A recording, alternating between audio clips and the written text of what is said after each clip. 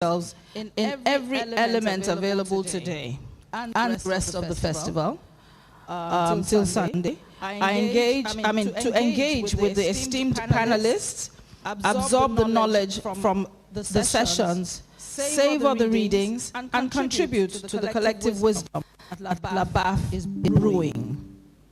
Let us recognize that the conversations and ideas emanating from here have the potential to become the guiding light that leads our nation out of the Darkling plains and initiate a reset for Nigeria. I am genuinely excited about today. Exhibition downstairs on Wale Soyinka. Amazing. You almost go amazing. And it's going to be here for the next couple of days. And I think it's moving on to the mainland. And I'm going to beg them to bring it back to Victoria Island if they will. It's truly amazing, a work of art.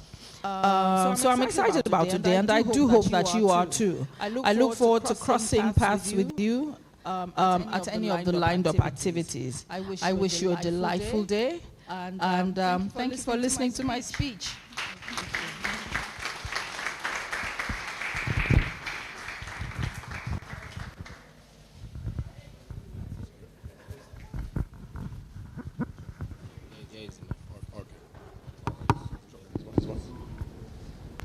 All right. Thank you very much. Can we give her a second round of applause? Thank you very much. I thought German was going to come pick up the microphone, but I've ceased already, so we can proceed. The script goes on. So my name is Richard Mama. I'm president of the network of book clubs, reading culture promoters in Nigeria. Just as been said, we are partnering with Cora for the purpose of putting together today's set of activities, about panels in all. So we'll just try and run. Again, our apologies for the time taken in trying to deal with the technical issues. But thank God we are on and we are proceeding. At this point, I think what we will do is to get on now to the discussion. Tyra is ready. She's moderating the session. So please, Tyra will just come in and sit. We want to thank everyone who has come. Please feel free to make your views, make your inputs. We want to thank Dr. Nkemo Swigwe, Adachuku, Onwudiwe, and all the other participants who are joining us virtually. It's a good day, it's a good time, and I think that we should just continue to do what we are doing, which is expanding the space for reading, books, and culture in our country. Thank you very much. I'm out of your way. Good morning, everyone. Welcome to today's the first session in the list of activities that listed arranged for today. A bit shy. Okay, so we're going to be having a discussion today about AI and publishing. I'm the moderator, you've been told, Tahira, and we have two really brilliant, passionate, impactful men that are going to be on the panel with me. We have two other people online that are supposed to be joining us for this discussion. So Dr. Hosai Matwen he's a Renaissance man. He's a doctor. He's a publisher. He's a writer. He's a visionary. He's amazing, and this is him. And then we also have one of our, how do I describe this? So we've been on many panels together, but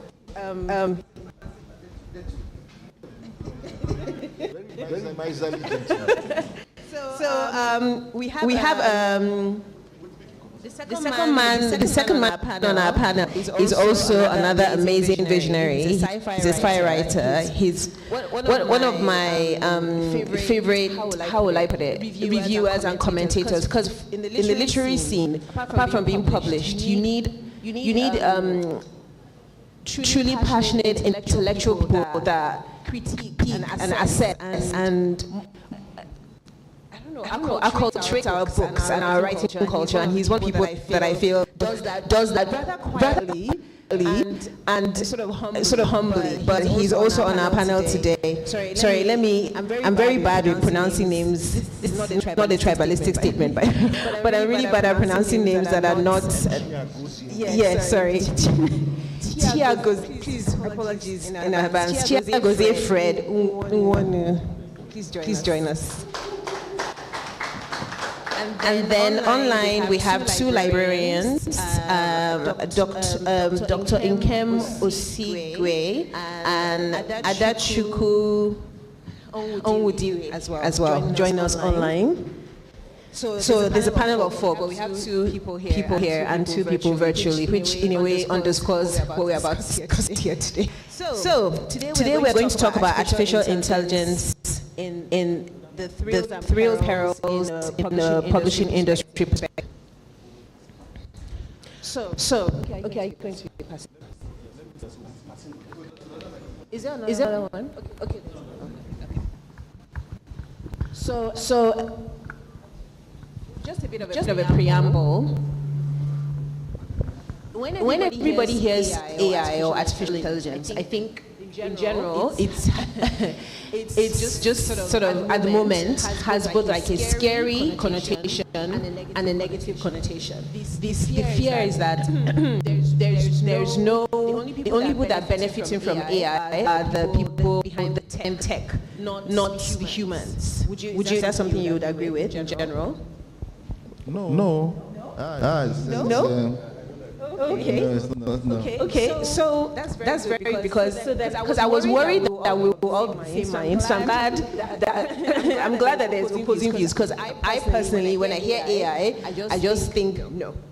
Almost instantly, but I'm trying to be open-minded, so I'm glad that we don't all agree here. So in general, for this today's discussion, what I'm thinking of, approaching it is that we're going to look at the 2 aspects of publishing: the creative side and then the publishing side, which is like the marketing, the sales, and all that. So let's try and talk about how AI might affect the creative side of publishing. So first I want to ask both of you, because you're both creatives and you both write and you're both in publishing. Do you want to take a poll of those online? Oh, okay. Sorry. What do they think? If AI is a net plus or a negative? Yes. How would you? Hello. Can you hear us?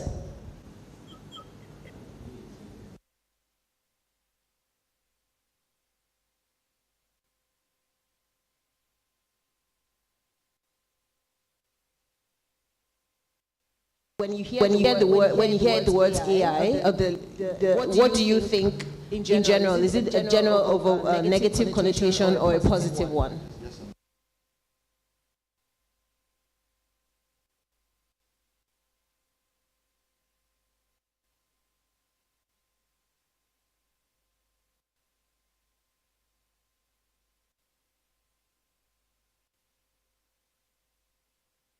Please? Yes, we can hear you. I can hear you, Dr. Kim.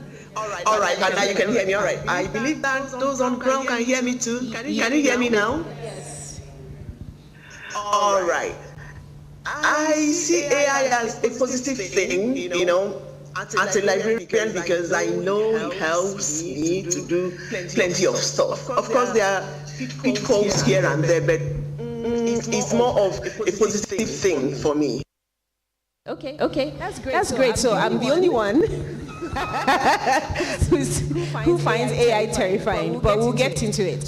So let's look at the creative side of publishing and books in general. So obviously, when you talk about creativity, the first thing you talk about is idea generation. You're both creatives.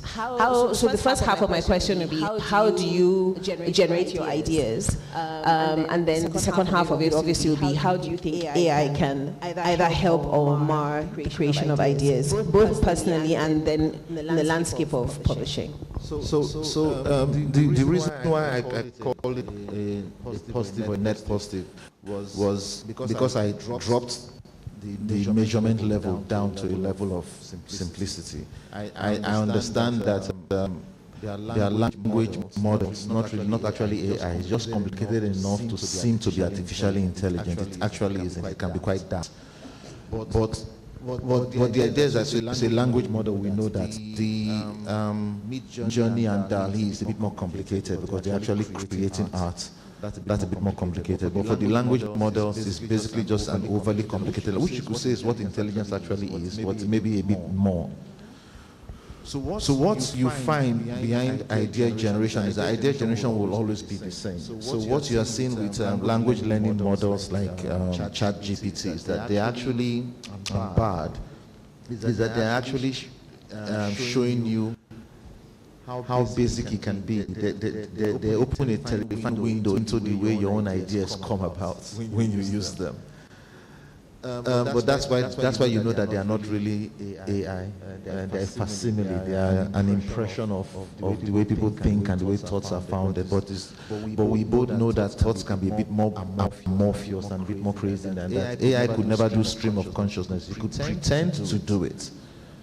So what you find that the ideas will always be the ideas, but there's nothing as impressive as a tool that can take the place of a secretary. Now, this is no. This is tragically the same way that certain tools like the laptop, the word processor took away jobs from the transcriber, from cut and paste, people had scissors and actual tape. So what you find is that degrees of difference. I was having a conversation with the former president Olusegun Obasanjo, and I showed him a speech that I had draft. And I just please acting as an expert, please help me make it into a coherent speech. And I just copied and pasted the things I wanted to say. From that, I just wrote the things I wanted to say. And the now why I thought when I read it to the old gentleman, it was like that. And you came up with that, and it came up with an anecdote. So it drafted speech, came up with an anecdote. Let me tell you a story. Imagine a young man of Cairo, Lagos, writing on their working on their story and finding no publishing solutions. What they do? Now I go expand them. I can't put Lego. If you give the guy one expand it, put some magic. But what scared was that happened. So even behind that impression, you would know that it couldn't have the prime mover was still. Now, but it comes to this fact that outside publishing, I know the hell it is doing to academia, especially the teaching part, where you are teaching young naughty children don't have cons. So you are the one that to pass that exam. I get that. I get the fact that it's using us to learn.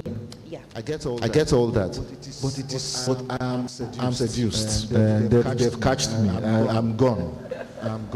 So coming back to the creative part of our work and even the operations part, to us we find that it's a very viable tool. It's a very viable tool. And we also find, if I may jump into publishing, so I can give you some chance to talk, that the more recent contracts we are having, publishing contracts, and we've incorporated them into our own clauses, say that we must seek permission before using AI art in design.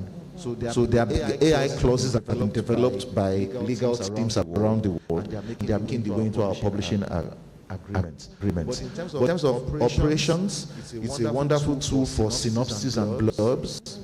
It is beautiful for blurbs. It is beautiful for back of the book work. Those guys sold. You did the ordinary now. Those kind of sold drawing work. Book reports.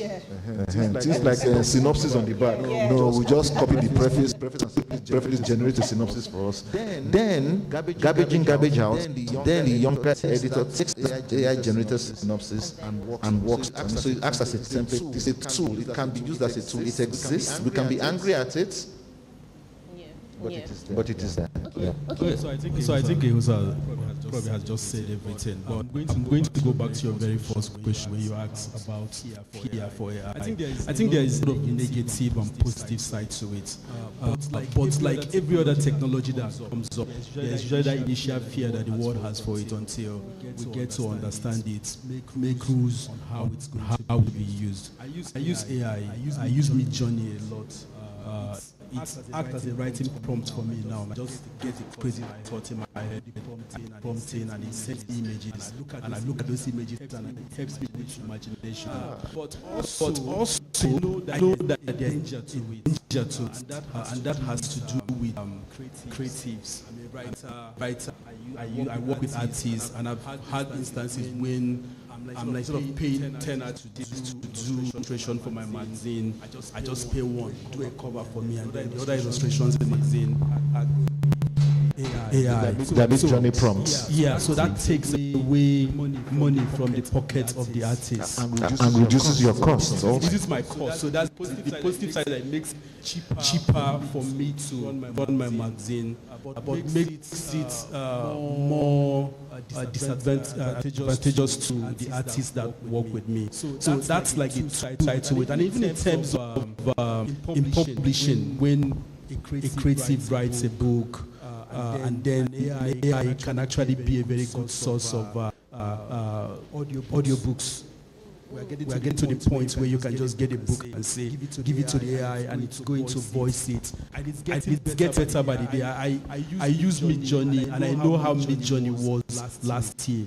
It's like 1,000 years away from where it is today. So within the course of a couple months, it sort of jumped so far ahead. I know when you ask it to generate an image, it gives something that's very funny. Now it gives you something that even you, as trained as you are, you won't be able to find out if it's done by a machine or by a human being. So it's a very good resource. But then we also have to be very mindful of the dangers in it. But then in terms of serving as an ideas tool, it is great. It is great. Okay. So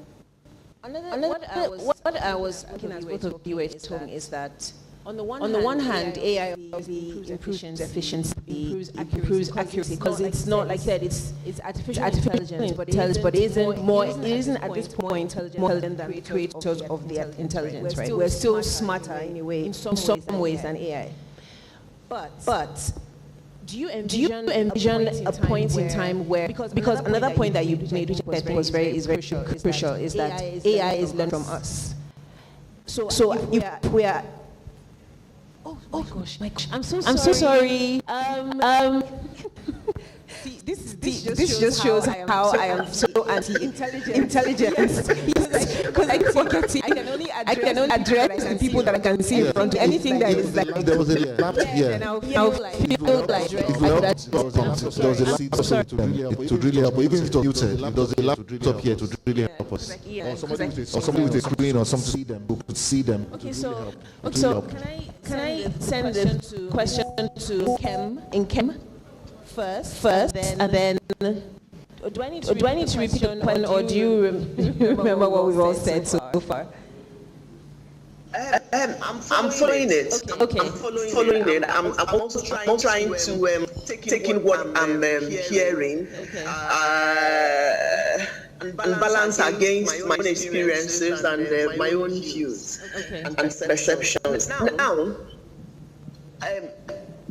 they have talked about AI as creatives, and I did a silly thing one day. You know, I asked AI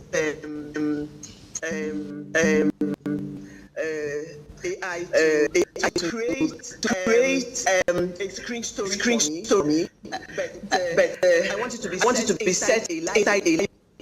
Okay. And it did so, and I was like, hey.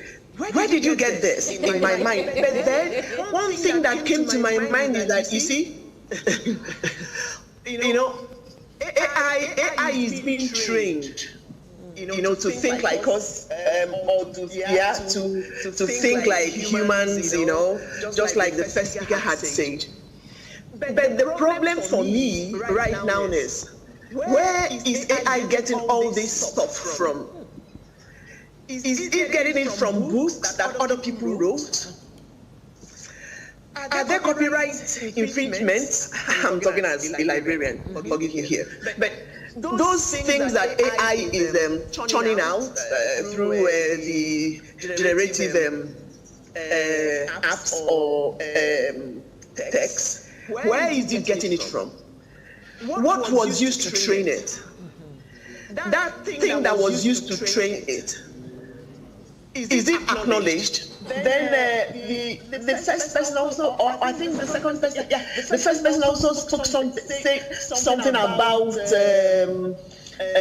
illustrations and adding of clauses that talk about AI art in contracts now. That is proper, I know, because I did one art with AI and is something else. But the thing is, what we are interested in, what I am interested in as somebody that works with books is those things that, where did it get it from? That's a good question. Okay. I think that's something I wanted to get into before, but I want to pass the question to the next speaker as well before we go in to get into that. Hello, can you still hear me? Yes, we can hear you.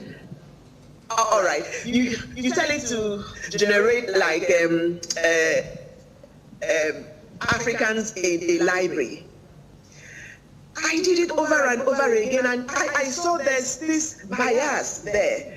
There's this lack of diversity because obviously it was trained probably with art forms or information or knowledge that maybe was not generated by Africans. So it has this kind of it will have this big forehead, it will have these thick lips, and the person will be really black.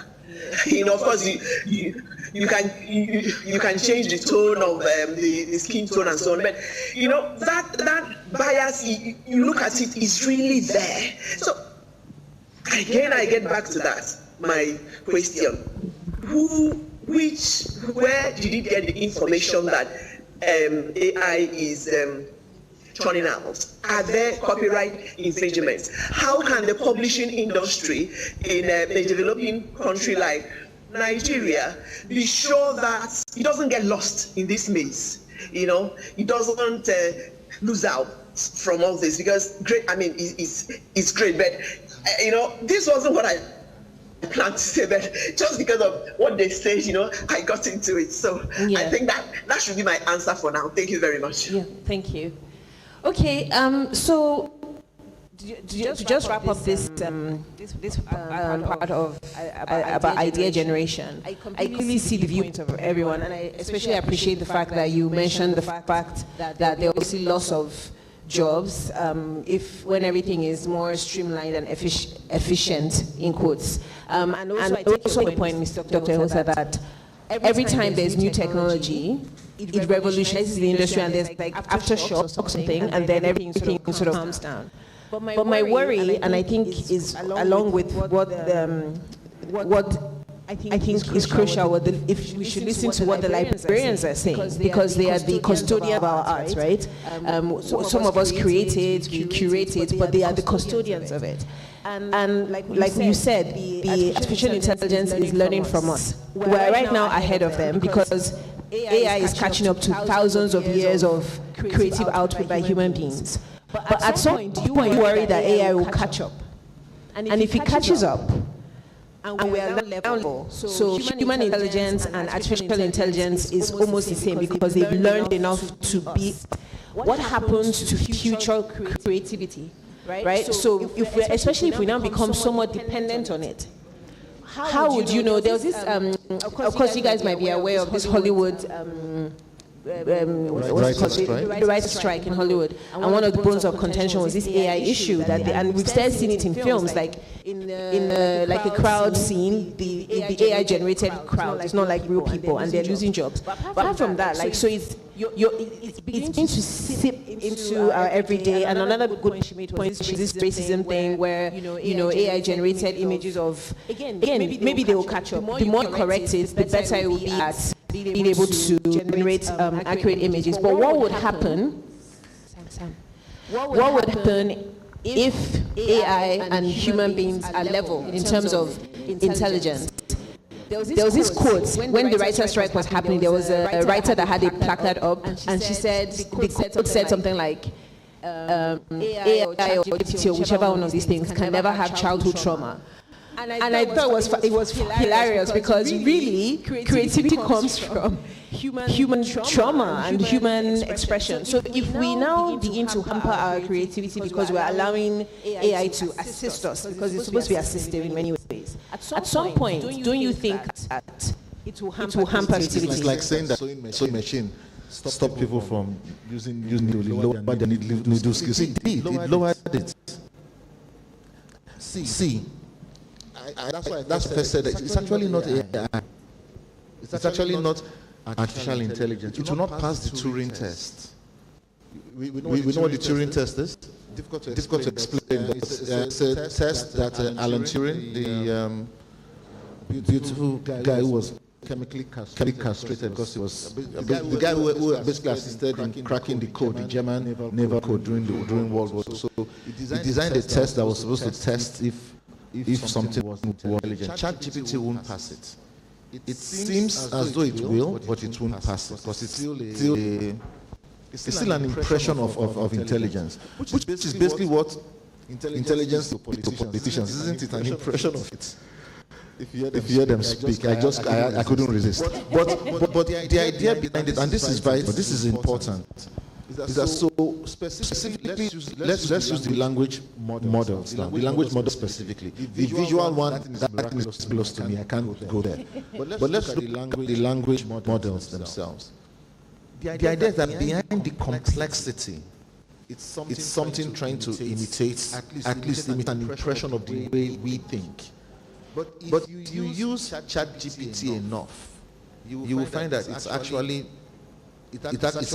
not that deep. It's impressive, but if you go deeper, you will get to the point where this is the information it's working with. Now ChatGPT 3.5 is using internet access to until 2018, I think. ChatGPT 4 is now embedded with Bing.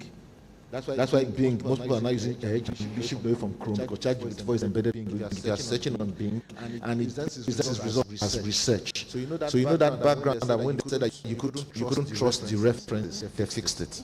It is really scary. And if Bing and you go to Chat, you say more precise or more creative or more, go to more precise and have your research. Ask it questions, it sends you the follow up with it. Ask it to clarify the questions. Then guess what? At the ending, click on export. It will export it as a PDF in your email. You have your research. It's all signed, so you got it elsewhere. So you have time from then. You can now go and do your homework or whatever. So the people who bought ChatGPT are now beginning to use it as a research tool. So you don't worry at all. No, I don't. About how it is getting, because that's the science fiction writer is one that will know that. But I do. But I'm trying to tamper down the panic. It is actually not.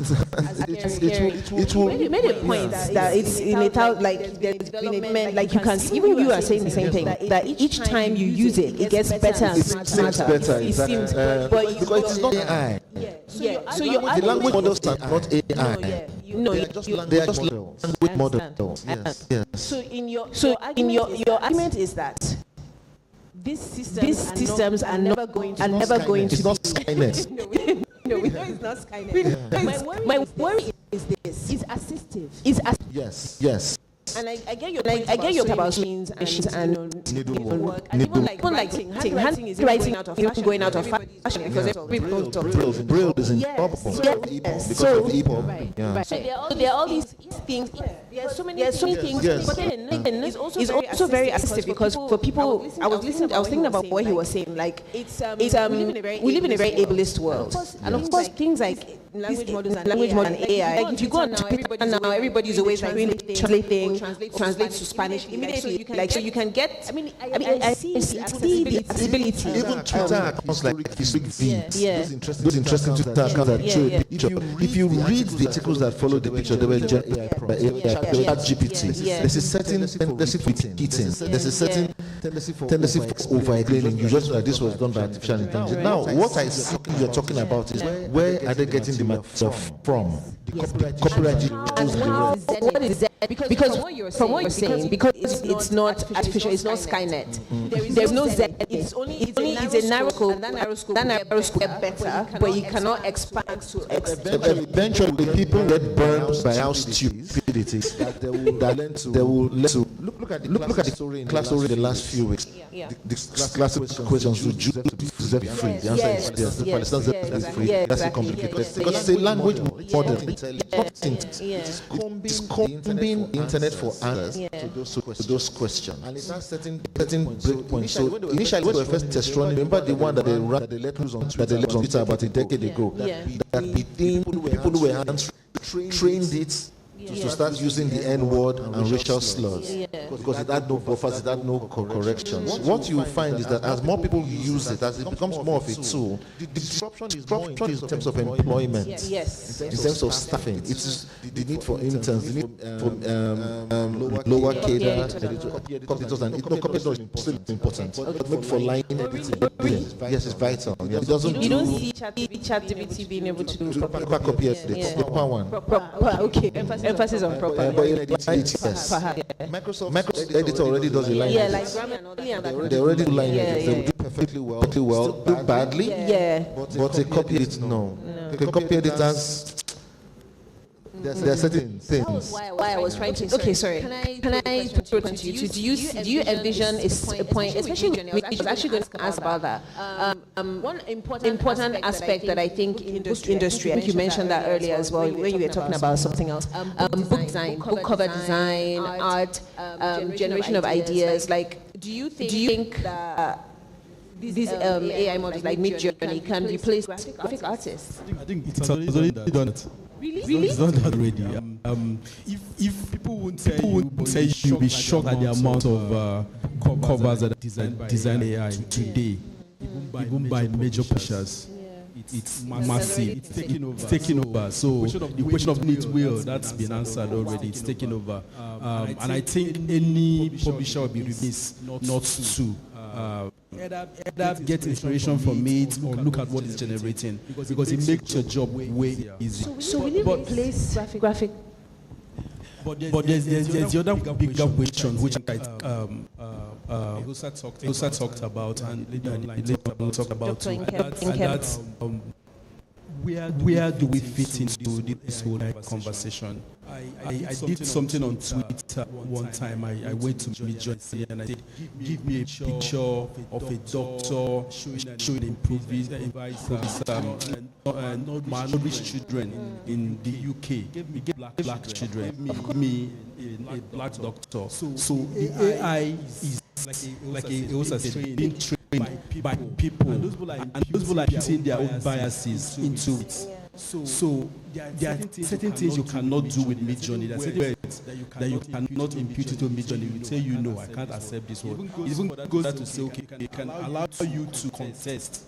I can allow you to contest. Okay, I don't want to do this, but if you want me to, you contest, and then at times to allow you to. So the question is that somebody from admin, somebody in admin, the agent at Midjourney now vets it. Go ahead. Says go ahead. But the AI is being trained by people who are just imputing their own biases, their own view of the world. That is why the question of Palestinian is being answered that way. It's not online. It's what it's being fed by people, which was why somebody like Elon Musk had pull out and started his own, which is also going to infuse his own biases too. So this is where I think a very big issue is going to come up for us, not for the Western world. And it's just an AI issue. It's an issue that goes beyond AI. Normal Google search, normal Google search, some things that when you want to search for a beautiful black woman, or search for a beautiful woman, so most likely to say black woman as an example, a beautiful woman, to show you white. So imagine somebody comes from Mars and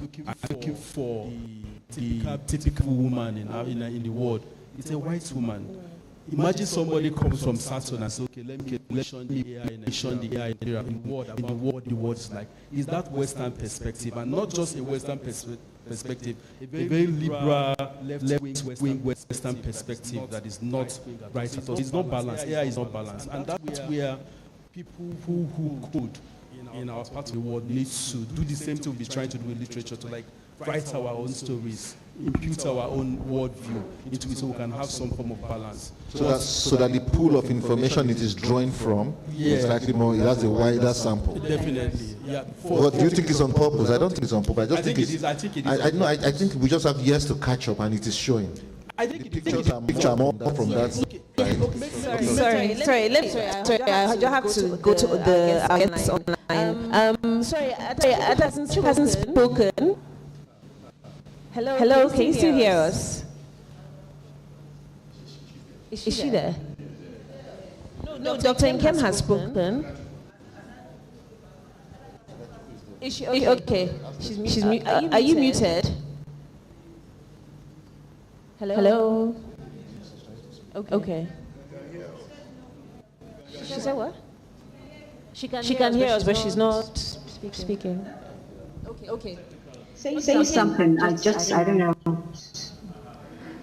Oh, okay. Yeah, so I just wanted to get your own input in what we've been discussing so far, the positives and negatives, and also what you think can be done, even though these tools are assistive.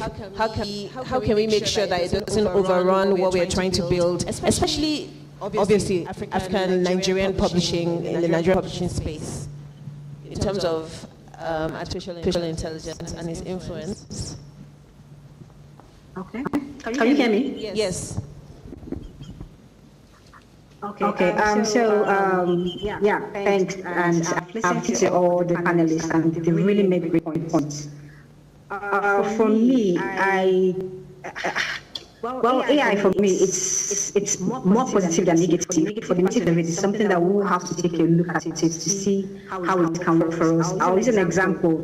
I think a few months ago, I joined I think a Twitter Spaces where some writers, basically American writers, were actually complaining of their books that were pirated. And I'll use pirated because when you say pirated, we mean a work that already exists. Now, these are authors who have written books, and someone used AI to write sequels and put it on Amazon for sale.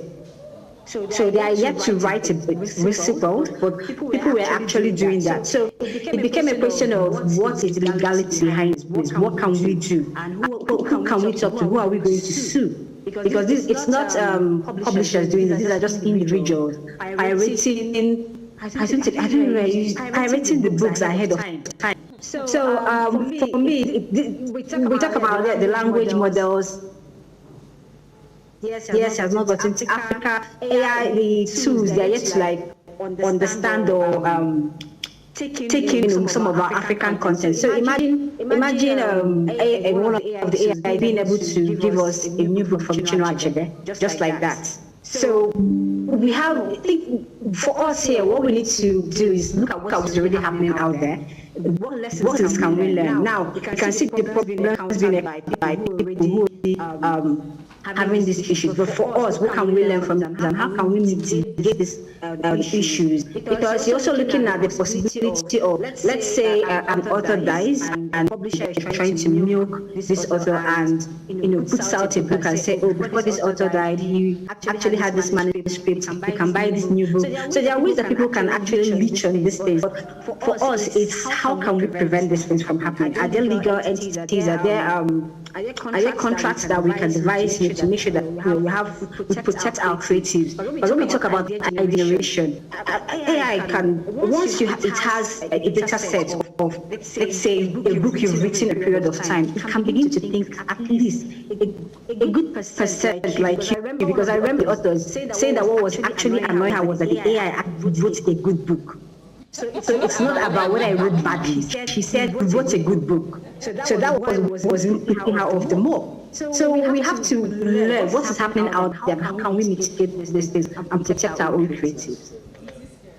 Thank you so much for that contribution. I think you've captured a lot of the potential unknowns of what AI can do and all that. So I would actually like Dr. Hosa to answer that question, because you're a publisher.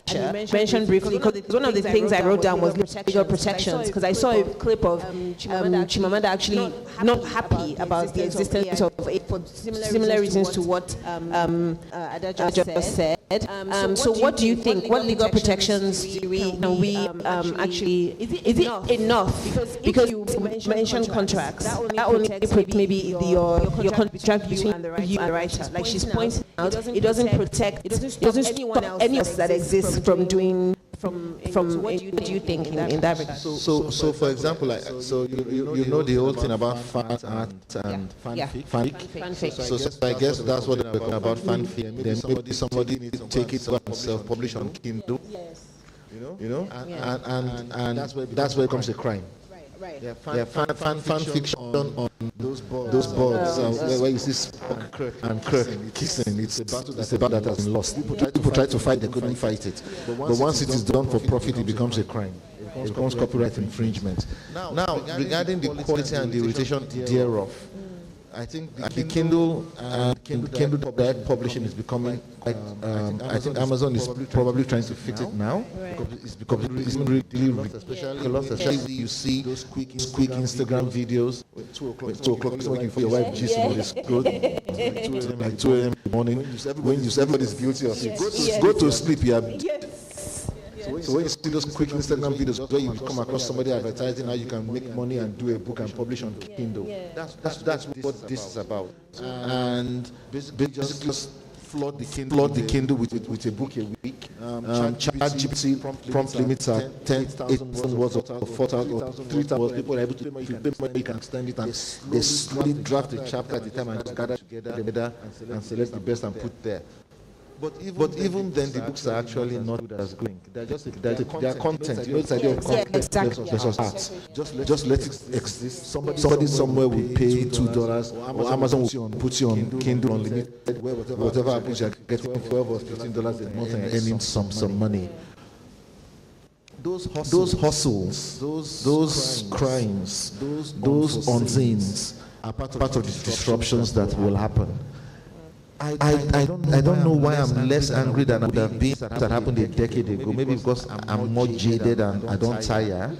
But yeah, most times you find out that after all this, it will come back down. When you stretch it to the elastic limit, then eventually it comes back down. That is why, like, the kind of argument that me and Chiagoze will have, will be about, okay, is it on purpose? And I'm like, no, it doesn't have to be on purpose, because the of information is already skewed that way.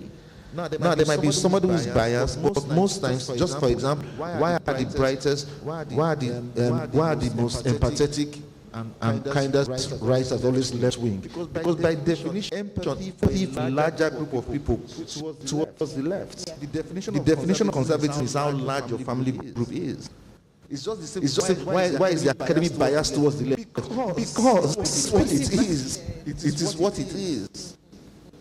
So it's one of those funny things where, so why is it happening? Because geeks tend to read more, tend to be nerds, tend to have suffered indignities from their doctrines, and they tend to lean, and they're still putting their own biases, not on purpose, but because the pool of information tends to be towards that side. The beautiful women tend to be the pool of information is. So photographers get working. Photographers are beautiful men, but that's the idea. The storytelling tends to skew that because we are catching up. Eventually, long form is to settle down, but that's my take on it. So actually, it's a crime. If you publish a crime, it's a crime. So that's it. So it's a simple. There's no contract for that one. You go to. I wanted to just quickly go back to what you were saying about design, graphic design. So do you think graphic design, because here's the thing, if AI can do what a graphic designer does, is there a point for me going to school to learn graphic design? That's a very, very good question. I think the question that most teams are trying to answer now. They are asking that question. I know in the US, they passed I can't remember the states in the US that passed it cannot copyright an image generated by AI. So you generate image, it doesn't belong to you. You can't sell it. I think it happened because somebody actually generated an image with an AI and used it to win an art competition somewhere in the US, and then they had to pass that law. So I think what AI needs now is more of those kind of policies, that sort of regulations that make it difficult for people to sort of abuse it. It's going to be here, and it's here. And the advice I give is that learn it, understand it, because it's not going anywhere. It's not going to go away. It is the future. So you need to understand that landscape so that you find a way to navigate it. I would say Africans and Black Americans did the Google pretty woman Thoroughly embarrassed them. Sort of push as more pictures that say black woman, beautiful black woman. So you Google now is different what you get like 3 years ago, 2 years ago. So that's what needs to happen with AI too. So I mentioned that our people who code and all this stuff, I'm not gifted in that way. They need to go into it, put our own information there, which aligns with what I was saying about. It may not be intentional. It's just me and my word. I say it's intentional. It may not be intentional. It's just radical. This is the information that these guys have, and they tend to. The average American thinks America is the world. Yeah, so that's what they have. So we need to put our own information into this whole AI landscape so that it can give us something more balanced. Okay. So I want to throw a question to our librarians online. Can you both hear me? Dr. They can. And okay. So we were talking about that these models are assistive. One of the things I think, from my understanding of publishing, is especially on the African continent and in Nigeria, is that we don't really have numbers. Is that accurate? We don't know. We don't quite like. What was the biggest selling book last year? Nearly all the men in Lagos are mad. But that was. We know that one. No, but how many books? I'm very jealous and angry. That's the book. That bloody book was everywhere. God damn it. I edited that book, by the way. But we kind of know the popular books, right? But we don't know how many they've sold. Do you know how many books copies you? I know how many have been printed. That's where we usually track for years. So we track how many print runs have happened, and based on that you predict. So we find ways. There are gaps. Your premise is very correct. We don't know. There's no Nielsen system to track. Nothing. I think in terms of libraries. Because like we said, that's where our books go to. I mean, it's celebrated, and unfortunately some books go to die.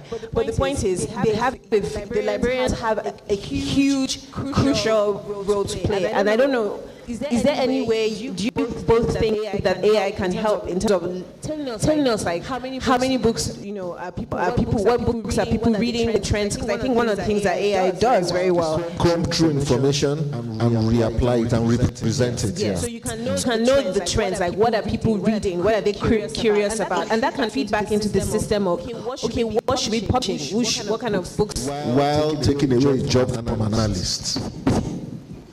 So somebody that is worked and meet from that. But that analyst, in what you're saying, I think AI can be assisting that analyst rather than taking away their job. Eventually. I doubt, because like you said, his intelligence is limited. But I think, I don't know, I would like the librarians to tell me what they think about this. Hello, can I say something here? Yes, please. Mm-hmm. Yeah, I know that last year, because I work for African Library and Information Associations and institutions, and we have members in 34 countries in Africa. I know that I had personally approached an organization to work with us to now say, hey, these these are the most read books in libraries all over Africa. Deep down there in Kenya, somebody knows about it in Mozambique, Madagascar, in Seychelles, in Nigeria, in Ghana, and so on. It's yet to fly. And why I'm going this way is that I believe that we can tell ourselves, we can make our brands more visible in the way that you have the best 10 read books, or you have the bestsellers, New York Times and all that. We don't have that in most of Africa. And if we can start doing that kind of thing, then we can promote the ones we have, so that they can be captured by AI, so to speak. Because honestly, what AI is working with now may not really be to our favor, like we have said, but we have to sell our brands first. We have to be more visible.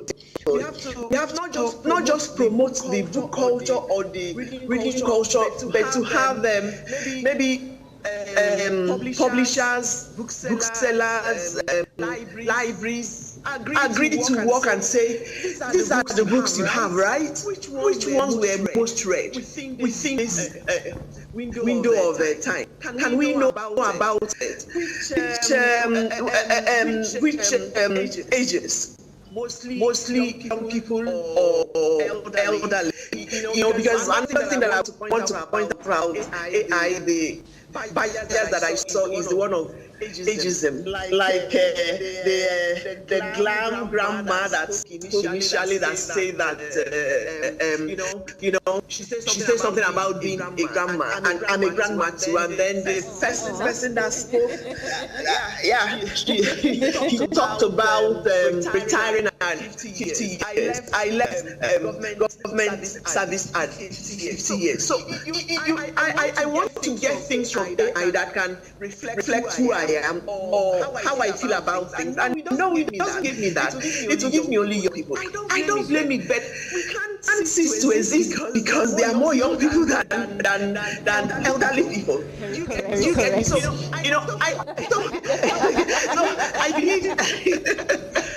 I believe that if there's a kind of synergy to know who actually reads.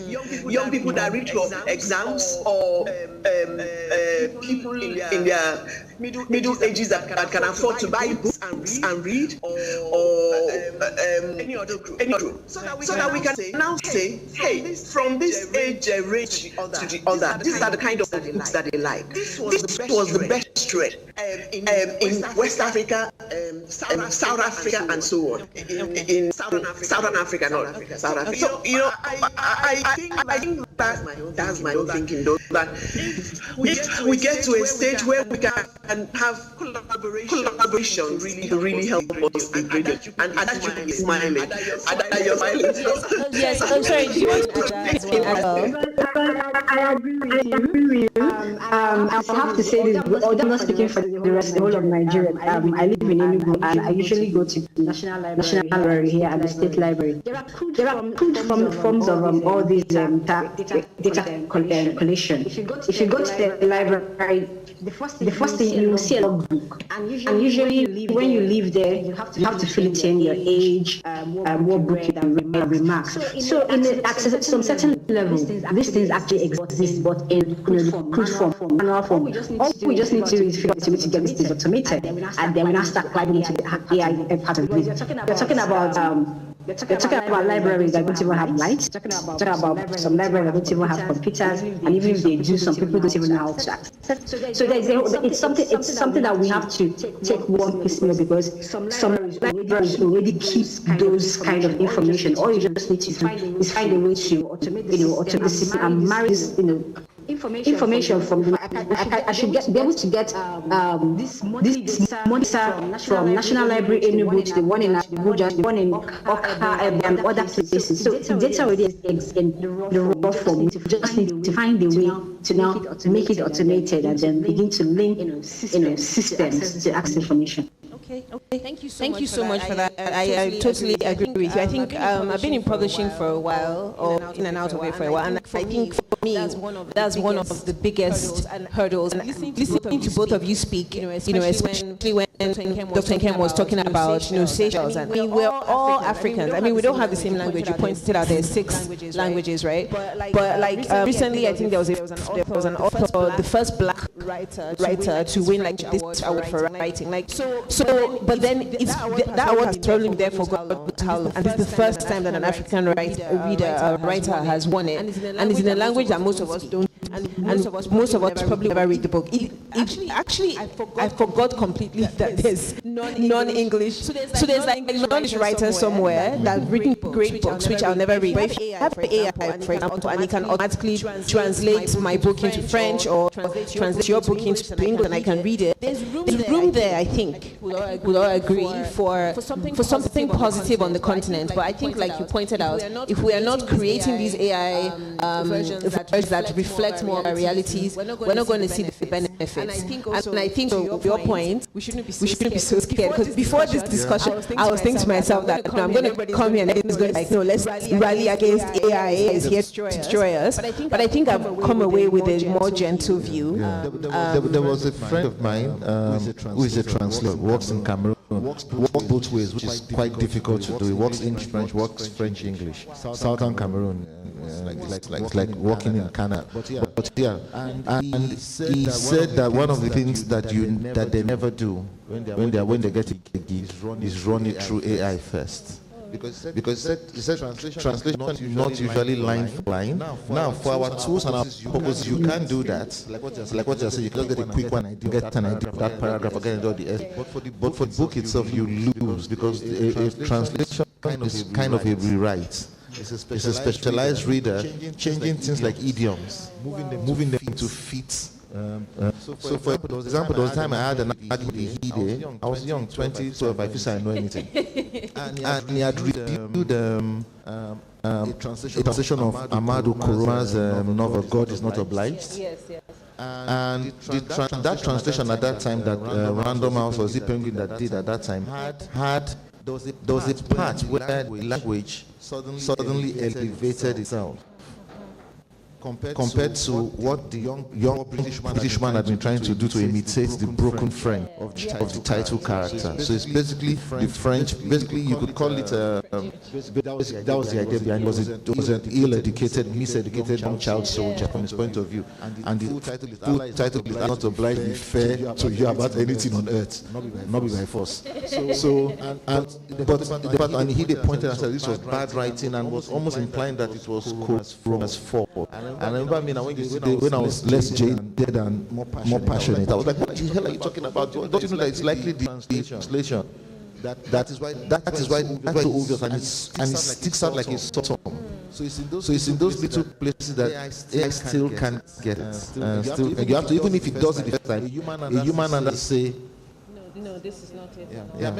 Anyway, you can tell ChatGPT, please write this article in this. We write this article in the style of Chimamanda Ngozi Adichie, and it does. Yes, it does. That style of the certain elevation, reduced adjectives and adverbs, using adjectival phrases, the pauses. It does it. Not really well, but it does it. Yeah, close enough that you could fool scare her. Yes, close enough to scare us. Okay. So I've been given plenty of notes here. One of them says 5 minutes to round off. 10 minutes to go away. Yes. So I think we've had a really robust conversation. I'm sorry if I didn't quite cover everyone and all the ground. But thank you so much for this conversation. I don't know if anyone in the audience, we can take 1 or 2 questions, if any. Nigeria is coming to Nigerians don't do questions. Do you have? Okay. So I think we'll just do that and then round off. Good morning, everyone. 10 seconds. Okay, I'll brief. Considering the young writers and what do you do? I'm a student, University of Lagos. Considering the young writers, to me, AI is harmful, like it's more dreadful to me. I that was last month. It's not secondary student in one private school, and I gave an assignment, short story, and they came back impressive story. I know the ability to watch, and I said, "This is what you write." It is AI word. It is a word.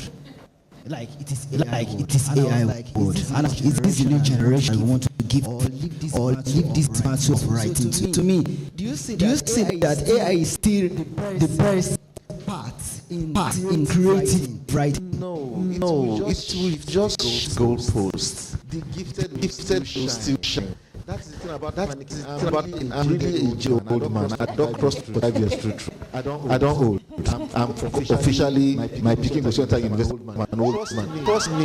Yes, sir. So it will shift it. I know the fear. I get in my business as a writer, as a publisher, we see, we laugh, we catch them, we keep them out, we don't publish books and everything. But that is what will happen. It will shift. That dead child in that class. That's why I've said. So it's not a young writer. It's a teaching problem. It's not a young writing problem. The nerd, the child who's bullied, who's harassed, bullied in their head, is still writing. And guess what? AI prompts quickly sharpen their skills. Do not think it was quality writing at one time. How difficult it was to be able to say something and say, please, could you rewind it? And something wrong, and you now have a term of reference. Adjectives are gone. Oh, this is what is done. Then you have to work on your own writing. That is what will happen. Children use it in ways turned off. Not just to fake writing, but to get writing prompts, to get skills, to have it, to sue them in the what's that word? That thing we used to fear. The American tradition of writing, there's certain writing style that is removed. No adjectives, no adverbs. It works. Really brilliant. If it's used very well, can be quite poignant and sparse. It's like way-esque. They will have access to things faster. And the skill for the gifted. The idiots will find a way to cheat. But you can't stop that. The idiots find a way to cheat. Menana, right? You've been publishing this African version of science fiction in a number of years now. Did you possibly foresee this AI ChatGPT, and then having arrived at this, where does it go with you and Menana? Okay, so I wouldn't say we foresaw it coming so soon. We knew that there's a possibility. One thing that tends to happen is that science fiction tends to lead innovation. So somebody is writing in somebody's story, reads it and starts thinking, okay, I can get this, I can do this, and somehow over the next few years they try and they make it happen. So we knew it would happen, but not so fast. And so we did also know that it's going to be this rapid in terms of its development. It's just a couple of months old. I'm not sure it's up to 2 years old if I count it in terms of years, but how fast it has moved, like I count in terms of decades, in terms of how fast. It's like every month is like 1 year for the rate of development for AI. So we didn't know it to be this fast. We knew it would come. So what have we done with it? We saw it as one of those tools that will help us run our business better. So we jumped on using it to create graphics. That's what we do. But at this point in time, I'm having sort of a crisis, more sort of feeling we're taking food in his mouth. Yeah, definitely. So I went to say, I'm not going to converse with it. Where I am now, I'm not saying I'm not going to use AI at any. But it's kind of a very personal decision. The last thing is the time I use AI at. But that comes from being a creative myself. I'm wondering if somebody goes and generates a story and then I can't publish stories anymore. Right? And we present AI content. Like a host has said, if you know, so most publishers especially in the creative science fiction, fantasy, and stuff. We are basically now saying we're going to take AI-generated content at all. People took it, like last year, I know a very prominent magazine actually ran an AI written short story, but not everybody is moving away from it. So, and I think it was bound to happen. We look at it at the beginning, then you're thinking about. Then it kind of finds a level. Yeah, so it's going to find its level. We may in the future come back using AI, but I'm still going to use it as very, very beautiful. And it writes prompt for you. Writing prompt, one of the best writing prompt ever. Because once you say, give me a planet or a scene with an African in one unknown planet or galaxy, it gives you something that you're like, oh, I could do this, I could do this. So it works with that with me personally. But in terms of the business, we are moving away from it because it takes money away from people's pockets. Yeah. Okay. Last question. Okay. My name is Remy. So about the biases and from AI. You said something about when you check beautiful woman, you see white woman. How are we trying to strike that balance? How are we trying to? What are Africans doing to strike the balance? Okay, we said we need to talk to our. Say something about what's it called? Those the programmers and the rest. How are they trying to bridge that gap? How are they trying to meet them? So their works will be, the copyright issues and the rest. What are we trying to do? What step has been taken so far, and what are we still doing right now, and what do we intend to do? Thank you. Honest answer, I don't know. Likely solution time. Society catches up. If you took pictures in the 1960s, you wouldn't find Asia on that list. If you take it now in time of hip-hop and K-drama, possibly many Asian women will be showing. It's time. Each society catches up.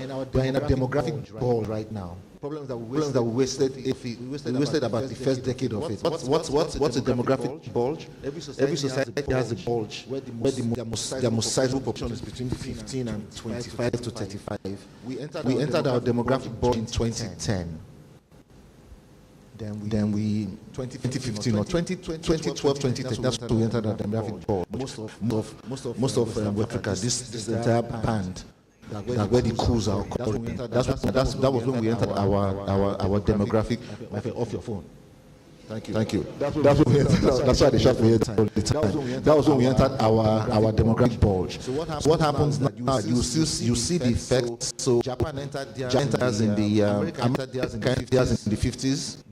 The baby boomers, and they had the economic effects throughout the 70s, 80s, then the decline started in the 90s. Japan entered theirs in the 60s, just 20 years after the war, and they led the economic in the 80s. They started opening up in the 90s. The South Asian countries, including had theirs in the 60s and 70s, 80s, and they've led the thing up until now. China had theirs almost last, even despite the one-child policy. But they're having problems now because that age group is becoming older. And when they retire, who they will give? They're not born. They want children. They're born. Africa is in the middle of ours, and we've sponsored most of it. And guess what? The country already know to import our young workers. We're in the middle of the most dangerous brain drain ever. Which is not the brain drain of our parents in the 80s, where most of them were in their 40s and they went to Saudi to become doctors.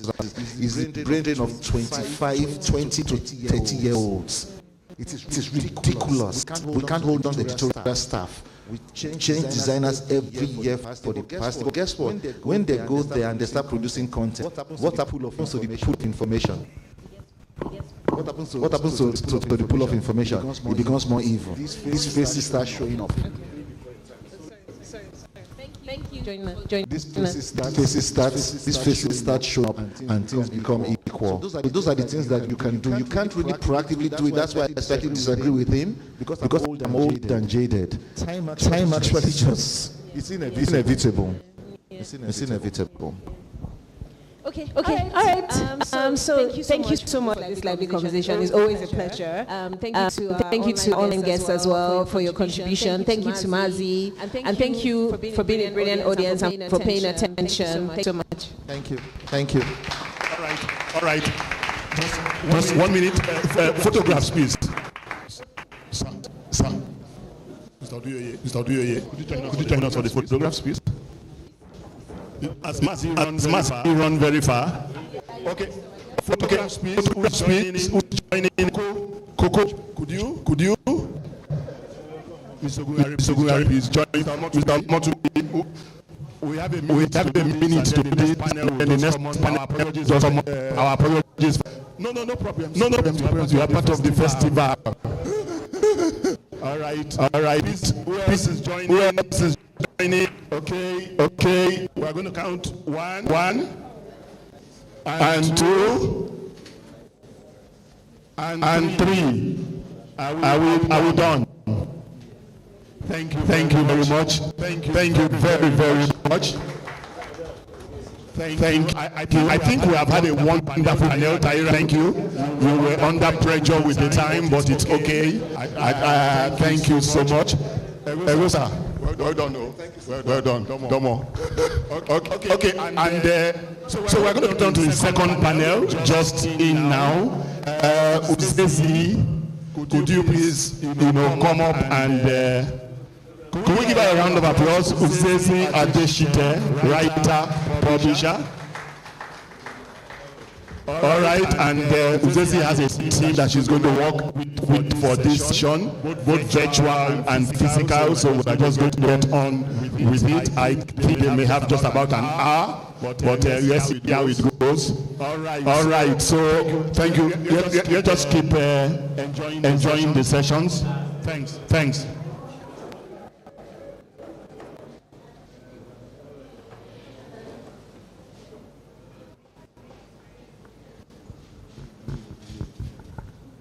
Hello. Good afternoon. My name is Zazie. Like Mr. Richard said, I won't be surprised if you've never heard that name before. Is there anybody here that has not heard of Zazie? Okay. 2 people. All right. So this is popular. So this is an Isoko name from Delta State, and it means good head. So I have a very good head. So basically, I'm a very lucky person. All right, thank you. So our session is titled From Ife Till Today, Nigerians book fairs, festivals, and the reading culture. And with me, I have 5 panelists. But before I invite them, I want to do a little exercise. I want to take a poll. So we're talking about the reading culture. And for everybody here, I believe that we love books. So we are book enthusiasts. So is there anybody here that in the last 1 week, you have not opened a book, you have not read a book? Anybody? Don't be shy. If you have not opened a book in the last 1 week, okay. So we are good people. One. I saw one at the back. Okay, so that's impressive. That's very good. So I did a poll on the reading culture a while back, and the feedback was horrible. We keep talking about the reading culture. Since I was born, I've been hearing about the reading culture. But I think it's worse today, especially because of the distraction that we have left, right, and center. The other day I was asking my daughter, I said, so when you go to school in the morning, you and your friends, what do you people discuss before your teachers come to class? Do you discuss like, oh, have you read this book? Or should we pick a book? You read this book this week, I'll read this one. Do you people do things like that? And she said no. So please, what exactly do you people do? You discuss music and dance style and everything. But the young people really are not discussing about books, about reading. The very few ones you see, obviously you know that their parents are readers. And their parents practically force them to read. So it's a good thing that we have book fairs and book festivals because they help to promote books and reading to the general public. Unfortunately, I think that maybe the publicity would have, for book fairs generally, to have more people, more attendance, because it should be trending on social media. But we don't have things that trend on social media. It's always things that are not beneficial to our lives that we see trending online. But I want to believe that since we are all part of the industry, we are all stakeholders, we are all going to do our part to ensure that we make things about books trend online. If you go to church on Sunday, they'll tell you, bring out your phone, type the topic, post it on your platform. So let's do the thing with books. If you're on any social media, please, can you bring out your phone and type something on Twitter and post it? Hashtag Lagos and Art Festival. So let's make it popular also. Okay, thank you. So let me bring up my panelists. I'll start with Olato Gabi William. Olato Gabi William is... Thank you. Olato Gabi William is industry journalist and publicist with a focus mainly, but not exclusively on Africa. She has many years of experience delivering spoken and written words around literary culture, advocacy and education. She is a child welfare advocate and founder of NGO Sponsor a Child Nigeria. Olato has delivered numerous assignments on various media to advance her dual missions to promote an appreciation of good books in Nigeria and Africa, and to promote child literacy, education, and welfare in Nigerian institutions. She's also the founder of Borders Literature for All Nations.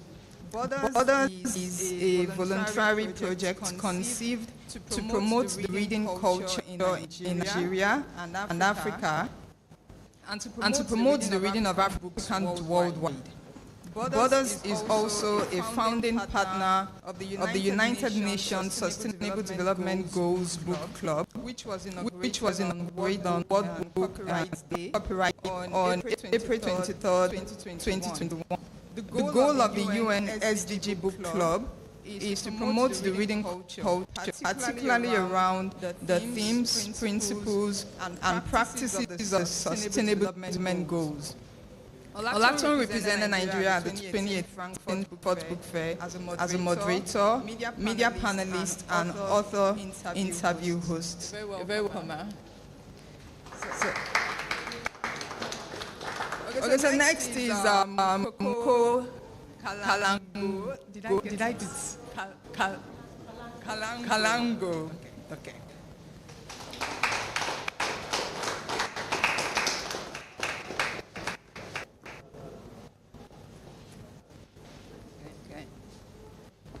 Thank you, ma'am. So she's a graduate of the Columbia University Publishing. She also holds a BA in French from the University of Benin and an MA in International Relations and Strategic Studies. Coco is the founder of the Rainbow Book Club. Who doesn't know the Book Club, please? Very popular. Coco is the founder of the Rainbow Club, whose work in promoting reading among young people was instrumental in Port Harcourt being UNESCO World Book Capital in 2010.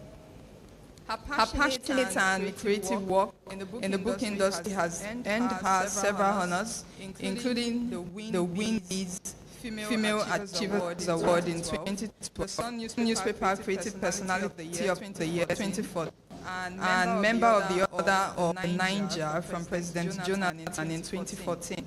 Coco has directed several projects, including After 9, a collaboration with Hay Festival that selected and celebrated 39 of Africa's most important writers under the age of 40, culminating in the publishing of the Africa 39 anthology by Bloomsbury, the establishment of a 350-seater library in Port Harcourt, sponsored by Fish, and the annual Port Harcourt Book Festival, that's formerly the Garden City Festival. Under her site, Rainbow has nine in addition to the 6 she has authored. Coco has over 35 years of work experience spanning the oil and gas sector, the travel industry, the diplomatic sector, and the church. She has worked in the United Nations, the United States of America, and Nigeria. She's married, and she has 2 children. Thank you, you're very welcome. Okay. My third panelist, Dapo Adeni.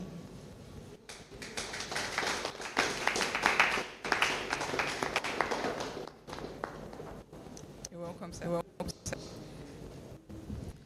Dapo Adeni started his career on radio and television.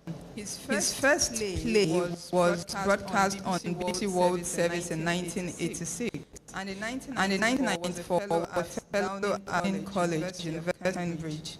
He wrote and directed the film adaptation of Ake, the autobiography of Wole Soyinka, and has contributed to literature by translating indigenous fiction into English.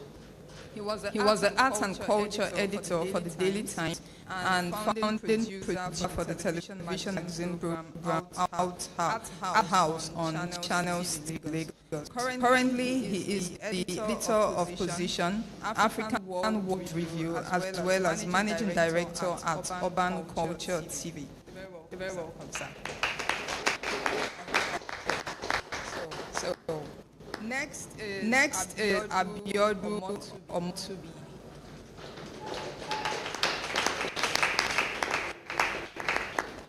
Abiodun Omotubi is currently the Executive Secretary of the Nigerian Book Trust. The position he held since 2011. Before this, he worked in sales and marketing.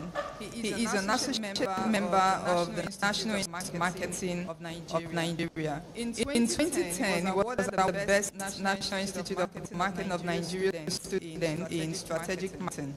Since becoming an active member of the Nigerian book ecosystem, he has been exposed to several books all around the world, some of which include the Frankfurt Fair Germany, Beijing International Book Fair China, International Book Fair Nairobi International Book Kenya, Ghana International Book Ghana, amongst others. The reading habit of African young generation and current trend in the Nigerian book industry are topics of some of the papers he has presented at some of the fairs he attended. Abiodun, a graduate of the Polytechnic Ibadan, also holds a Master's of Business Administration from Redeemer's University, Osun State. You're welcome.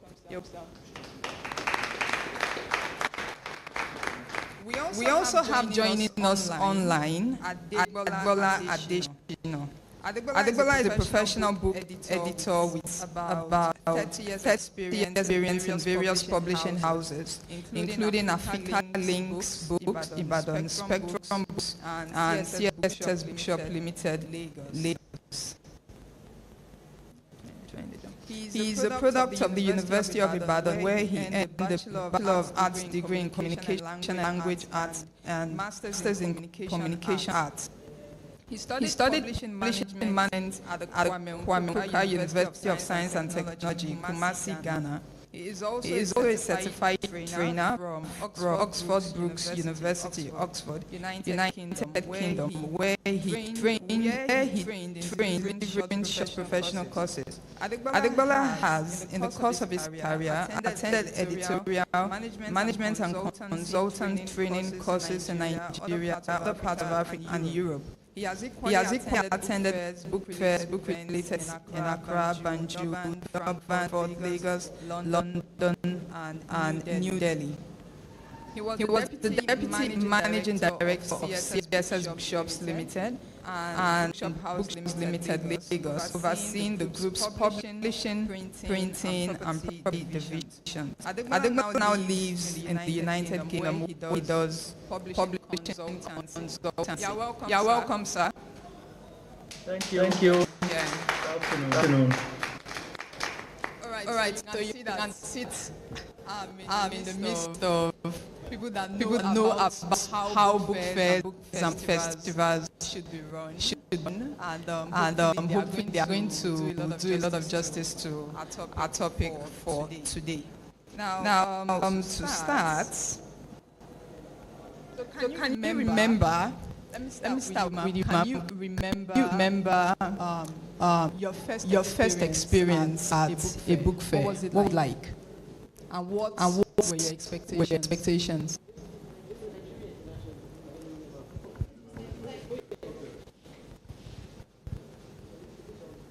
Hello. Yeah. It was the Nigeria Internet Fair a very long time ago, and I think then it was being hosted at University of Lagos, and it was theoretically fine, but in practice, through experience, I found it sort of not particularly glamorous, not particularly modern.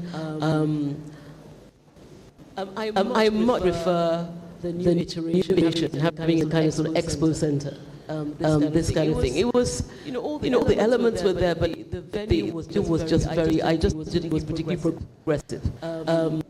But I'm a book person, wherever books are, I'm fine. But I thought that it could be nice in so many ways, and of course it has been now. There's a huge change. So what about you, ma'am? Thanks. Just like Tom said, I think it was Lagos International Book Festival as well. But she took the words out of my mouth. I didn't think it was very modern enough, appealing enough. I thought we could have much more creative ideas around the festival. So people like to have loved to participate in some things. But the activity I saw were for children, and even those activities, I don't think was exciting for young people. So that's my experience. But that said, I appreciate the fact that such a book fair exists. They've been consistent, and whenever I'm in town, I endeavor to attend it. So I commend the work they're doing, and I appreciate it. But there's always room for improvement. Mr. Dako, experience at the book fair. Thank you. From what obviously perhaps the oldest, maybe in terms of exposure, to book the international book. I was there at the very apex, when it was having buzz, and it was very exciting, because most of the figures that delight us in the book world, because we have celebrities, writers. Chinua Achebe, Flora, I remember she was there in 1985, and I went to the journalist to actually interview her. It was a delight, to see all that. I remember the event. I think it was more of a carnivalesque atmosphere, and the faces people came. What actually brought with me, this meeting is to convey the fact that books were a big deal. When they said somebody's book was out, a book came out, something about the something about the big man of the book. So I didn't quite remember going to events. I didn't even think we had that many events in Ife. But you entered into that arena and you got lost, admiring this, admiring that also.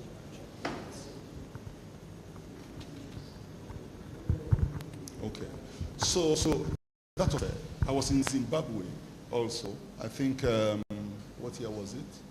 1996. So I've seen a few. I was in London, you know. So I think each book fair has its own, if you like, character, you know, and all that, you know. So, and the people come in, they know why they are there, so everybody would not connect with everything, you know. So in a nutshell, so that's it. Thanks. Mr. Abiodun. Oh, okay, thank you so much for this opportunity. I think my first experience in book fair will be at Nigerian International Book Fair. And that would be, I think, 2009.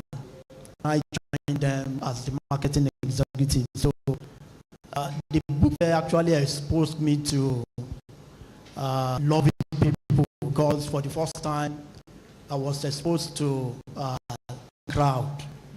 And I think I remember the first time I met and because of whom I was beaten in secondary school because I couldn't afford to get his book. And that would be late Professor Chukwemeka Ike. When I was in secondary school in Ibadan, we used one of his books in my literature class, and it would be The Bob Leopard. So I was, each time Mrs. Odushote then came to literature class, and you are not with that book, you'll be beaten. So immediately I was introduced to late Professor Chukwemeka Ike. That just struck my mind. Because of this man, I got a lot of beating because of his book. So I will never forget that experience. So through that book fair, I was able to meet with the authors that have read their books in the past. So that gave me joy and said, I think I've gotten to where I'm supposed to be. So since then, I developed interest in being with them. For the past 10 years, I've been in at the helms of our International Book Fair. Thank you. Okay. Thank you. Mr. Adeshina. Yes, Thank you so much. I think I'm the only AI panelist this morning. Yes, On here. Yes, my experience with book fairs, I would say, was actually started at IFE. Just like Mr. Kadini said. To me, what I came away with at that occasion was that the book fair was actually a cultural event, a sort of carnival, and a celebration of authors. Because it was at that fair at IFE that I came face to face with Professor Chukwemeka Ike, Soyinka, and Dr. Wale Okediran. It was like seeing people who write books physically. And I remember that I tried to get very close to Professor Soyinka because I've always admired him and like seeing a figure that I've always longed to see at that point in time. And of course, the event was quite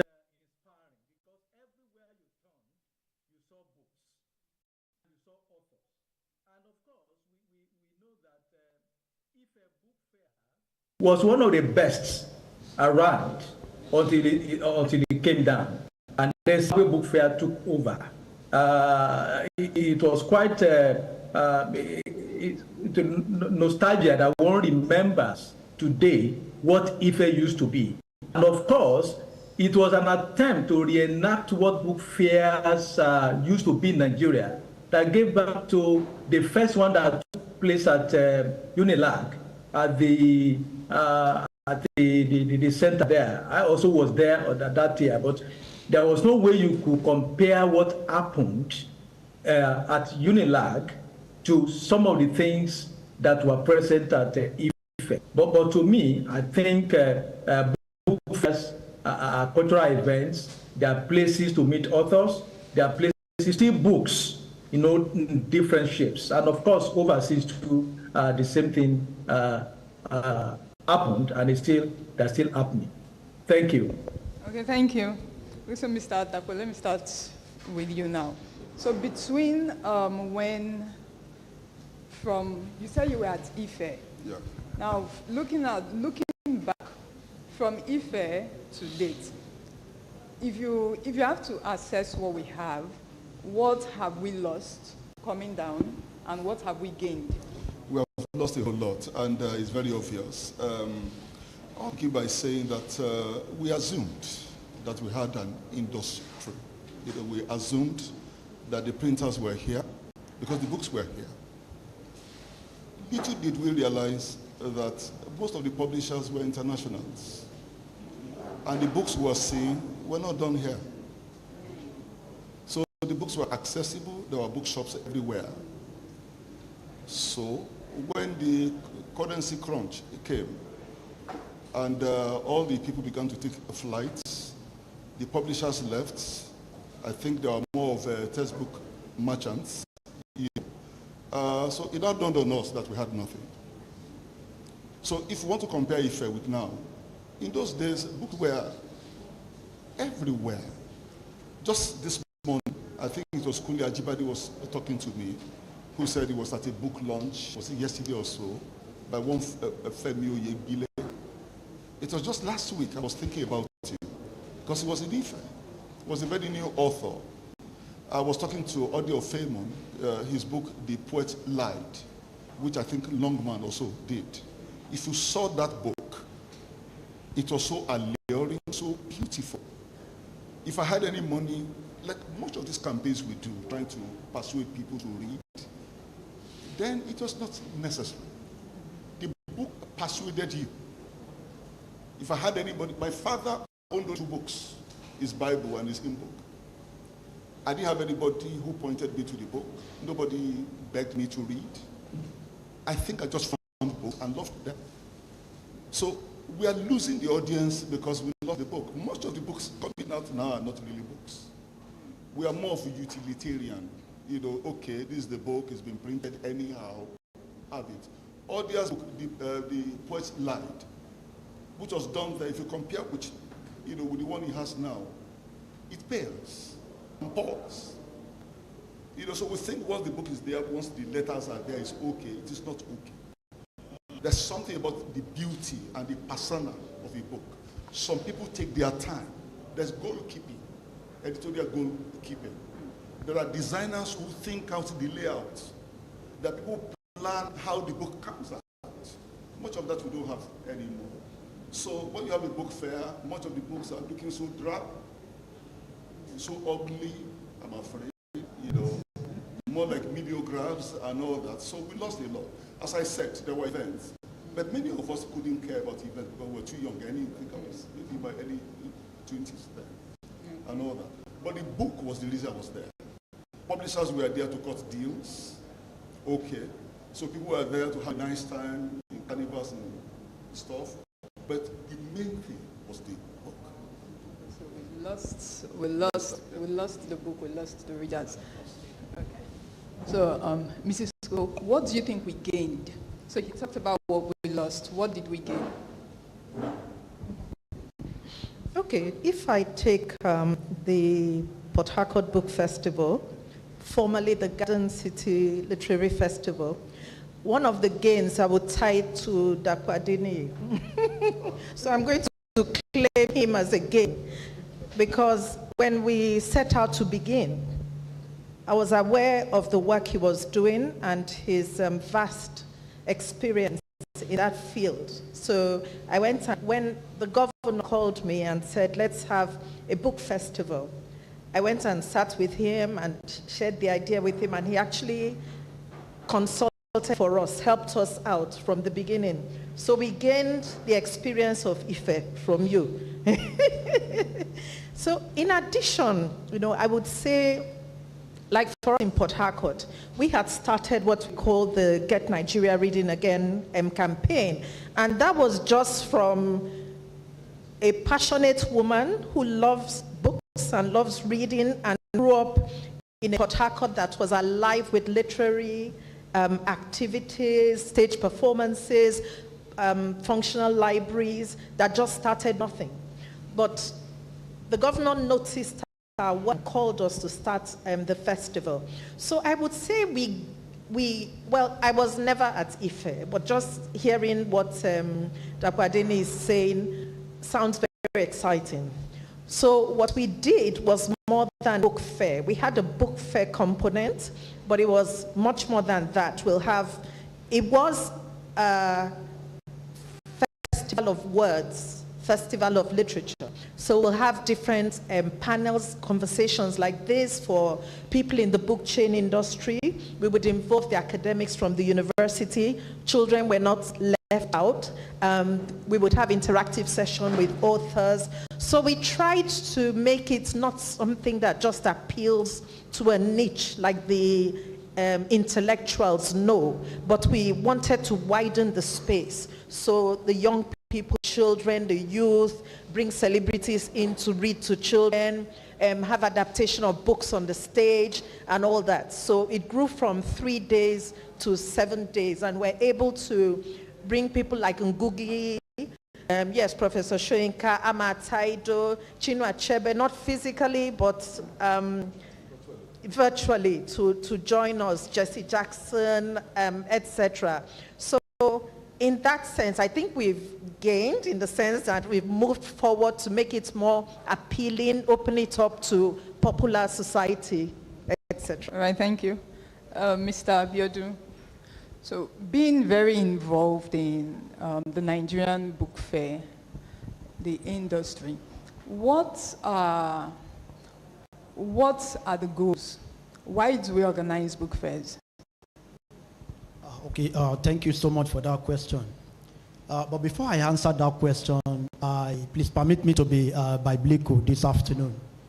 When Mr. Additional was saying the glory lost by Ife Book Fair has never been regained, I want to oppose that assertion, because when Adam was given the glory and he lost the glory, God gave that same glory to Jesus Christ, and we know what happened afterwards. So the glory lost by Ife Book Fair has been regained by Nigerian International Fair, simply because the brains and the supporters of Ife Book Fair came together and established the Nigerian International Book Fair. That is why today the major associations within the Nigerian book industry are behind Nigerian International Book Fair. And for the past 20 years, it has been in existence, unlike a book fair that was just held for some years and they lost the glory. And like Mrs. Kalango said, we have had great authors who are featured in the Nigerian International Book Fair, Wale Soyinka and the rest. And when you are talking of even government participation, you have a lot of ministers of education attended Nigerian International Book Fair. We have many Nigerian leaders that have attended Nigerian International Book Fair. So that glory lost by Ife has been regained by Nigerian International Book Fair. And I want to also believe that even the Port Harcourt Book Fair also share from that glory. Because don't let us forget that the honor the Port Harcourt Book Fair brought to Nigeria, till today is still baffling me why state and federal government were allowed that book fair to stop holding. They brought honor to Nigeria. Port Harcourt, one of the cities in Nigeria, was declared World Book Capital. The honor that no states got since then. And for that event, for government to allow that event to go like that, I think it is something that should give all of us concern. So back to your question, Ma. Sorry, can you repeat it? The goal. Yes. Okay. Actually, the goals of our book fairs, number one is to continue to support the government to promote reading culture. And as you are aware, the culture in not in Nigeria alone, but in some African countries are going down. And one of the events that I personally think is trying to revive that culture is the book fairs. When you come to the book fairs, let me generalize it, not even the NIBF now. When you attend book fairs, you will see the atmosphere there that isn't from the normal one. Because you see both adults and children, you see their countenance that they are happy to be within that environment. And because you'll be exposed to a lot of books, you're exposed to a lot of players within the industry, you have the opportunity to ask questions, you have the opportunity to learn new things. So this object is why book fairs have been in existence. The number two, also the book trade. The book fairs also promote the book trade, because if the book trade is dying, then there's nowhere the book fairs will be in existence, because they are the drivers actually driving the book fairs, unless we don't want to be sincere with ourselves. So those are the two major objectives that we always put in place, make us to put book fairs together. Thank you. Thank you. Mrs. Omoto, do you think these goals are being achieved?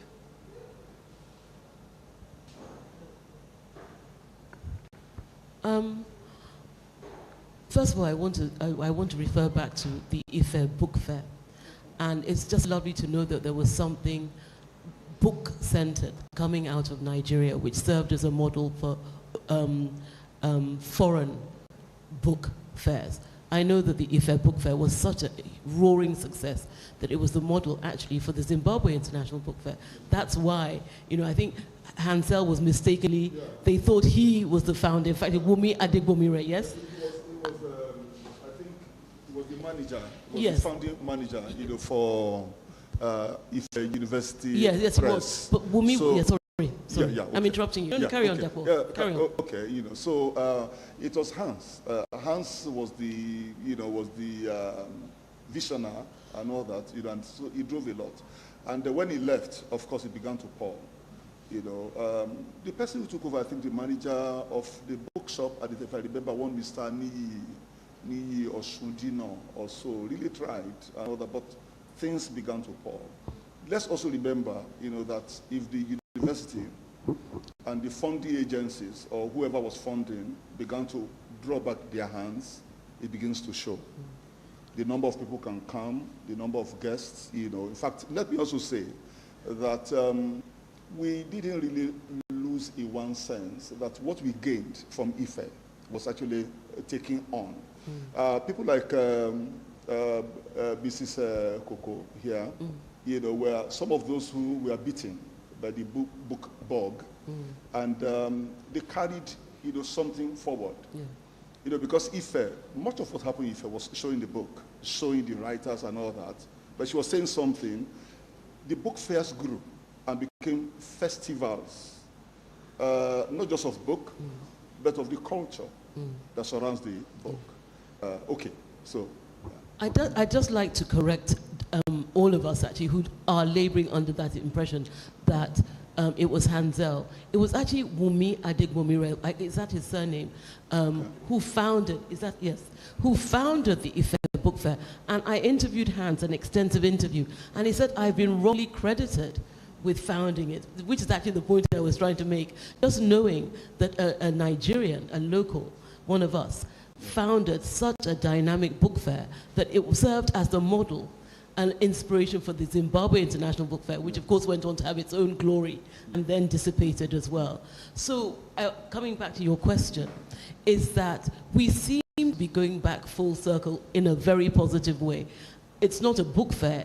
Lola Shone is the convener, the originator of a very well-funded, very well-organized, very dynamic, intellectually very acute festival, which has just won the newly inaugurated Aficionado Prize for sort of innovation in the book industry, for various things. But it's just wonderful to have Nigeria again on the map for doing something new, brave, beautiful dynamic. And I think that it's something that we should be excited about, that we are moving in the right direction. So now we have, since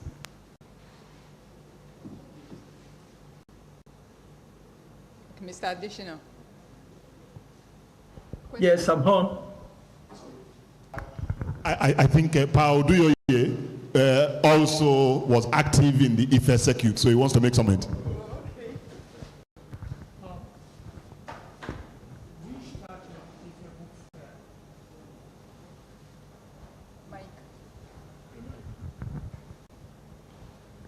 The moving spirit was Hans Zell, who was appointed manager of the University of Ife when he started in 1962 on the North Campus today of the Polytechnic. That was where University of Ife began, and that was where Hans Zell was appointed from the University of Sierra Leone in Freetown to be the first manager. Now, Hans Zell is a bookman, and he wanted the University of Ife bookshop to compete properly with the older university bookshop next door in the University College Ibadan. He used to say the University of Ife bookshop was second to none. You know, second, but it was second to none. Now, Hans Zell organized an exhibition of books printed and published in Nigeria. He said he didn't want that particular exhibition. I want to see all books that are published in Nigeria, because that was a time when most books were being published abroad. And so he said, we want to see books which are actually published in this country and printed in this country. The exhibition took place at the hall of the British Council in Ibadan, because the University of Ife was still using Ibadan campus before it moved to Ile-Ife. That exhibition was wonderful, so successful that Hans Zell took it around Nigeria. As a result of that, by the time University of Ife moved to the campus, now University of Ife, which at that wanted to go further, they called a conference of book publishing in Africa. Conference, book publishing in Africa at the University of Ife. As I was present all this because I was vice chairman of the Nigerian Publishers Association, and I was managing their staff press for the Christian Council of Nigeria.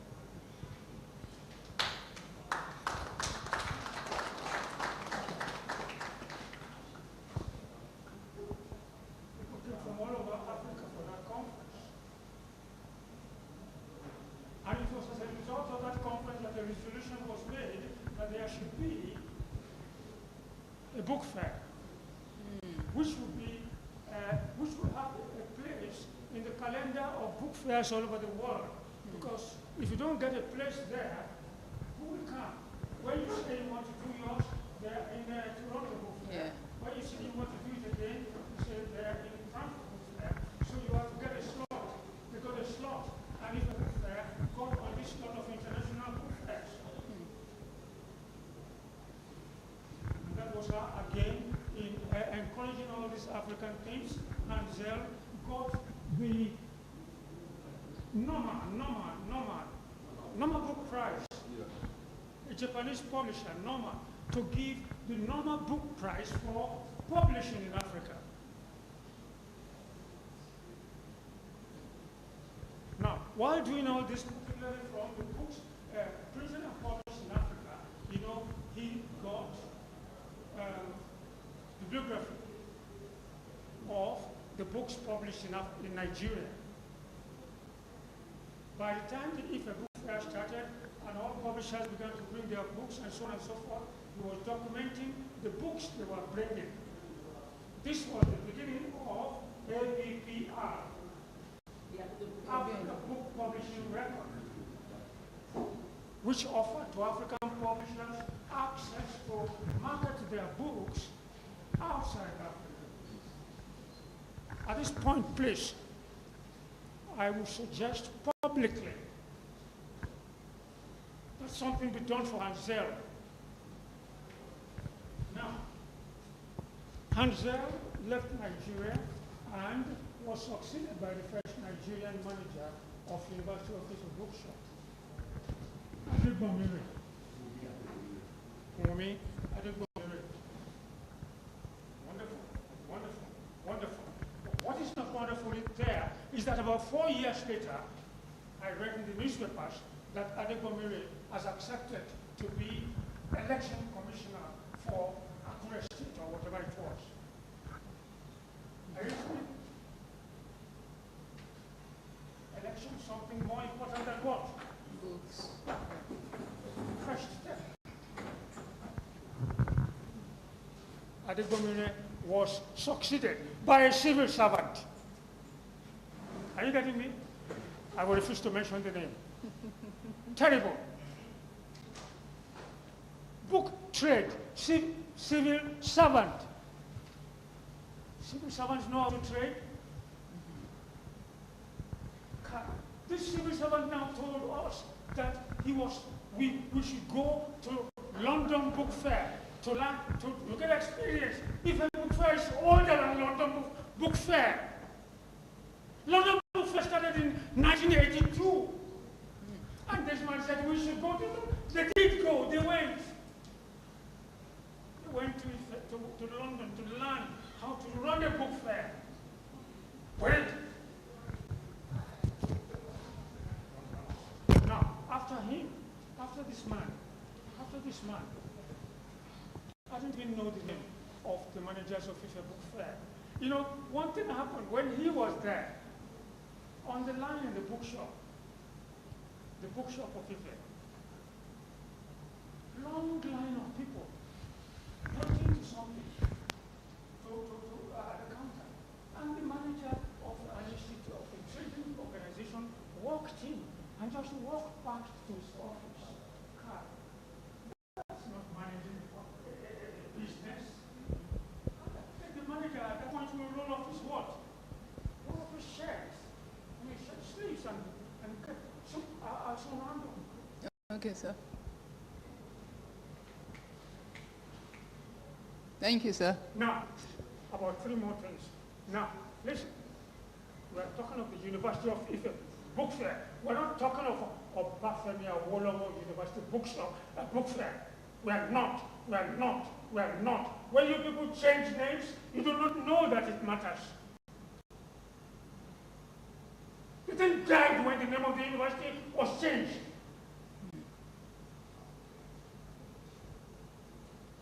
Three years ago, I was invited by the chairman of the council of the University of Ife to the convocation of the University of Ife. I remember about 320 people, the persons who are granted honorary doctorates. No? Yeah? No. PhDs. And I told myself, University of Ife, I want to have 300 something. Ibadan must be about 400. This was so. I calculated, I said, Nigeria must be getting PhDs every year, maybe about 10,000. Yes. Right? Another matter. Yeah. Now, I sent a text. Round off, sir. I sent a text to the chairman. I said, if a book fair is dead, I believe in resurrection. The resurrection happened in 3 days. Can we do something? And I got the reply, thank you, sir. I will give it a shot. I have not been shot since then.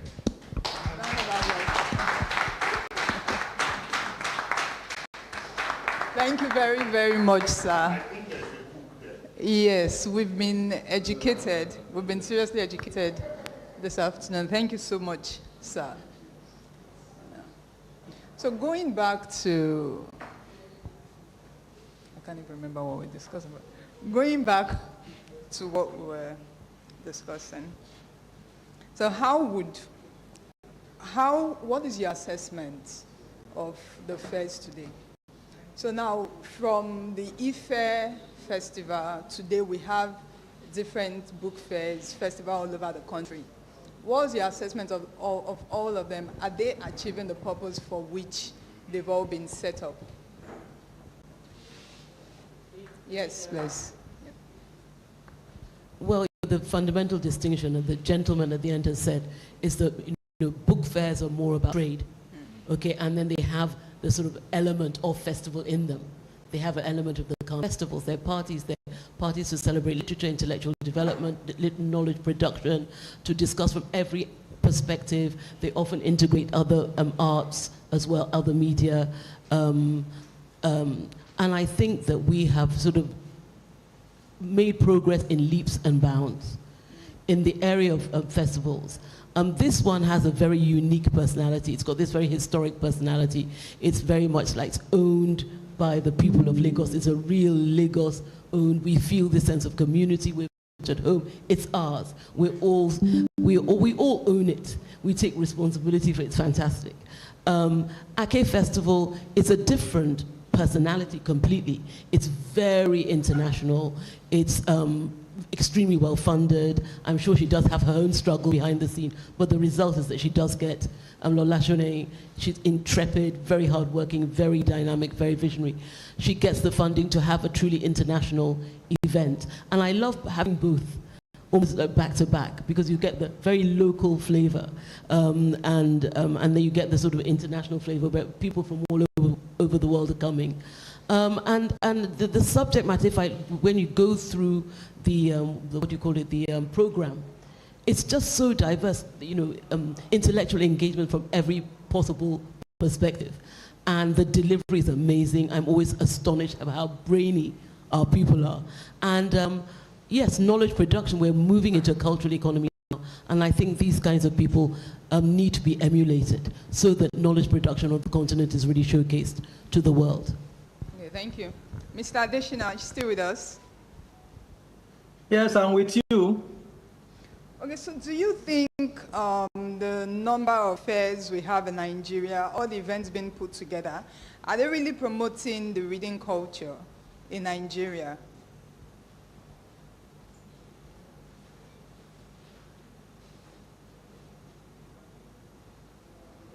Okay. Can you hear me? Yes. Okay, thank you so much. Please, before I delve into that, I just want to say that I will be damned to say that there's a long glory in the book fair transiting from book Ife to what we have this day. I don't want to correct that impression that was coming from my first contribution.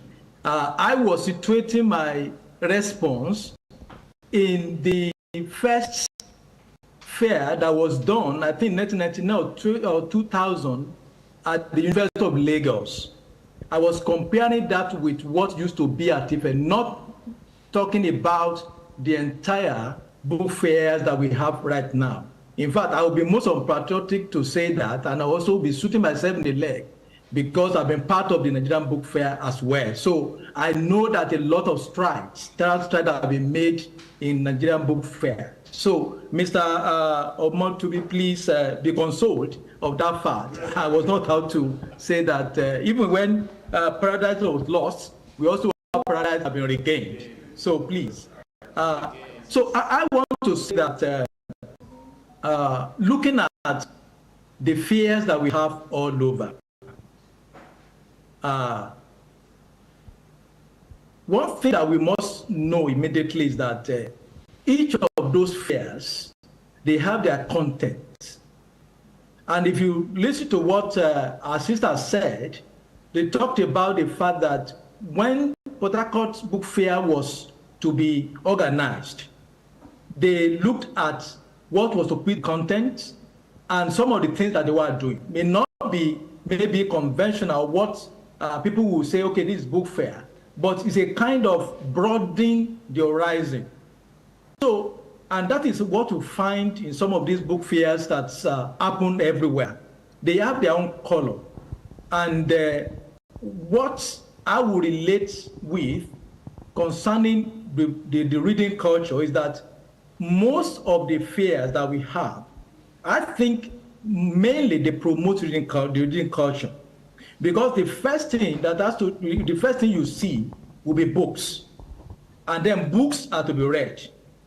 We can now begin to debate whether people read or do not read. But the atmosphere of books itself gives you the impression that there's something to take out from that the objects they are seeing as books. Again, you find that you have students coming over. You have different organizations or different units bringing up maybe some program that has to do with reading. For instance, Nigerian Book Reading Club, and then some other houses too. They organize reading by the side in that sense. But to look at where we have enough is another thing entirely, because if you look at the population of Nigeria, for instance, and look at what we have in terms of book festivals, you may say that, well, we need to have more, because looking at that population alone, there's a lot that we can put out there and to promote the reading culture. I would say that, well, it is evolving and it's getting better. And I think that the more, the merrier, the more, the better. But again, it cannot just be throwing out book festivals or book events. It must be something that will be well conceived, something that will have noble objectives, something that will have people who are interested, who are not merchants, to organize. People actually have the love of the book, and then to think of the current trend in technology. How do we bring it to the book festival? For instance, you are bringing students to come and read, and we understand the way they read these days, which is on maybe on tablet and so on. How do we bring that also to bear, so that when you bring them, you are making them to realize that, well, there's this transition that is going on, and we're embracing it, and maybe it will make them even to read more. And then you can have more contests, maybe from year to year or from time to time, so that they can now be they can be brought into that enclave of reading. So I would say that we have a lot of festivals going on, but we can have more, but they should be better organized. But I think we are in the right direction. We can be better. There's always room for improvement. Thank you. Thank you, sir. Mr. Abiodun, from a marketing perspective, being a marketer, so how can we market better book fairs so we can have more attendance? We're talking about promoting the reading culture. You need the people that you want to promote it to. So if they don't attend, how do they know about the books? How do we tell them? Okay, thank you so much, Ma. I think the straightforward answer to your question would be that we need to do more when it comes to reaching out to people. For instance, when you look at the population of more than 200 million, and when you look at the attendance at our book fairs, you agree with me that it is nothing to write home about. It is not that we don't have readers in Nigeria, but the question is, it's the matter of interest. For instance, you look at this event, now look at the number of us here. If it is to be that probably Wizkid that wants to come here to play or to entertain people, people will be fighting at the gate to enter. So that is where we have the issue. People don't really have the interest in what will not probably bring that kind of entertainment, what can bring that money. Look at Big Brother Nigeria. When it is time for the young ones to watch that, they can leave everything, even reading, to go and watch that. So we need to do more in reaching out and in letting people know about the importance and the benefits of reading. Because when you bring 3, 4, 5 youth together and ask them, what do you benefit from reading? I'm very sure the 4 of them will tell you what is there for us to read. They will begin to cite the challenges of economy. There's no life for us at home to read, the bad roads, and those are not good excuses for you not to read. But they will be citing, they will be looking for excuses. When it's time for them to probably to play ball, to watch football, to watch whiskey and the rest, there's no for that. So we need to really enlighten the Nigerians. We need to educate them. We need to let them know the benefits of reading. One of them is that even the countries you may not reach in life, when you read, you can get information about that. I've never been to I've been to India, I've never been to Japan, but I've read a lot of things about the Japanese economy, about their culture. And now I am in Nigeria here, but many of them, they don't know what is the benefits in reading, the benefits of imbibing the reading culture. And that is why until when we are able to convince them, we are able to really enlighten them about that, then more people will also be coming to the book fairs. Lastly, when we are still having the NIBA, that is Nigerian International Book Fair, at Unilag, you will see during that week, everywhere, especially the venue that we use, will be bombarded with banners. Even with that, when you interview students, they will tell you that they don't know that book fair is going on. That's what they will tell you. I've gotten that information severally. Even with the fact that we did a road show within Unilag, we told all the departments about it. They will still tell you that they don't know that book fair is going on. That's why I said it is a matter of interest. If I'm not interested in whatever you are doing, if you like, you knock your head on the floor. I'll just be going my way. So we need to, not only us, not the book industry players alone, even the government has a role to play. The glory of Ife book fair that was lost was not due to probably those that Daddy had mentioned, Anze, Adegbomero, and the rest. If government has probably have taken it upon herself to make sure that that book fair didn't die, it will still be in existence. That is far back. What about Port Harcourt Book Fair? I mentioned it earlier. Look at the honor that book fair brought to Nigeria. If it is something that government think is valuable to us as a nation, they shouldn't have allowed that book fair to go like that. And that also now brings me to the issue of probably attaching our book fairs to government or to leaders. Because if we continue to do that, then we continue to lose a lot of book fairs in Nigeria. If we have attached NIBF to probably one governor, one president, or one politician, believe you me, we'll have forgotten about NIBF even before today. Yeah.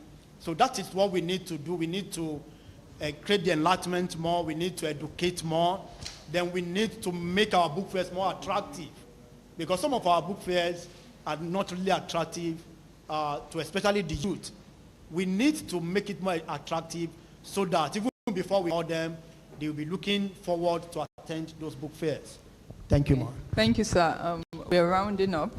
But before we go, talking about attracting the youths, what side attraction can we bring into organizing book fairs and festivals? Mrs. Omoto. Olato. I'm sorry.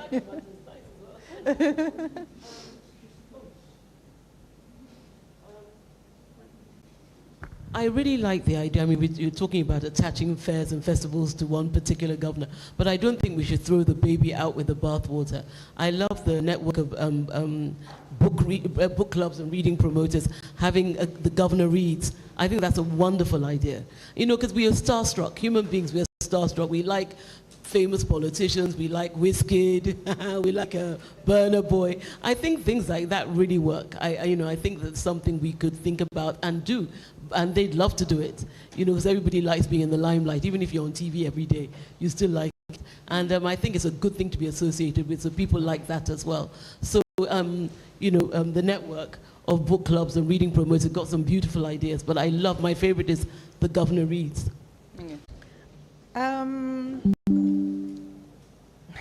Excellence, professionalism, consistency, very important. And, talking about making our book fairs more appealing, as Tom has said, people like celebrities. So like in Port Harcourt, we actually had our governor reading to children every year on Children's Day.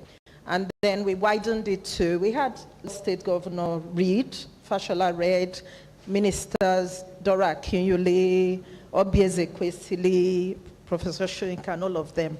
We've had celebrities, Burna Boy read in Port Harcourt to children.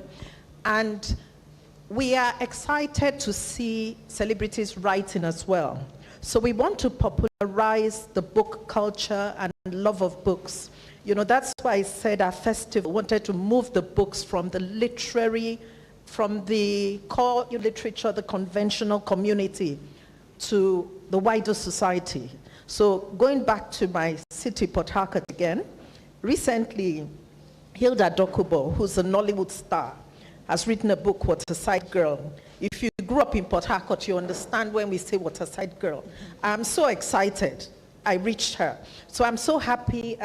Julius Agu wrote as well. You know, so I think that it's important to have these people that come with their cult following, celebrity status.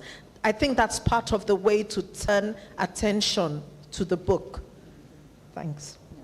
Thank you. Okay. Last question, Mr. Dakpo. Now, for the rest of us who are stakeholders, what role do you think each of us can play in ensuring that the turnout at book fairs increases? Thank you. Genuinely, I think the area we have to turn our attention to is learning to actually work in combat. You know, I think we have a real challenge as a people. You know, everybody wants to run a solo. Every tree wants to be a forest. I think that's a weakness that we have as a culture. I think if we learn to actually collaborate efforts more, we can do a lot more. I think so. About selling books, circulating books.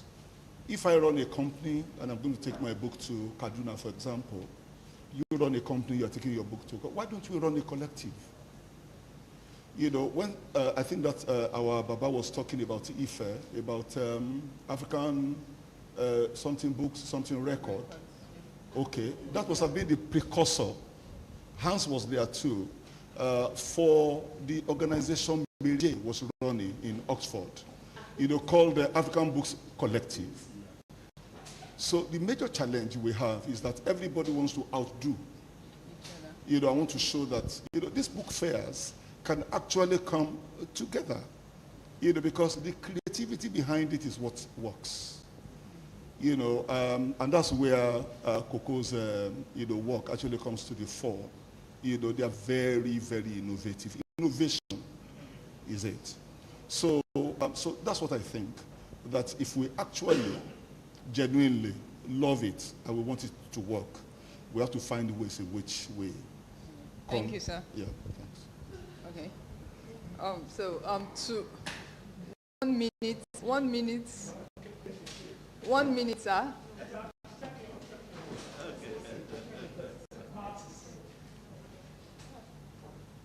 Government had no hand in a book fair from the beginning to the end. Get that straight. No time, dog. Meet me outside.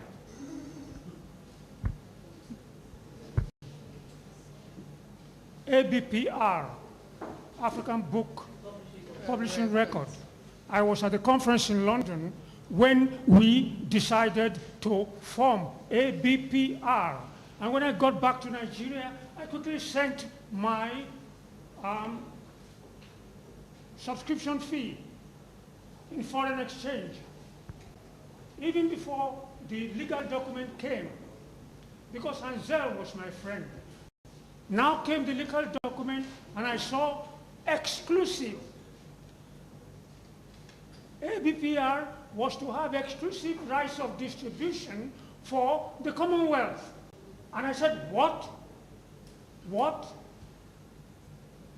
And Europe and America. I said, I could not sleep. I signed the document, I put it outside, I went home sleep, I could not sleep. I wrote to Hans. I said, keep my money, not signing your document. Now, let me tell you another book fair, London Book Fair, Radical Book Fair. I don't remember the man now. Compare Radical Book Fair with London Book Fair. London Book Fair was held in, I've forgotten the name of the beautiful place, which many of us couldn't afford. And in such book fair, as a publisher, you're not allowed to sell to the public. Do you know that? That you're not allowed to sell to the public in Frankfurt Book Fair? It's publisher to publisher, rights, and so on and so forth. You can sell to a bookseller, but you cannot sell to a student who comes and wants your book. So, that was also the model in London Book Fair, which started in 1982. Therefore, this man started now. The man is from the Caribbean. He started London Radical and Third World Book Fair, where you could sell to the public. You will make your money. That will be more profitable to you. The other ones, you will lose money. Thank you, sir. By the way, just that London Book Fair, when Collier Motoshaw left the University of Ife and went dancing around the world, where I met him was at the London Radical Book Fair. I had been invited by the Caribbean Cultural International to come and join in the conference. Thank you. You know what happened? Pardon? The Radical Book Fair. Yep. Yep. Now, please, Ife Book Fair, don't start it nationally. Let University of Ife continue alone restart University of Ife. Write it down. Thank you, sir. Let University of Lagos start what? That is a communication. University of Ibadan with a department of what? Something arts. Leave that campus to start a what? By the students. Thank you very much, sir. Students can do all this. Students alone can do all these things. All right. Thank you very much, sir. Thank you, sir. Thank you very much, sir. So book fairs are very important, whether we like it or not. It has to continue, and they will get better. And apart from the trade angle, for writers, authors, publishers, readers, it's a very, it's a place where we go to network and we connect, and we even find opportunities when we attend book fairs. So from next year or the subsequent ones you're going to attend, the little we can do when we are coming to events like this, tell somebody else, bring somebody along. You know, that's how we help the attendants. And tweet about it. Very important. Always tweet about it. Take pictures and post it on social media so people will know that there are things like that that happen. Thank you very much. Thank you very much. Let's give our panel a round of applause. Can we take pictures first of the panel? The panelists will just appear just by standing. First of the panel, and then our elders will join the panelists. Yes, please. Chairman, please join it. All right, can we take very quickly, and then we'll now get to the second. The next panel will begin in 3 minutes. So, all right. Thank you very, very much.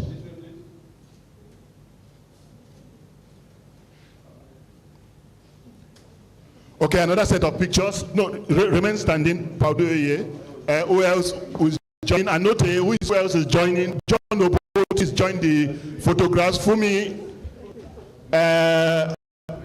Don, please join in. Let's just have a broader representation. You know, we are talking about promoting these things, so let us join in promoting. Samuel, you know, go join. Okay, are we ready? 1, 2. Amara, you're supposed to do. Oh, all right, are we done? Thank you very, very much. Thank you to the panelists. Thank you to the moderator. Thanks everyone for your generous participation. So the next panel, Fumi would not go back.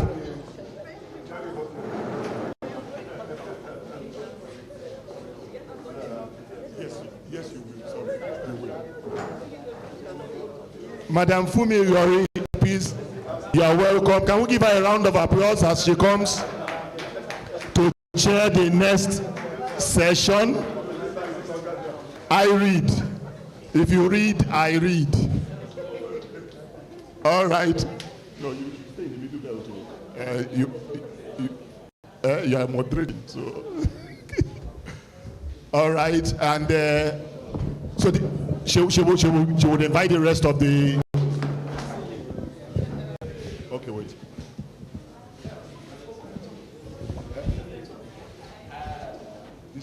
This one, the next one is on the publishing marketing. Okay, madam, quickly. I want to thank the last panel for the lovely and educative topic. And I didn't know Julius Haku had a book or Hilda Dokubo, but Stella Damasos has a book out, Mama Girl, talks a lot about domestic violence and gender rights. I'm passionate about that because my book, Rude Awakening, Quick Borders Lecture, recognized as the United Nations selected for addressing SDG5, talked about gender violence and gender rights discrimination. So when I saw her book, it was awesome for me. About getting celebrities involved is so important. Lagbaja has a show at Lassos every Christmas. It's had it for decades, and that's absolutely awesome. So we need to get them. When we have a low attendance at book fairs, we need to ask ourselves, what's the problem? Why are people not here? I had to take time off work to be here. So the timing is important. And then what is the hindrance to getting people at fairs? I was at the Akada Children's Book Festival. It was a one-day event. It was on a Saturday. That already eliminates work issues for a lot of people. What else? What are the things? Who brings these children into these fairs? Schools. So they had a lot of collaboration with schools. The attendance was awesome. Who else brings them? Mothers. A mother may not be interested in getting out of her bed on a Saturday morning to drag a child to a book, to go and spend money at a book fair. What else interests her? A spa. So there was a free spa. So that's what we need to look at. Apart from collaborating, I don't subscribe to merging all the book fairs because, like everyone has said, all of them have different gets, different aims, different objectives, different characters, different flavors. So thank you, everybody. Thank you. Okay, thank you so very much. Fumi, you have a mic with you. Where are the microphones, please? We're starting the next panel. Hello. Marketing, publishing. All right. Fumi, go ahead, please. All right, beautiful afternoon, everybody. It's a pleasure to be here this afternoon, and I welcome you to this session of talking about something really important to authors and publishers, and also meant for all book lovers. So that's why we're here. If you are not in this room, please join us to start this segment. My name is Fumi Lori, and I have members of my panel who will be joining me here. I guess Ms. Awele is online, so I have someone online to join us, and the others are here physically. Sorry, I need to bring up my panel.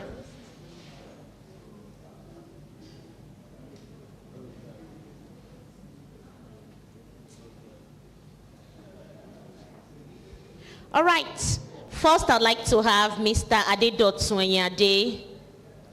Is he here ready? Great. Thank you. Yes, please. Sit with me. Thank you. These are good voices.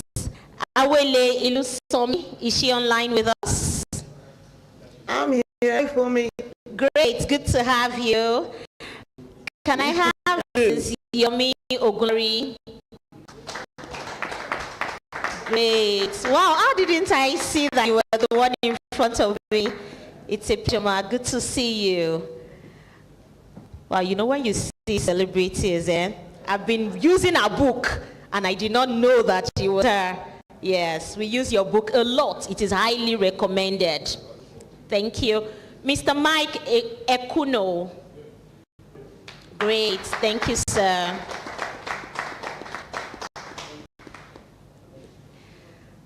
All right. So we'll reserve that space for Ms. Awele.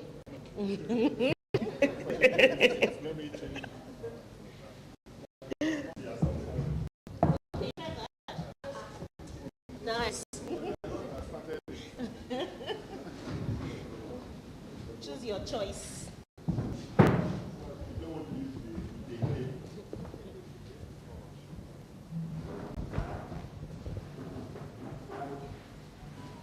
All right. This segment is winning with book publishing and marketing.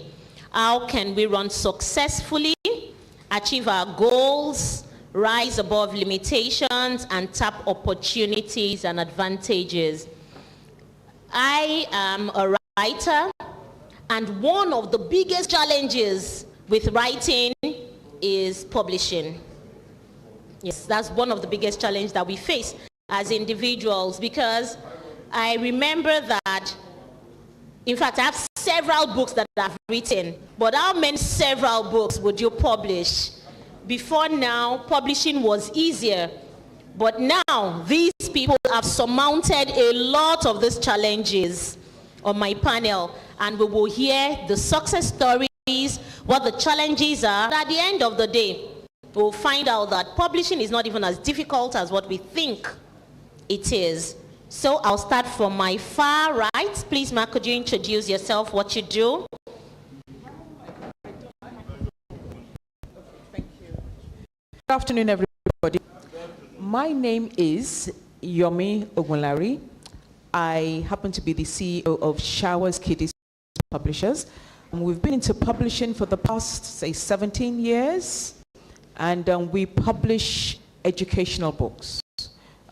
Books for nursery, primary, and we just want to start secondary school books. And basically, that's what we do. All right, thank you, ma'am. Thank you. So let me quickly share about Showers Books. I run a nursery and primary school, and we've gone round to look for books, and people will say, have you tried Showers Books? And we're going to the bookstore. You cannot find Showers Books there. They supply directly to you, and they have the best content for children. Since we started using it, we've never had to change. So well done. Thank you, Ma, for creating such content. Yes, sir. Good afternoon, everyone. It's a pleasure to be here. My name is Adedotun Enyade. I'm one of the co-founders of Rovinite Bookstores. So we're a small chain of bookstores, a family-owned business. Started out the business from my dining room in my flat 10 in Bagada. And so our vision is to make books accessible to readers in Nigeria. And I think we've been doing that through our brick and mortar stores in Lagos and Abuja, as well as our websites and our social media handles. I think I'll stop there. All right, thank you, Mr. Enyade. And I want to also say that I'm following you. So I run a mobile library, and people would say, for me, why don't you sell books? I say, I sell books. There's a lot of trouble in it. And sometimes when I hear the success story of Rovinite, I say, it is possible. So I'm following you. I'll soon have... Thank you. I'm inspired to start a library too, because I think that we need more libraries as well. Yeah. All right. Thank you. Yes, sir. Please, let's go to you. Yeah, thank you. And I'm glad to be on this panel with such a rich group of panelists. My name is Mike Ekuno.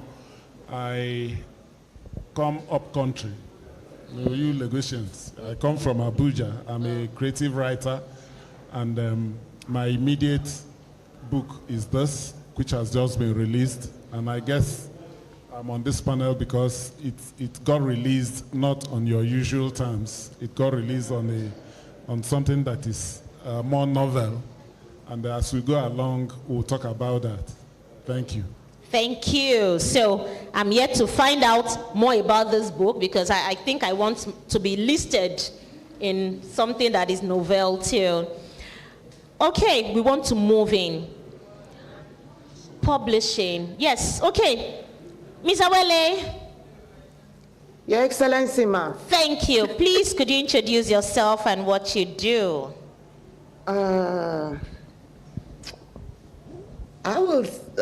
What would I say? You know me for me. Number one, there are so many people in this room. So many. You want the camera to show you? Yeah. Okay, don't worry. You continue. They can hear you. Please go ahead. Hello, everyone. Hello, everyone. I'm happy to be here. Thank you so much for the opportunity. A lot of people I know would have been wondering, who is this famous Awele Ilusomi? This is the woman. I'm glad to be here. I'm an author, self-published 2 books. I'm very, very, very super passionate about publishing, book marketing, and promotion. So I'm president of the Literary Authors Cooperative Multipurpose Society of Nigeria. It's the first literary authors cooperative in Nigeria since 2019. I'm also the president of Nigerian chapter president of Association of Publishers for Special Sales. Headquarters is in Denver, Colorado, USA.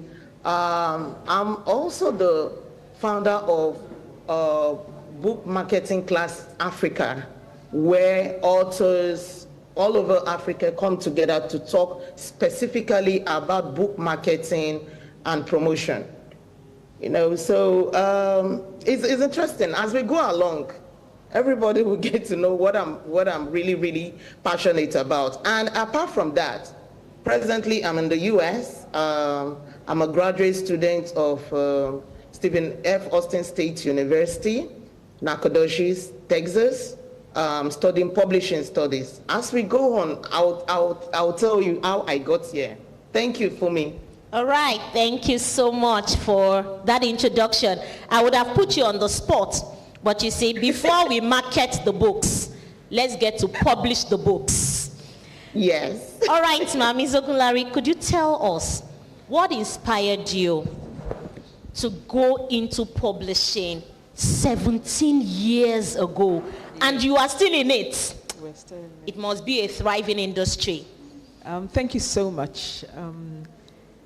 The question you've asked, excuse me, is a question that is not kind of normal for me to answer, because people will be expecting to hear things like, oh, okay, I was motivated by this person or this person, I saw this book somewhere and that's why I went into publishing. For me, it was quite different. And I really want to believe that's the reason why we are still in business. It was more spiritual, in quotes, because we were just ordinary printers. We were just printers. That's how we actually started out. And then we got to a stage when we found out that we were not making money, nothing was just working. And this night, on my bed, I asked the Lord, what do you want me to do? And in words loud and clear, he said, ABC 1, 2, 3 books. And I told him, excuse my voice, I told him, I said, okay, you know what, if you want me to do this, when I wake up, remind me. Because normally on a good day, I have a piece of paper and biro by my bed, I'd have written, but I didn't. And before that, actually, we did have a conversation between myself and the Lord, and he said 1, 2, 3 ABC books. And as soon as I woke up in the morning, before I put my foot down, it came up, 1, 2, 3 ABC books. And then I told the Lord, I said, I'm bigger than 1, 2, 3 ABC books. Why would I be doing 1, 2, 3 ABC when there are more important things out there for me to publish if I am going to publish? And so I threw it aside for a while, but you know what it's like, he kept on disturbing me. And then I decided to go to the market. I went to Teju Osho to find out 1, 2, 3 ABC because I had no knowledge whatsoever about publishing. Nothing at all. I didn't do education, I didn't do publishing, and so I didn't know what to do. So I went to the market and I bought 2 books, one printed in Nigeria and one printed in India. And I came back to the office, looked at both of them, and I'm like, wow, nothing to write home about these books. I believe I can do better. And that was how I started. Great. There's an adage that I like to share with myself and my friend share. It says that if the foundation be destroyed, what can the makeup artist do? Oh, I like that. You see, the ladies will understand that more. Yeah. And the work that you're doing, ma'am, is that foundational years. If that has good structure, which is what she's putting in, I usually tell teachers, I challenge them to say, teachers, you are here in this space. You cannot write a book. But you find other books and you'll be critiquing the book that, hey, see how they wrote, see how they wrote, you that you know the answer. Why are you not doing it? So well done. Thank you for doing quality for us and staying in the industry. We need you more. Thank you so much. All right, Mr. Ende, I want to find out. You are in the seller space. How are you able to stay there? There must be a success story. I want a big success story that would inspire all those people here. That we want to go into the space too with you. We'll not be able to compete with you. You have succeeded, but we want you to hold our hands. What is that success story for book marketing and sales? I think I make no pretensions to be like an expert in this field because we're less than 10 years as a business. But I think I would say that we're constantly learning to be better at what we do as a bookstore. And I think that we try to look at, incumbents in the market, those that we met, who have been doing book selling for years and, to learn from, what has kept them to survive through all the boom and bust of the past decades, right? Because, I'm a young person, and when I listen to them talk about the time when books would sell in their thousands and tens of thousands, you just imagine, wow, imagine if I could sell 10,000 copies of a particular book. And I think it's for me and my co-founders, it's the starting point to say, we're a country of 200 million people. What will it take to sell 100,000 copies of a particular book, right? And make some money and get money into the pockets of the authors and every other person in the book value chain, down the line. So, and one of the things that we are also happy about, there is still so much potential out there, is the fact that, we are also inspiring other people, other younger people to come into the book trade, right? When I see people who want to start bookstores, I say, wow, go for it, right? We don't feel that they are competitors because we think that it's such a big country. Lagos, a city of this size, should have bookstores in their hundreds, hundreds. Some of them even specializing in a particular area, right? You want to look a bookstore that is, devoted to, photography, maybe something, devoted to. When we see young people who are interested in coming to the book trade, we always encourage them to say, go for it. We started out this business from our dining. We enjoyed the goodwill of publishers, and some of them are in the room, who gave us books on credit. And with that, we built a relationship, we built a transaction history, with them. I remember the first year I went to the London Book Fair. And then, I was sitting across the table from this British woman and trying to sell her to give me credit, because I just opened my second bookstore. We just opened our second bookstore. And it's like, well, we have sworn not to give Nigerians credit again. She was going on and like, okay, well, what if you start with £500, right? And then she said, okay, let's give it a try. And then, with £500 has gone into like a, some, business that goes into, tens of thousands of pounds every year with them. So I say, we see so much potential out there, and even though the country is hard, disposable incomes are shrinking, but I think that there's still room for people who are interested in the book trade to identify a particular niche and serve them. I see there's a bookstore I follow on Instagram. They just devoted to selling manga comics. And there are people who are interested in manga. It's a Nigerian young person, I'm sure, who's behind that Instagram handle, selling manga and comics. So, and so we sold out of this, don't worry, next week we're bringing another set in. And so, it's not all gloom and doom, right? Just so that to inspire people. And it's not all gloom and doom. The people are still reading. There's a particular woman who I see, young woman, she sells like, we call them pre-loved books now, right? Not used books. We say used books any longer. Is it pre-owned or pre-loved, or how's it called?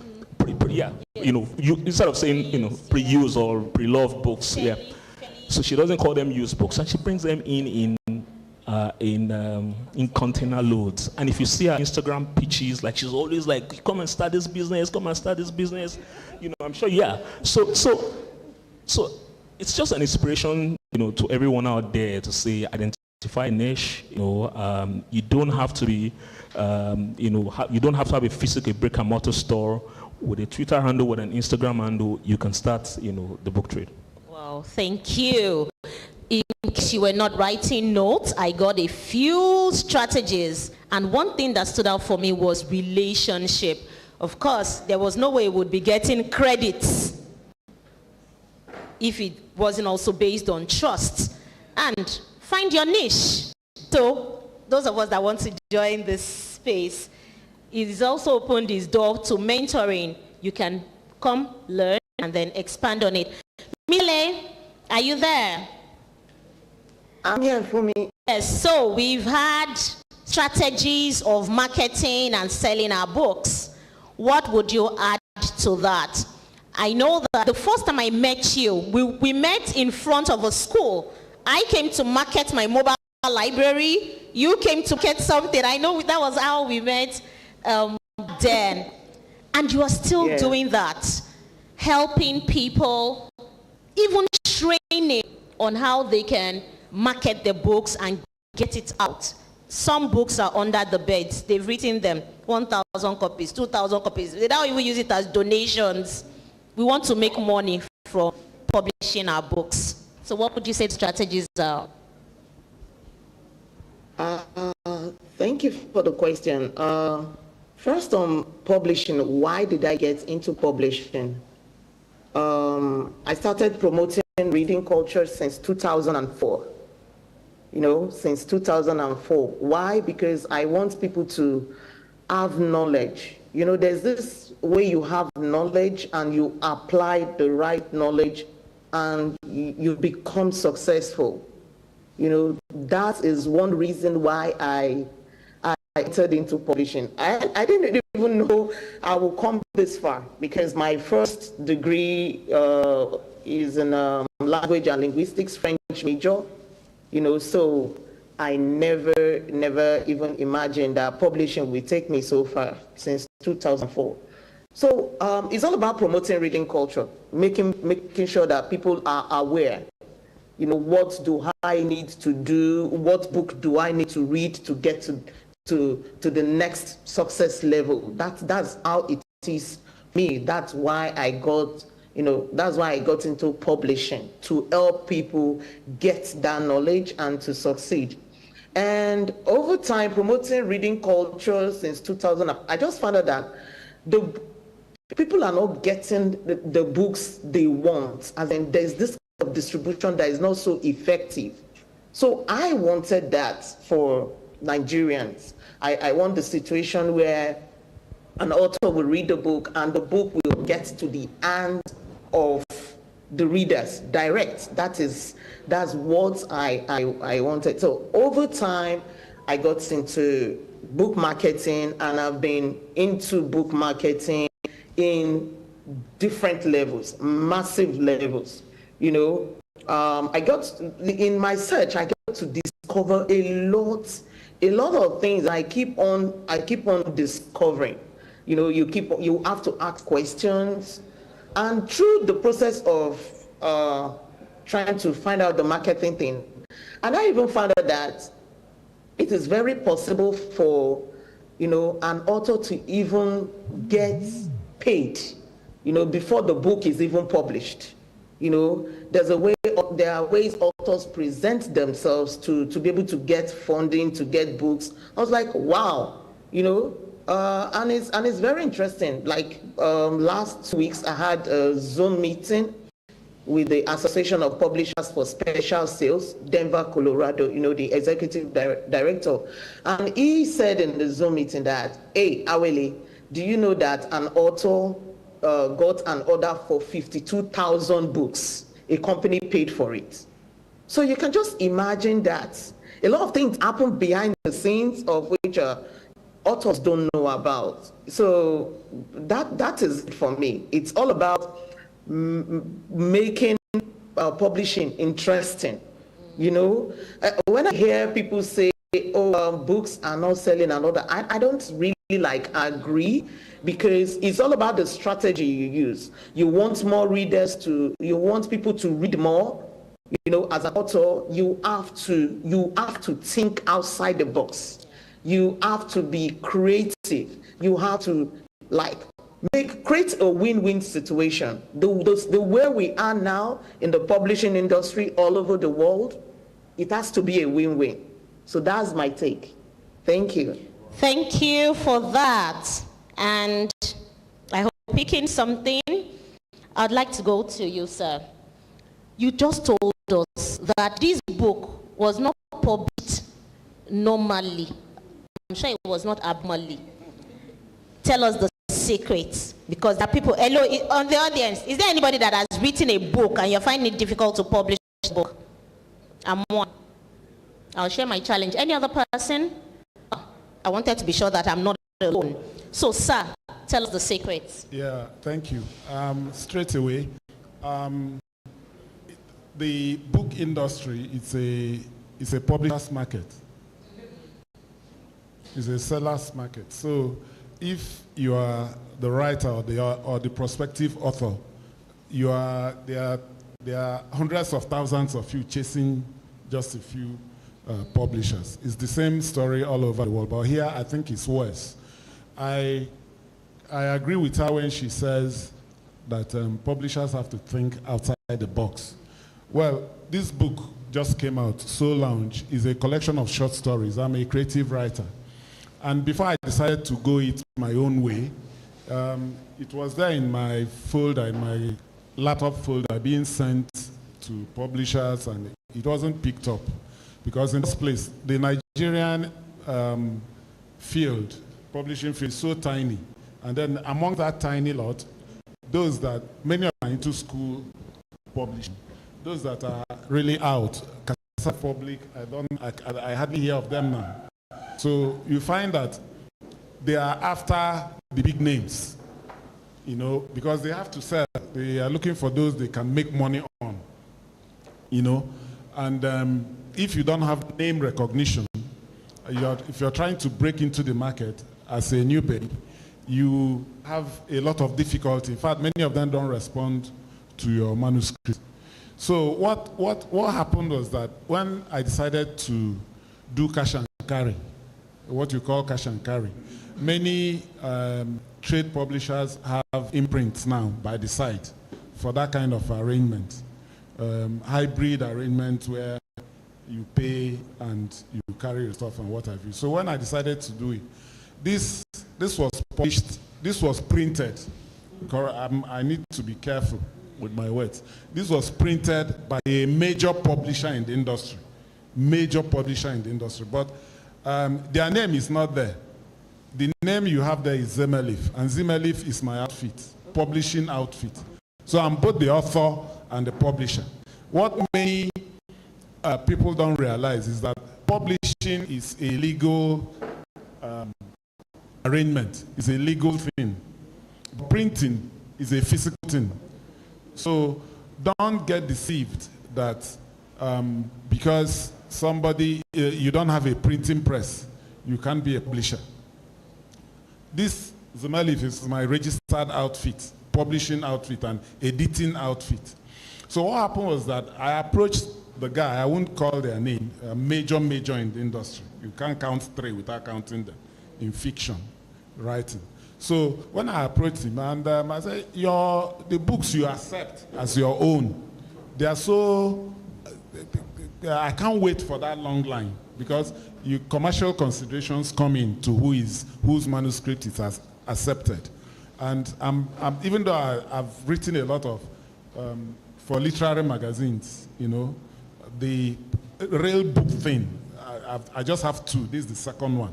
So I said, okay, how do we go about it for cash and carry? So we decided, he gave me his quotation. I said, no, the money aspect is there, is separate.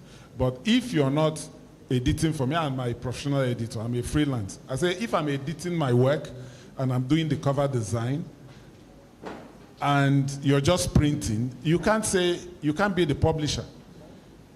So he agreed with me. The contract was adjusted, in that fashion. So what he did was for me to benefit from the quality printing and binding that he already has, and that I can attest to, and then I paid him, and for delivery to Abuja.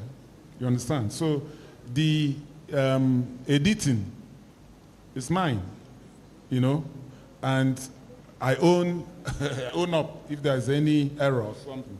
His name is not there. His firm's name is not there. So there's no legal thing tied to him and the book. If you open the page where the rights are given, you see the contacts, the phone number. So having said that, now the big headache that you come up with, my people say it's not madness that's the problem. It's whether you can do the walkaway day inside. So to decide to be mad is not the major problem. It's whether you go do the walkaway day inside. So the walkaway day inside this one, now marketing. Because these big publishers, they already have the outlets and what have you. Now, I'm not faced. I'm not faced because I'm not looking to make millions from my work. That's one. I'm having fun marketing it now, and I've devised a marketing plan whereby I start with the boot of my car, and like I'm doing now. In Abuja, I've attended a fair, neighborhood fair, not even a book fair. Neighborhood fair where arts and crafts and little things are sold. You understand?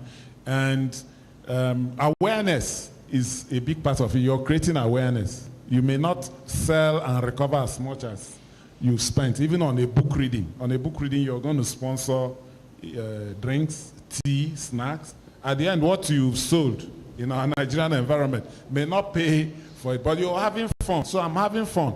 So when that window is over, just like the film, the people in film do, you release your film to Netflix, then to the cinemas, before it goes to home video. If you're interested, by the time it's going to home video, you've recovered your money.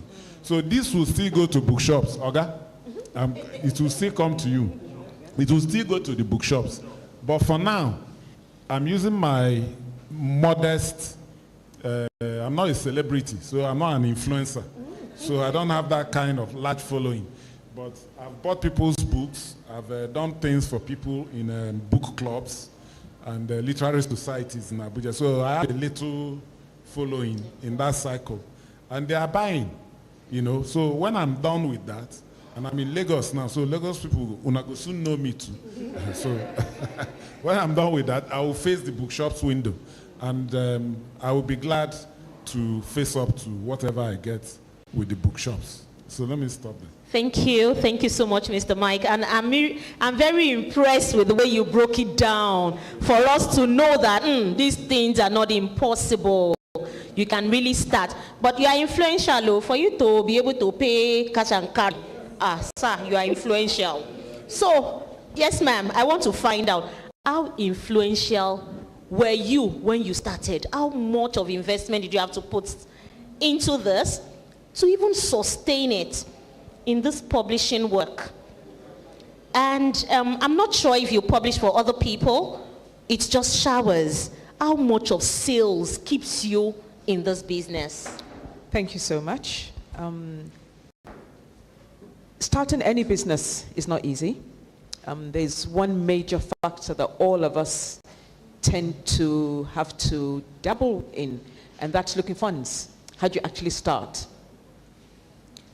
We didn't have the funds, but somehow we got through it, and that was why we only started with 4 titles, and we only did 500 of these 4 titles, 500 copies of these 4 titles. And by the time we actually came out with these 4 titles, we had a problem because our system had crashed. We didn't come out at the right time. We didn't know anything about coming out during the season or before the season, you know. So when we did come out, we were late. But we still decided, you know what, let's just try and sell these 500 books that we did of these 4 titles. And we went into the market and we sold everything, even after coming out late, you know. So we just used those little funds that we had to go back to the press, and we did another 500. So that was 1,000 of each. And that was how we started. We did not have the funds. And you know, I keep on saying that you really don't need all the money in the world to start any business. What you need is, one, just make sure that you are an excellent provider. Unfortunately, a lot of us are just wishy-washy. We just want to do it and get it out there. But whatever you do, just put in your best. Just put in your best. And don't go for the money, for starters. The money will come. Once you put in your best, the money will come. And that's how we started with 4 titles, 500 copies each. And today, we do over 100 titles.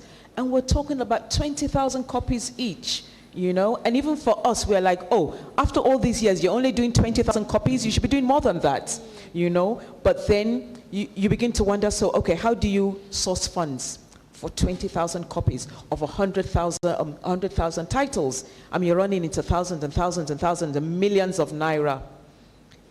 And I think that's where excellence comes in. And integrity.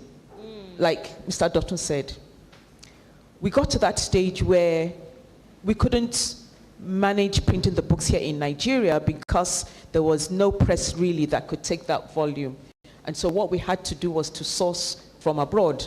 And in doing that, we found out that we didn't have dollars and we didn't have the pounds to be able to sustain that. You know, I mean, we're talking about millions and millions. And what we did, we got a bank a long time ago to put the little funds we had to be able to pay for 1 container on lien. That means the money is in the bank, and when they have produced and sent to us, then we will give them their money.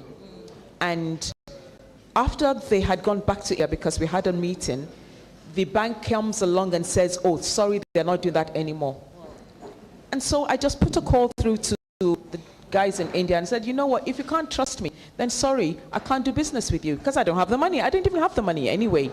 And that was how we started, you know, and they trusted us.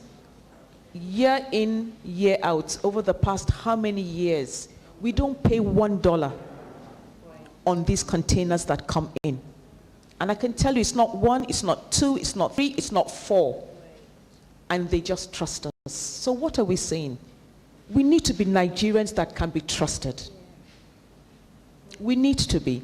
I mean, they would come and say, oh, you know what, Showers, you're one of the only few publishers that we still do this kind of transactions with. Most other people, we tell them to give us their money, you know. But I can assure you, if I didn't have this, I wouldn't be able to do what I'm doing, you know. So we have to be trustworthy. You know, as Nigerians, we have to be trustworthy. Thank you so much. Thank you, ma'am. Thank you. Please, a round of applause. Trust. That's the real money. And I like the fact that there are challenges, even in successful businesses, but you have the staying power to say, we'll continue with this. And there are many lives being transformed by doing that. So, Mr. Dotun, let me quickly come to you. Is there also a challenge, like sell and make money, sell and make money?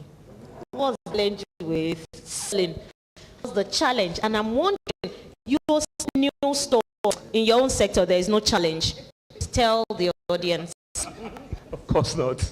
There are lots of challenges, and I think any business in Nigeria, you have to contend with, with challenge, from people hiring the right kind of people, help you manage your business or run your stores, all down to the financial ones, right? So everyone in the book is really exposed to, the FX risks, the foreign exchange risk. I'm sure, right? And it's been really pronounced of late, where you get these books on credit from publishers in the UK and the US, and at the point when you're pricing the book, or you're being invoiced, the British pound is 700 naira or 900 naira. And then 3 months, 90 days after, when the invoice is due, the British pound is 1,200. So you're booking 300 naira losses on, every pound, right? So if you're doing 20,000, 30,000 pounds, invoice that is due every month, that's the amount of losses that you're booking, right? And then you also have to contend with readers, end users who are now very price sensitive. So a paperback used to be 5,000 naira, and now you're saying it's 7,500. Like, guys, it's not food now, it's not house rent, it's not school fees, right? So if they used to buying 5 copies, at the end of the month, they call down to maybe 1 or 2. So those are like, the challenges in this, rating. Of course, you don't have control over that. So you then have to think of, how do I hedge my risk? Do I use the forward rate? Do I need to reach out to new set of customers? Do I need to talk to corporates who can front load and buy more copies? Things of the sort. And also managing relationships with your publishers, or self-published authors. I mean, I think I'll circle back to Mr. Mike's point around selling his works out of the boot of his vehicle. And one of the things that came out of of that for me is just that passion and willingness to stake his reputation and everything he's got behind his work. We don't see that, from a lot of self-published authors. So I'll tell you what, like every week we get at least 10, 15 self-published authors asking us to come sell, so please carry my books, sell them. And we like to sell books, because if you sell books, you're making money. But challenge is that, a lot of them just want you to perform the wonders. There's no willingness to invest in marketing. I'm not saying you have to get a billboard to sell your books, but something as simple as you're, promoting your book, you're constantly talking about it, and so what you end up doing for the most part is providing warehousing services for self-published authors, and we have to push back. And so we constantly have to tell them to say, hey, we want your book to sell. If it sells, we make money, but you need to do some work in promoting and marketing and pushing the book. So I mean, as with any business, you have challenges, but I think what keeps you going is just the fact that that if there are tough times, tough times don't last forever, right? They would pass. And I think that we are also in a very critical, very important industry. Books are important. A lot of the social change that we want in our society they need to come from the place of ideas, right? And even a work of fiction can inspire someone to question things, to challenge the status quo. And when we think of the importance of what we do, I think it provides a lot of motivation to to keep going despite the challenges. Thank you. Wow. One thing I really brought out of this is the new knowledge. Don't just give your books. You say, "Book. This is a bookshop. Drop it there. Miracle will happen." You've got the work to do. You are the one to push out, do the marketing, talk about your books, and of course, you'll have better sales. So, Isawele, what is the role of technology in all of this? We want to win in publishing, win in marketing. What is the role of technology in all this? Presently, technology has done a lot, But before I answer that, before I answer this question for me, I'd like all authors to hear part of my story when I published. You understand? real experience, my sister. While I was in Nigeria, my first book, collection of poetry, Comforting Arms, was published in 2004. You know, the second one is 2015. Now, this is it. No matter what, all authors, no matter what, that, okay, you don't have money to publish. The number one thing you need is believe in yourself. You just have to believe in yourself. The second thing, know that you have a quality content. Very quality content that anybody that looks at your work, read your work, will not feel headache when reading it, but appreciate what you have put into that work. The next thing you need to do, if you really want to get your book out there, is to get into teams. Collaborate with people. You know, that was the reason why we were able to form the Literary Authors Cooperative. Now, most authors now in Nigeria presently will say, oh, I can't publish, I can't print. You can print. The idea you're not looking at is, you're not looking at teamwork. What authors, you want to quickly print your book, do crowdfunding. Get involved with people that share the same passion with you. Like in the Literary Authors Cooperative, we don't talk too much about, oh, how do I want to print? How do I want to promote my work? Because we have authors that can support one another, you know, to print out this work, to promote this work. And we also have printers in the house. So it's not difficult. Now it has come past the time where an author will say, I don't have money to print. If you have your team and say, oh, this is how much you can be able to afford in every month, I tell you, within a year, more authors will print their work. And we go beyond, okay, printing the work. I want to sit down. I hold free book launch consultation with most of our members and say, okay, you want to bring this work. Now let me bring the whole scenario to you. You have to be prepared to print this work and market it. Now, I take you from the initial stage to where at least your 500 or 1,000 copies does not stay in your house. You start marketing for authors, starts from the day they get the idea about the book. You know where you know what you're writing, you have your target audience, and you know what you should do within 1 year to get that book out of the house. So I ask authors to embrace crowdfunding. You can always get in touch with me to find out what you need to do, because you don't need to you don't have money, then you want to lie down and feel sad. We have passed the stage of being sad and say, I don't have money to print. No. It's beyond that. Now, coming to the technology, a lot of things are happening for me, a whole lot of things. We have Instagram, LinkedIn, Facebook, everything that an author can be able to promote themselves. With 500, 1,000 naira data, you can do whatever you want to do to promote the book, promote yourself. It's all about what do you want to do, the branding. The author's branding, what do you want to achieve from the day you decide to become an author to where you want your books to go. And it's all about this. I tell authors, please, from day one, decide, are you writing for pleasure or are you writing for business? It has to be that. You understand? Are you writing for pleasure or are you writing for business? Do you want to be an entrepreneur? That is it. You just have to decide. Do you want to be an entrepreneur? When you decide about it, you know what you're doing. Then you now find the technologies to bring in. Okay, Instagram, AI, whatever, Facebook, everything, Twitter. You know, the world is on our fingertips. You understand? A whole lot of, it's all about, oh, how can I use this technology to bring my book out there? The awareness. You understand? And while doing this, you should have fun. It's your book, it's your idea. You want to take it to the world. You want the world to experience it. You understand? You want the world to know what you are made of. So you get the book out there, use every technology thing. You just have to believe in yourself. Like I tell authors, Except you blow your trumpet, nobody will blow it for you.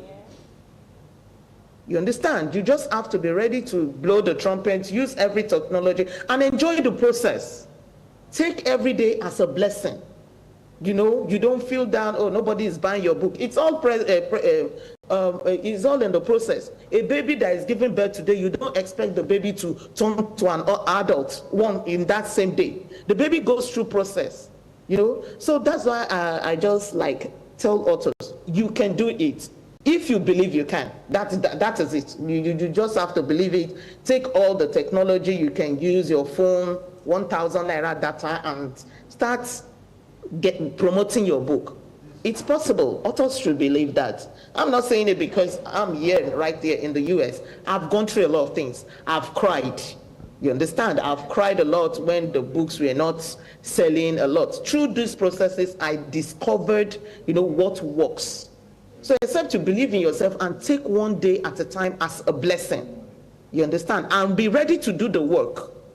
You understand? Be ready to do the work, because you have testimonies that comes from these challenges. You know, I don't see challenges as like, oh, this thing I'm facing through this time now concerning publishing is just a phase for testimony. You understand? And authors should circulate themselves with people that bring the positive energy.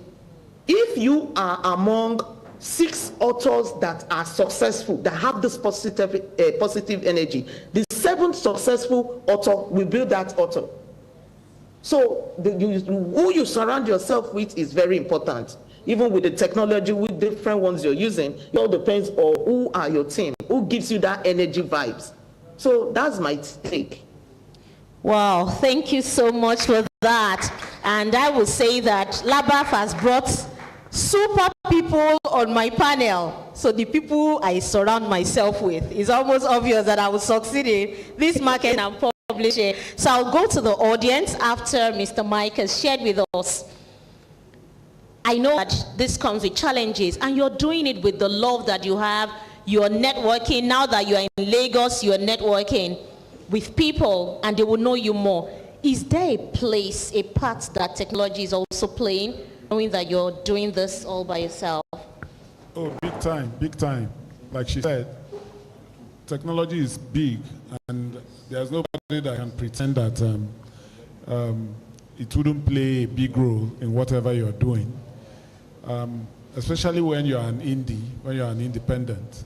Social media is huge. It's huge. And that's where you start. Whether you are an influencer with thousands of followers or you are not, like me, there's a lot that social media can do for you, because one thing it does is to give the prospective buyer a sense of familiarity. That, oh, I've seen this somewhere, and it would have been on social media. For this, so the second time, the physical encounter with the book will appear over familiar, as if I've known about this. You understand? And that's one of the things that water the ground before you purchase. For you to confront somebody for the very first time with knowledge that is not, that the person doesn't have already, it can be shocking. The person will have to process, you know, and then that's one, before making a decision, that's one. Secondly, when you're on social media, of course, you're not just there blabbing. You're bringing out the unique selling points of the work, why it should have an advantage over another book in that genre. Like this is a collection of short stories. And there are other hundreds, probably, collections of short stories out there. So what gives you an advantage? What makes your work unique? You understand? So you must make sure that from the get-go, you have a quality product and you believe in your product. Like she said, you have a quality and you believe in your product. Like I said, I've been a creative writer. I write short stories, poems, and essays too. And one of the places you test your credibility is in magazines, journals, literary journals, because their rejection rate is like you can make 100 submissions and nothing. So you are competing out there internationally. I mean, if you're good enough, you must be good. English language is English language anywhere. So I decided to compete at the level of the literary journals. And many of the stories were picked by literary journals. From 13 stories, 9 had been published by literary journals. So that's credibility. That gives you confidence. That gives you credibility. Out of that 9, 3, 4. It was 3 when he went to press. Now, 4 have been nominated for prizes. 1 won. That's the one that is written here. As in 1 first place, 2 1 second place. So 4 have been nominated either as a long list or short list. You can imagine. So if you are knowledgeable in the industry, if you are buying as somebody who knows about short stories, when you turn the back, you look at who wrote the blurb. Are they credible? Are they people that have names in the industry? That's one. Then you look at what makes your stories. Who else has bought into your stories? If no literary journal, no magazine has accepted them before, then you are just good in your own eyes. So that's one thing. Another thing is pricing. Many indie authors look at making big money, making big money with their books. I didn't do any launch for this one. I'm not an extrovert. I'm not extroverted. I didn't do any launch. So I say, why will I go and be chasing people? They will come and make promise. And me, I have short temper. So, so I say, whatever I get from one-on-one, let me be content with it until it goes to the bookshops. The bookshops, there will be a margin because their commission will be there. And so when it gets to that stage, of course, there will be a little margin. But I'm telling you, the landing cost to me for this, I don't know if I'm revealing a personal secret. It's selling, I'm selling for 4K to 260 what pages? 226 pages, cream paper, quality bound. It's selling for 4K.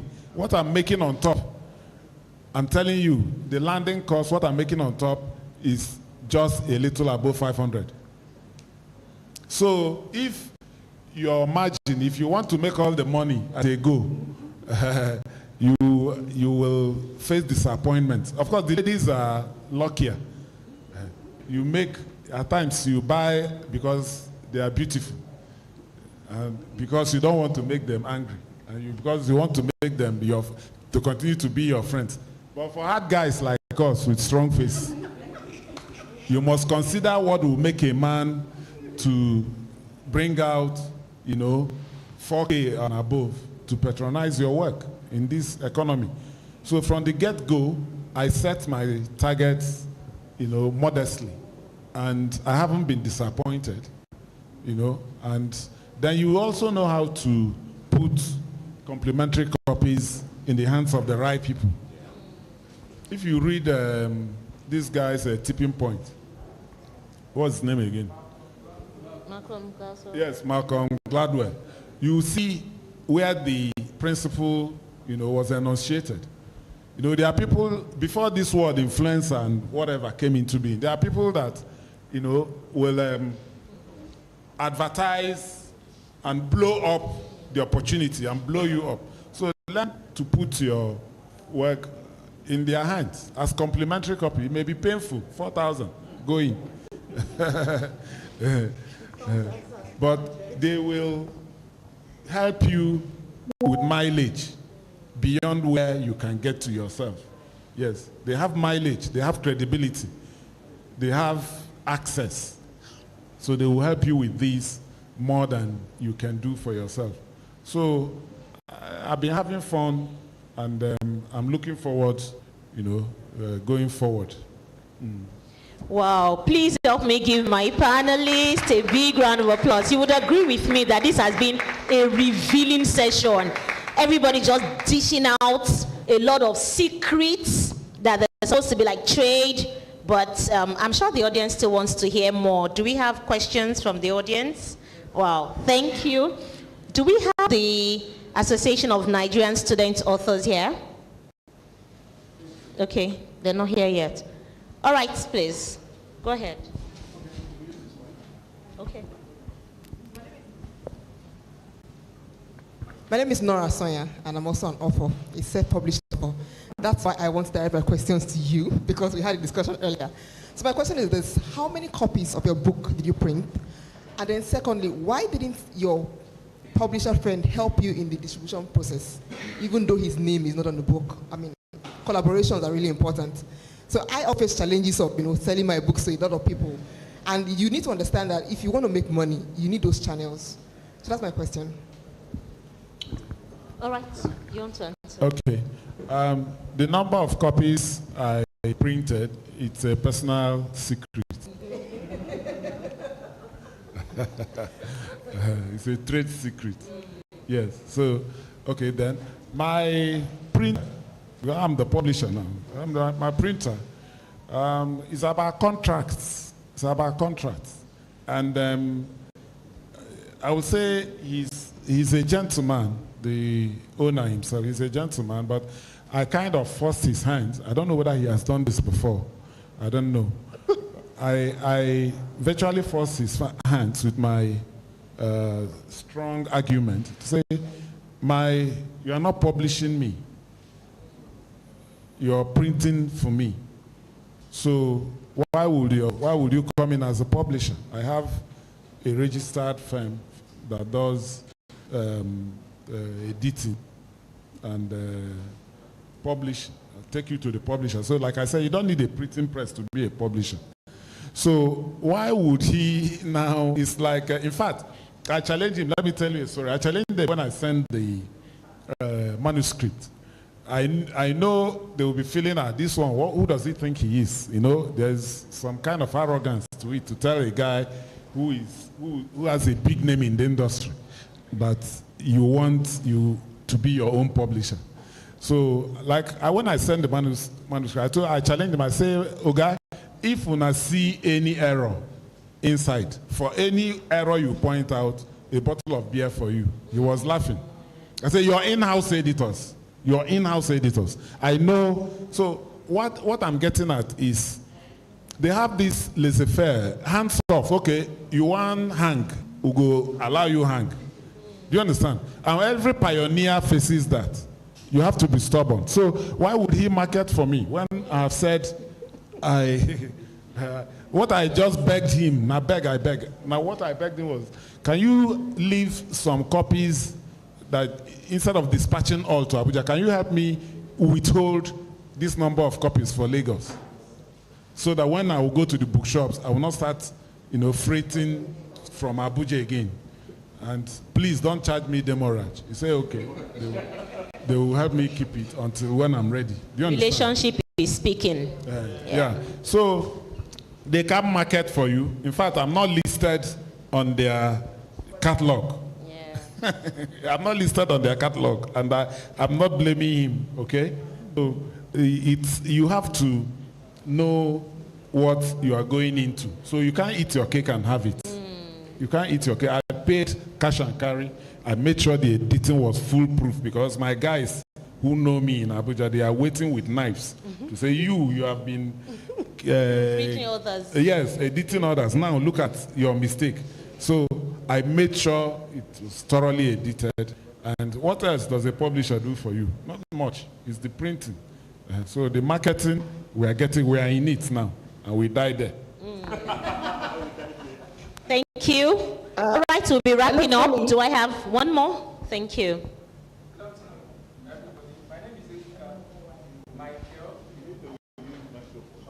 Because of the online audience. Good afternoon, everyone. My name is Ebuka Michael. I'm a book vendor and a radio presenter. I want to say that I'm very inspired by Mr. Mike, the way he has spoken, because I'm in the game as well. And we are namesakes. Yes, so I review books every Saturday on Jordan FM for 1 hour, 7 p.m. to 8. Jordan FM is an entrepreneurship radio station. So my question to you, sir, is two ways, or two. I can see passion. You know, you made mention of taking your books, I heard you talk about, you know, in the car. So I want you to be practical, because you are in Abuja, and this is the first time I'll hear an author from Abuja, which is also a high-end area. Yeah, yes, open his car, because when you see people open car to sell clothes, to sell shoes, so you are doing, you know, kind of the opposite. You hear people say, who book help? So I want you to be more practical, because I also have authors. In fact, I have authors who give me books to sell. Okay, because they believe that Igbo spirit. It's not that I'm boasting. So she'll be like, I have one now. She's like, I mean, her dad has a house, one of the best places. How will she open her boots and bring her books out? So I want you to be practical to help authors, you know, understand that they have their own role to also help whoever they give their books to, you know, help them to sell and the like. So those are my questions. Can I? Yes, please. So thank you for those questions, or that question. It's one I get. How, you know, how dare you sell your product from the boot of your? I can't even begin to imagine. Have you ever? How many of us have here babies, especially the first child, the firstborn? Is there anything in the world that will make you not proud of your baby, especially when they are small? You don't care even if the Queen of England or the King of England is, you're going to the palace. You understand? You carry your baby. Do you understand? There's nothing, you know, to be ashamed of. And for a product that you know is quality, the production, the content is quality, what is there to be afraid of? You put your whole personality behind it. You understand? So there's nothing to be ashamed of. The passion, the drive is derived from the fact that you midwifed this, and you can stand behind it. You know, I've paid and participated just some weeks ago, like I said, in a neighborhood trade fair in Abuja, where beautiful gardens is done in a garden, green everywhere. In fact, no, you they too come there, sir. White men, they don't the food there, because arts and crafts are done there. Then all these products, those that do beauty products and carvings and stuff like that, you know. So the boots I paid for, it was fun. It was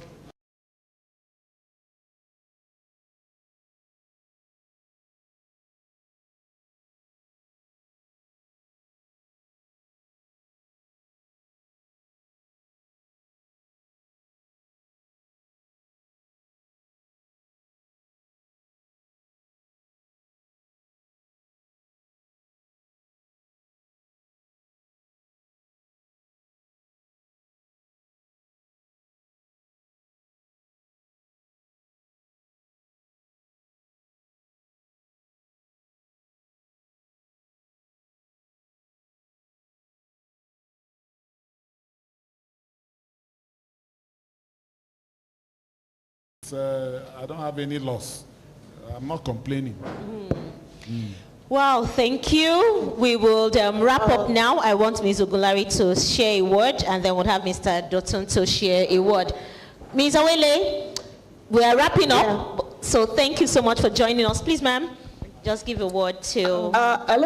Hello for me, sorry. I would like to add one or two things. Okay, please hold on. Ms. Ogunlari has... Yeah, when Madam finishes, though. It's okay. Okay, thank you so much. I'd like to say that we shouldn't be scared to go out there and start our own thing.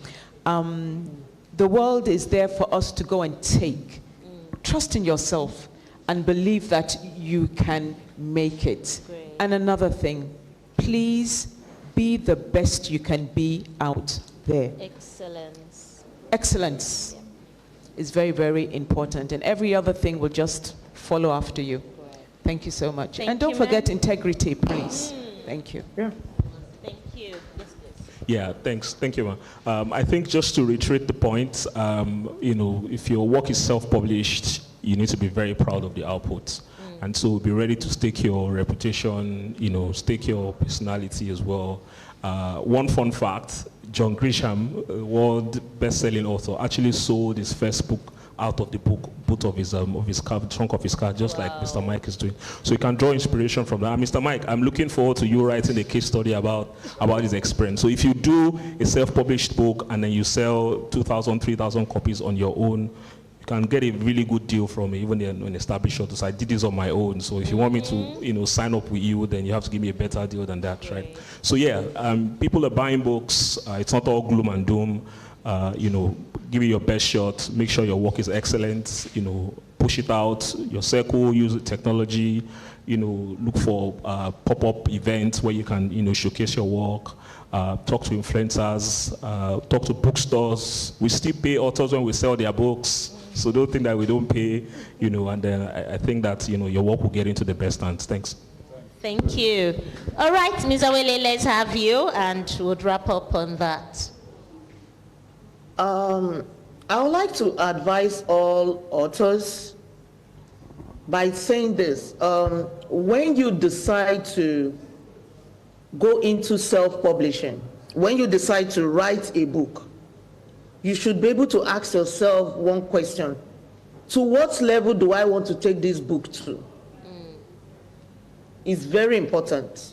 Like I said before, the author have to decide, are you writing for pleasure or for business? When you think about this, you will be able to put shyness aside, and do the work. Like Robert Kiyosaki, he started also from selling his books through his boots, the boot of the car. You understand? Before he now discussed with his wife and say, what next step would they take to be able to make the book popular? Before they got an agency to be able to do that. So all authors should be able to be proud to say, what steps do I take to be able to give this book discoverability? You understand? How do I position this book to get from level A to level Z? You have to talk to people, you have to ask questions. You understand? It's very, very important you do that. You ask questions, because when you do this, you can be able to give the book the push it needs. From 1 copy, 2 copies, 3 copies, 4 copies, everybody knows what the book is all about. And when you start doing 1 copy, 2 copies, you start developing that self-confidence that you can do more. So authors should believe in themselves and should be able to talk. My email is out there. I'm able to give authors. Everybody's busy, but if people can WhatsApp me or email, I'm able to give 15 minutes free to any author in Nigeria that wants to discuss their book. Great. I'm ready to give 15 minutes on that. Thank you. I've got the best panelists. Thank you so much for Thank you. For sharing this much insight on the success of book publishing and marketing. And it was last year, I helped children, or I still help children publish their books. And the books they brought to the festival last year, I gave them the copies. I said, go and sell.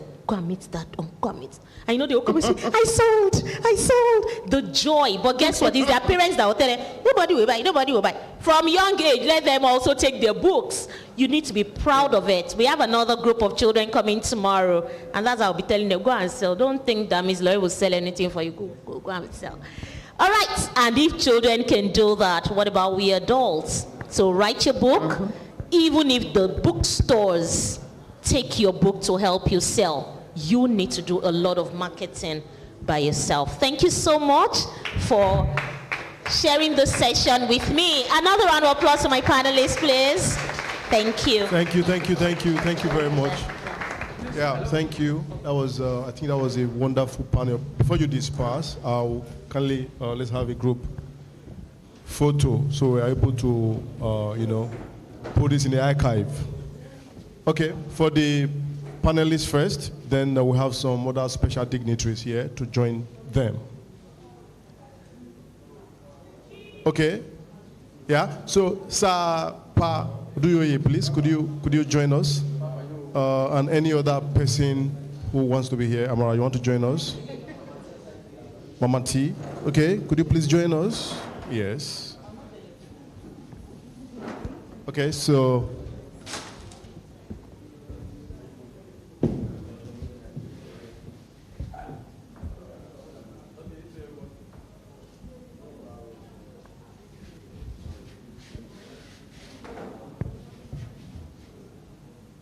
TJ, I have to show you in this picture.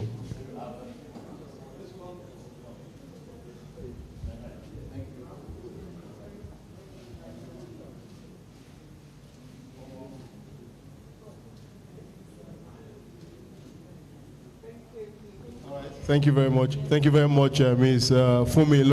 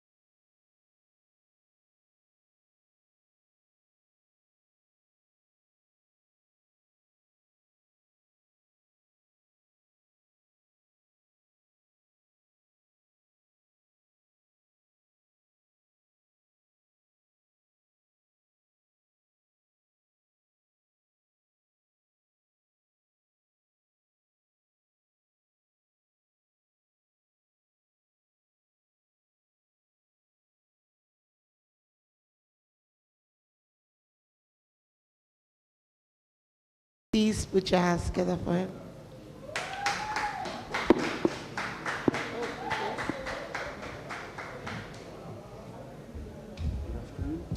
Hi, good afternoon.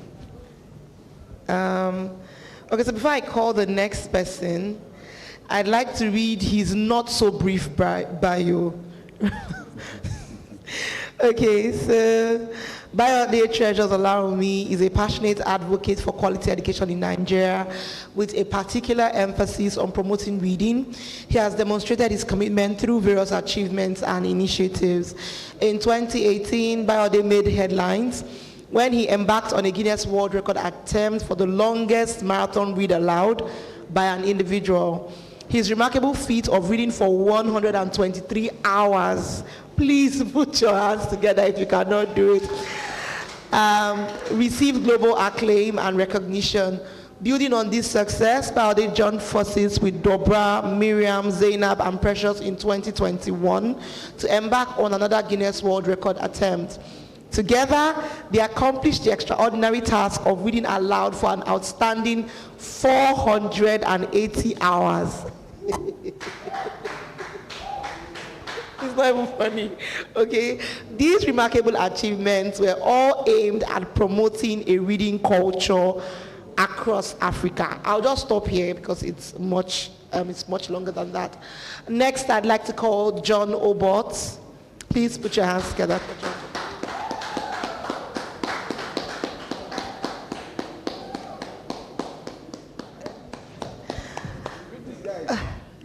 Please.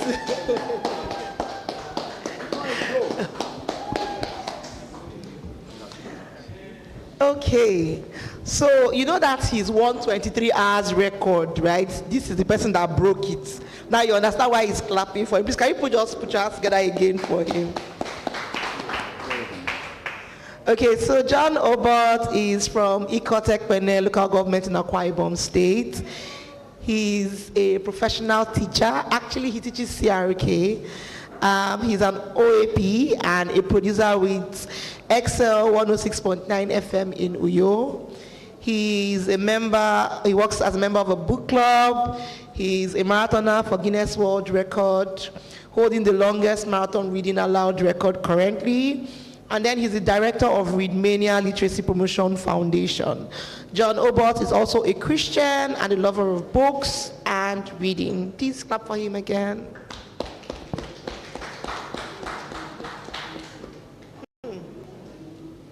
So, it's really nice to meet you, Bayode, and it's nice to meet you, John Obot.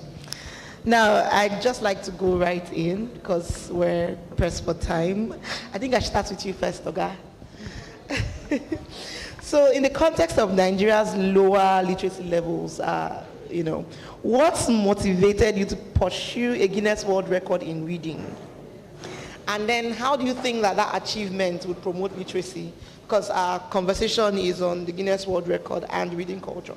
So why, of all the ways to promote literacy, why a Guinness World Record? You're also going to answer the question.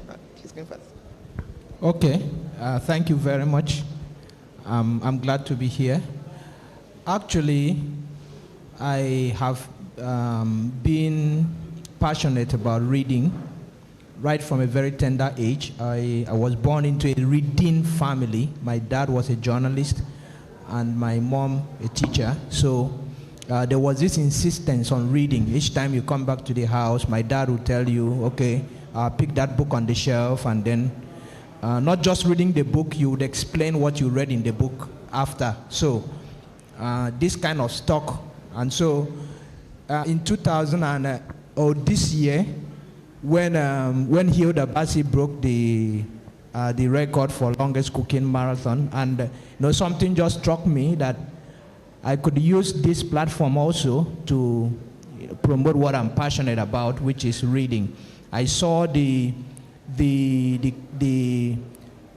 global recognition, the international acclaim that came with that, and so seeing that reading and reading culture doesn't naturally receive that kind of, awareness, I said, okay, I can use the Guinness World Record platform to promote what I am passionate about. And when I went online to search for reading-related records, I think that was the first time I saw Bayode's profile. I downloaded his videos on YouTube.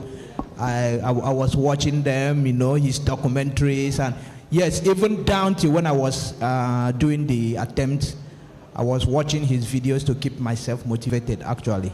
And so that's basically why I decided to use the Guinness World Record to promote, to attempt to promote the reading culture. Actually, the Guinness World Record provides that international platform. You know, it gives you, showcases achievement. And so when you showcase that kind of achievement, it can be inspiring for others. It can also be a challenge for others. You can see how many cookathons came up after Hilda Bassi's attempt.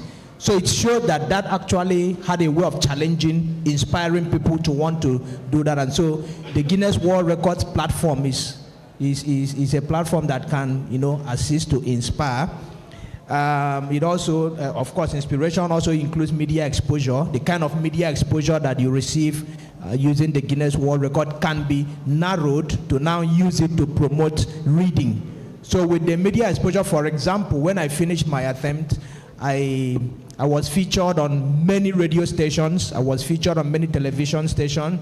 When I was in Lagos last month, I was featured on Arise TV.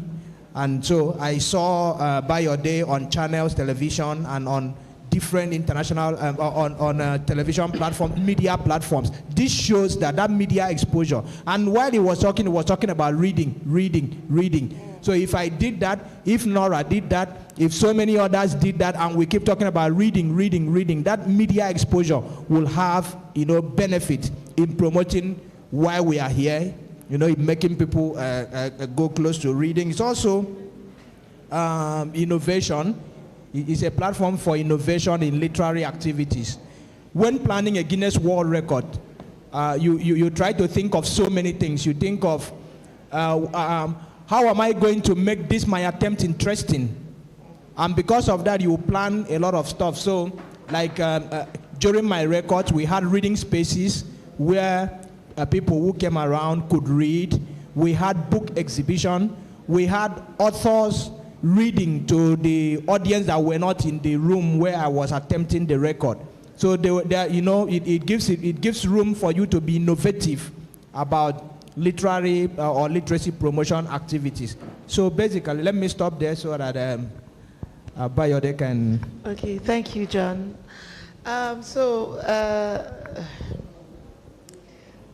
It's quite interesting. You know, he said that Hilda Bassi, with all the media,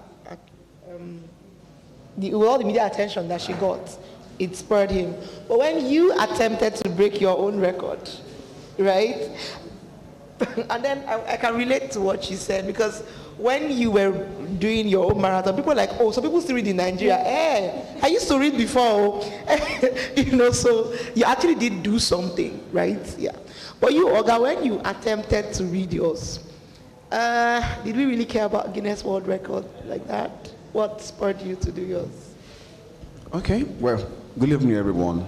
Thank you for having me. Thank you, Amara. Thank you, Obot, for daring that feat, right? Because, you know, people would not understand what you went through, right? Only you can relate, and I can relate because I've been there also, right? So in 2018, when I embarked on that particular quest, just like he rightly said, the motivation was that I need to make reading popular again, right? But unlike him, my father was not a journalist, neither was my mom. In fact, they were both illiterate.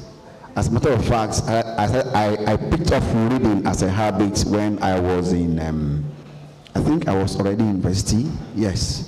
That was when so the first book I picked up was How to Win Friends and Influence People by Napoleon, is it Napoleon Hill now? And I'm like, okay, if I could, in just 2 days, pick a lot from this book, right? Imagine what I would have gained if I had started reading before now. And of course, I started reading since then. But I was in a meeting with two of my friends one a journalist, one a theater art practitioner, and myself a business person. And we're having this discussion about how to make money, what to do, how to promote things. And they were telling me that there was an advert on Facebook where a guy was advertising Yahoo. And I'm like, okay. As in, a guy was advertising for people to come to learn how to do Yahoo. And this, my guys, a journalist and a theater art practitioner, big in their own class, were promoting it. And I was like, I don't understand what is happening here. Because they see me read every time, and they ask Melody, who has book help? Just like, who has book help? And that very night, I shed tears because I discovered that values had been discarded in our country. And instead of complaining, I thought to myself, what can I do about this?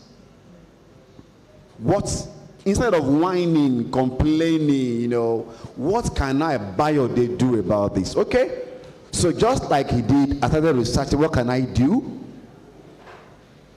Of course, probably before then, what's her name? This, my friend, this Kathy, I think danced about 2014 or 2013, thereabouts.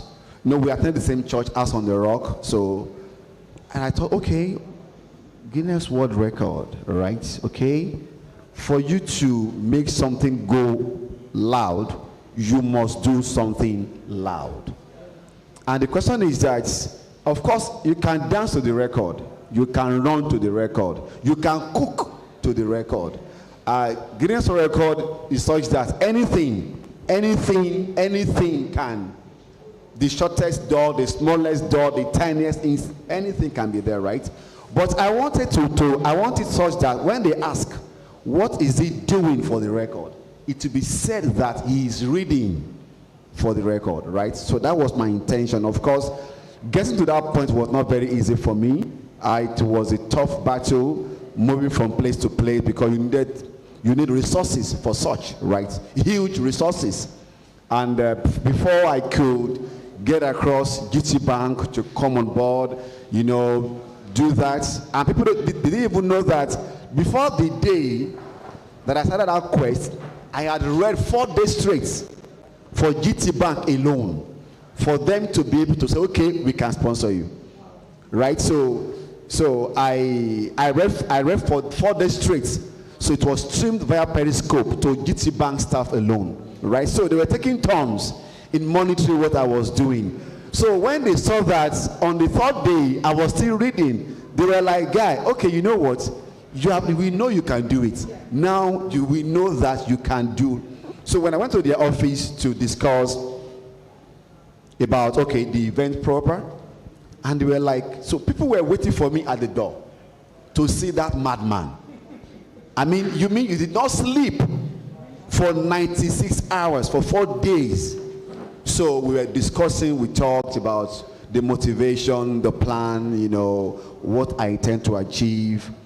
And one question came, and they asked me the question, they said, Bayode, all right, so for this thing you want to do, how much do you think we can pay you? That question came, right? And I was like, okay, any amount you think you can pay Davido for a show, give it to me.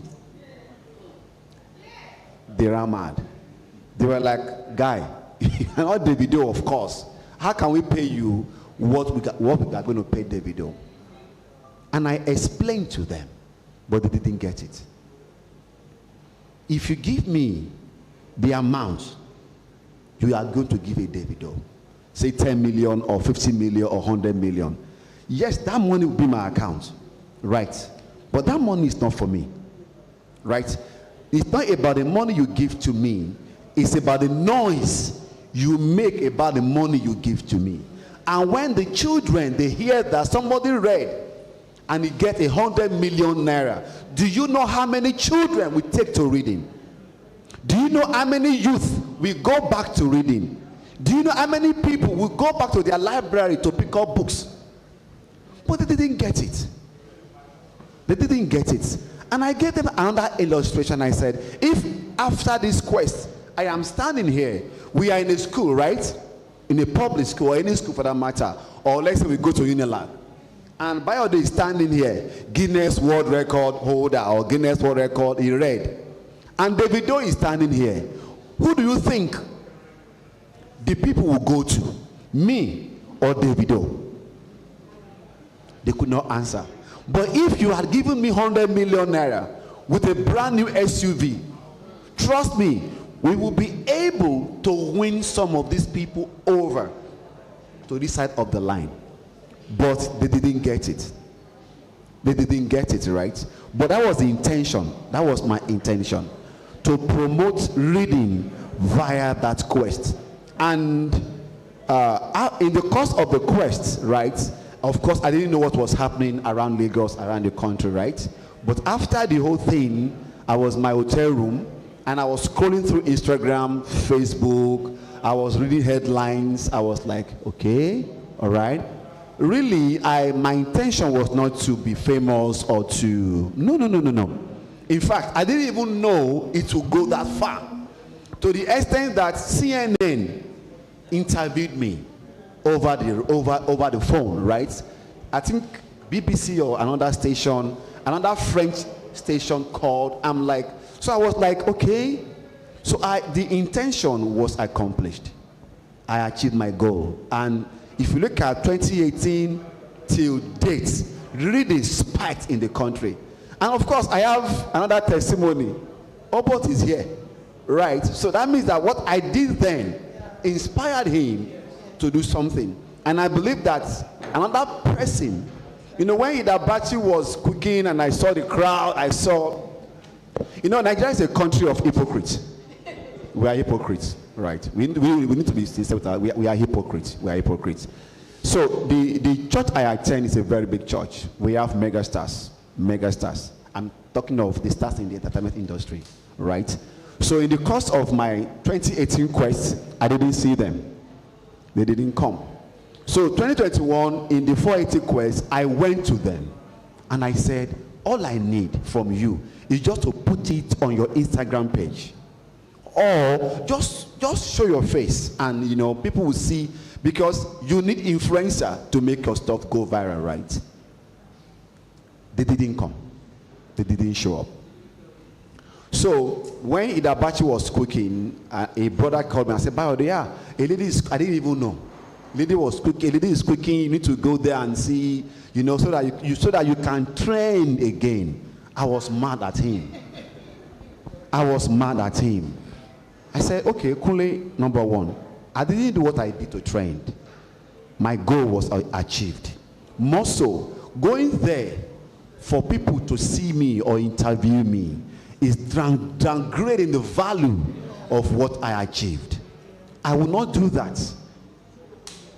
More so, I have moved on. I achieved my goal. I have moved on. But on the final day, I said, okay, you know what? Let me just go there to even see if they were doing this thing correctly. Because one thing is for you to struggle, to labor for 4 or 5 days, and in the end, not achieving your goal. So I was there.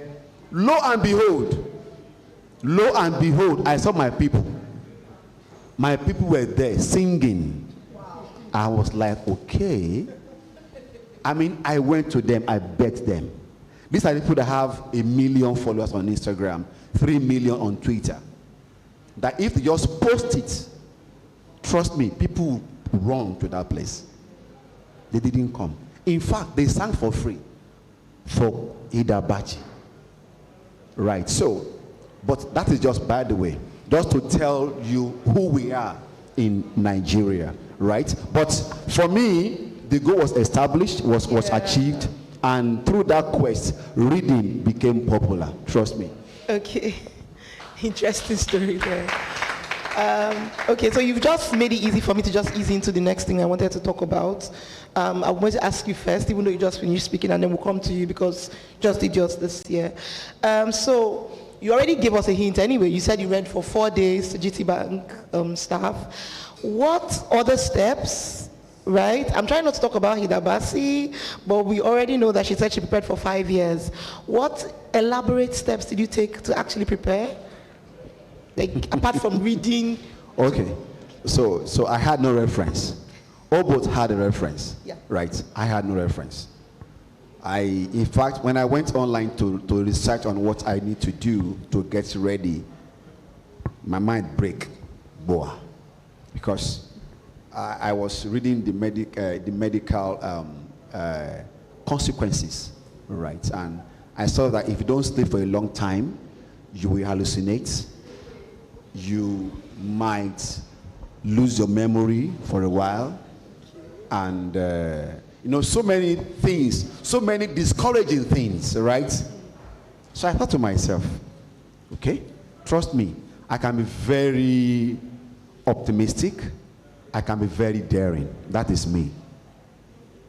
So I said, you know, Bayode, if Jesus can die for the world, you can die for reading, right? Okay? So that kept me going. So there was nothing I could do. So do you rehearse on how not to sleep?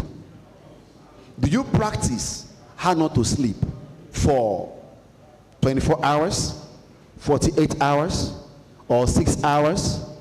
Or do you read for 4 days or 3 days in practice? Because the more you do that, the more you damage your tongue. Mm-hmm. Unfortunately for me, I have a broken tooth.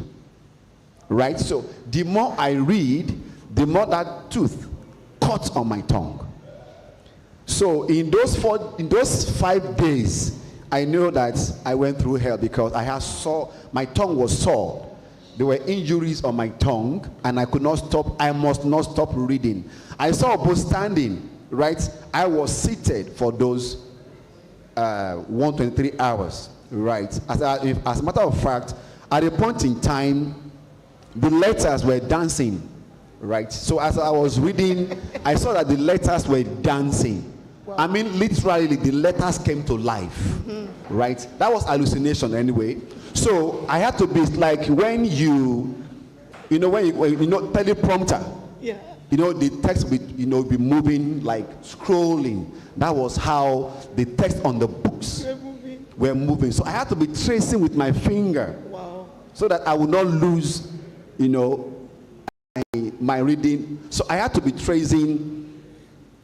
If I look up this pole, you'll be like it is running. For 2 days, for 2 solid days, when I was at a hotel, looking up was scary for me because everything I see is like they are dancing. Wow. Wow. Nothing was static. Nothing was static. The lines were moving, the poles were dancing. I had to shut my eyes.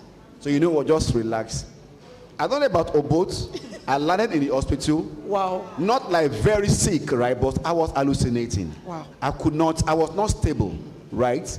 And I had to go to general hospital. I was well taken care. In fact, it was an ambulance that conveyed me from library to a hotel, right? My blood sugar, my BP were like spiking, you know. It was a crazy. So please give Obot another round of applause. Because trust me, I have been there. I did it. I know what it entails. It is not, yes, Idabashi cooked, but she was able to move around. Yeah. You know, she was carrying stuff, she was seeing people, she was dancing, she was laughing. You cannot laugh because you must continue to read and read aloud for that matter. So you can't compare the two. Trust me, they are two different things. Opa could tell the story, but they are two different things. So there was nothing I could do to get ready. Yeah.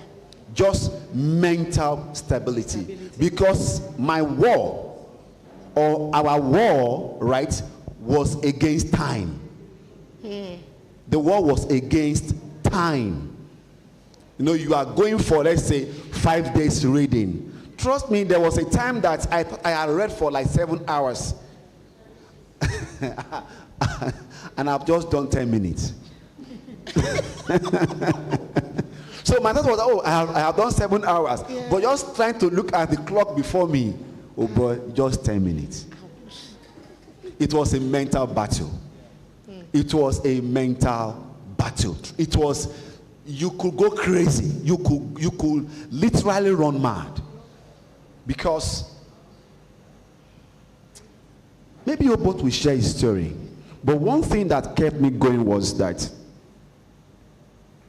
my son, right? So on the fourth day, I went blank. I could not say a word. I could not read again. Wow. I went blank. I mean, I shut down. We are human. I mean, I shut down. So I was taken from that place. My blood sugar was, thank God I had read 24 hours, so I had enough time. So I was taken from there. My BP was checked. My blood sugar was checked. Everything was good, but I just shut down. And GT Bank and my team and Lagos State government were begging me. They were saying, Bayode, you have made us proud already. Just stop. Wow. Stop. You have made us proud already. The world knows that Africans now read. Trust me, they were literally crying. Because they were afraid that I might die. They were afraid. But I was thinking that if I give up now, because before leaving home, I told my children that I was going to read for so number of time. Yeah. And I was pushing them, don't give up on your goals. Keep pushing. Keep doing this. Don't give up. There will be challenges, but don't give up. In my house, if you score below 90, you didn't pass. So it's tough in my house. So now imagine their father. Now, it was by myself that I gave myself the challenge. So not giving up. So I had to finish so that I can have the mind, the guts to push my children to achieve their own goal. Thank you. Wow. Okay, so more people walked in while he was speaking. This session is one of the sessions at the Labaf Publishers Forum. It's titled The Guinness World Record and Reading Culture in Nigeria. And my name is Amara Chimeka. I am seated between two Guinness World Record holders. Bayode won the Guinness, attempted and broke the Guinness World Record for longest reading aloud marathon. He read for 123 hours. And this Oga here broke his record this year. He read for 145 hours. I'm sure that when people were coming here, they were saying, okay, let me go and get tips so I can break the next Guinness record. But for what he just said, do you still want to try? Okay, so because we're talking about it, I'm like, okay, we're going to try to attempt to do like a group thing together, but this thing is saying, and I'm not a just, oh no. Okay, so John, over to you. How did, at least you had a platform, you had someone to look up to. Was it easier than his, or? Well, I will characterize the Guinness World Record attempt for longest marathon reading aloud in one word, and that is okay, in a sentence of 2 words, and that is, it is a suicide attempt. Yeah, it is a suicide attempt, and I'm very serious about it.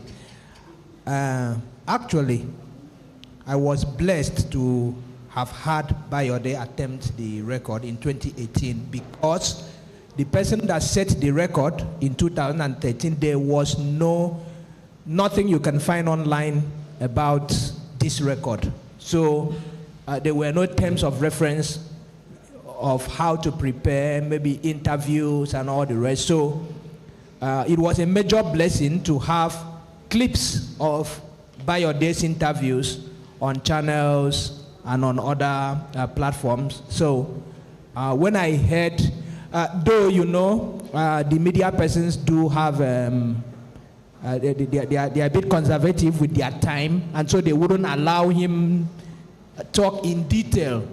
but I could get the picture from what he was saying. And those around me are the people I was going to assist me plan the activity. They were, I had few persons that were discouraging me in terms of trying to paint a very scary picture of what I was up against. One is a medical doctor that told me that, the highest a person can stay awake without sleeping by research is 11 days non-stop. And I told him I'm not going 11 days. He said, no, that is 11 days is when you are going to reach the tipping point and you're potentially a dead person. But at the 6 days you are talking about, you're already very close to the grave.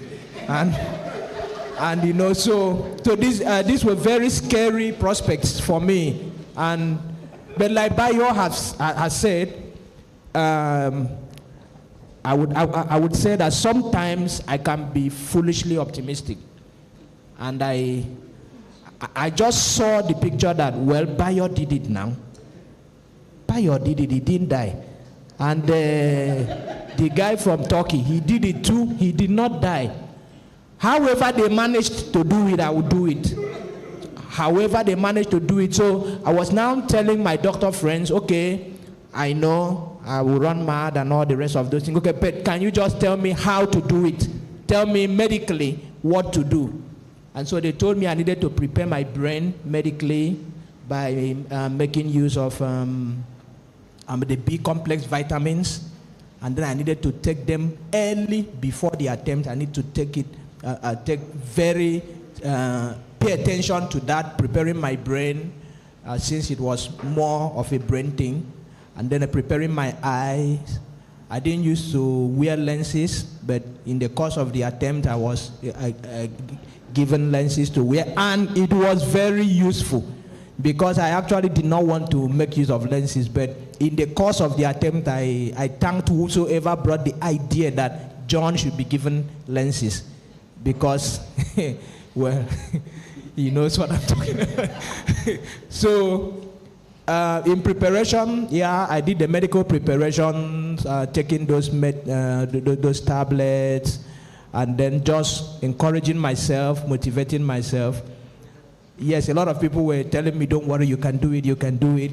But I know they did not understand the full spectrum of what they were encouraging me to do. So I could see through it. I had my fears. I went in afraid. But I did not need to transmit that fear to my team. I did not need to transmit the fear to those around me. I needed to tell them, yes, I can do it. I'm going to do it. I will do it. And when I am alone, I begin to ask myself, are you sure you are okay? Are you sure you are sound? And but the attempt itself was a nightmare. All I experienced in the attempt, apart from the hallucination, were things I never expected. Yes, and I also believe, Bayo, that it's like the thing affects people separately, differently. Maybe as a result of maybe biological makeup or one thing or the other, but I had the hallucinations, the pages were scrolling, and then at some point I started to see flames were coming out from the book I was reading. And when I pronounce a word, for example, if I say the boy ran after the ball, now the moment I say boy, a little boy would jump out of the book. And when I say run, the boy will run across the room. After the ball, I would just see balls, so I would just seeing things like that. And I was telling myself, this is hallucination. This is hallucination. I think that's all I was able to do, because just to remind myself that I am hallucinating. And in the course of the attempt, I had a visit by the deputy governor of Akwa Ibom State, and then when she came, they were blaring the sirens, and they came. From the moment she left till I finished the attempt, I could not stop hearing the sound of the siren. That sound continued till the end of, even 2 days after the attempt, I was still hearing the sound of the siren. So where I was reading, if you follow online, I was standing almost all through, because if I attempt to sit down, I feel sleepy. So the moment I sit and read a line or two, I feel sleepy. So I'll stand up and begin pacing. I'll just be pacing, and then I was now in a state of asking myself, who sent me this? Oh God, and to stop in the middle now, a big shame. You know, so I was like between the devil and the deep blue sea. I just need to continue. Just go ahead. Just continue. And like he rightly said, something occurred to me. I said to myself, well, if I die here, that's in itself is a record. Very few people have the opportunity to die in the full glare of the whole world. So that in itself will be a record, that I died while people were watching me on Instagram, YouTube, Facebook. Everybody were watching me die. No one has that opportunity to die like that. So I was just telling myself, I will die there, and that in itself will be a record. So, well, it wasn't easy, but a whole lot of things happened. A whole lot of things happened. At a point, I broke down. I don't know if there's something about the fourth day of this attempt, because on the fourth day, I also had that same experience. In the morning, when I had a 15-minute break. So while taking the break, I had a medical team that they assessed me and said that I wasn't fit to continue. And they all advised that I should discontinue the attempt. And I think that was because of my honesty, because the doctor asked me, how are you feeling? And I told him, well, beyond the hallucinations, I feel like I am in a dream. Yeah, the people I'm seeing, I just feel I'm going to wake up sometime later. But I'm just feeling like I'm in a dream, and that is real. That's how I was feeling. I was just feeling that somehow maybe I'm going to wake up. And he told me that that's something related to neurosis, or something like that. And so they immediately placed a call to a psychiatrist that was coming from the only psychiatric hospital we have in Akwa Ibom, Naked, and that's roughly about an hour distance from where I was doing the attempt. So the doctors told me that the psychiatrist is on his way to check me, to analyze me, and then, but in the meantime, that I should discontinue with the attempt, that it's not very good for me.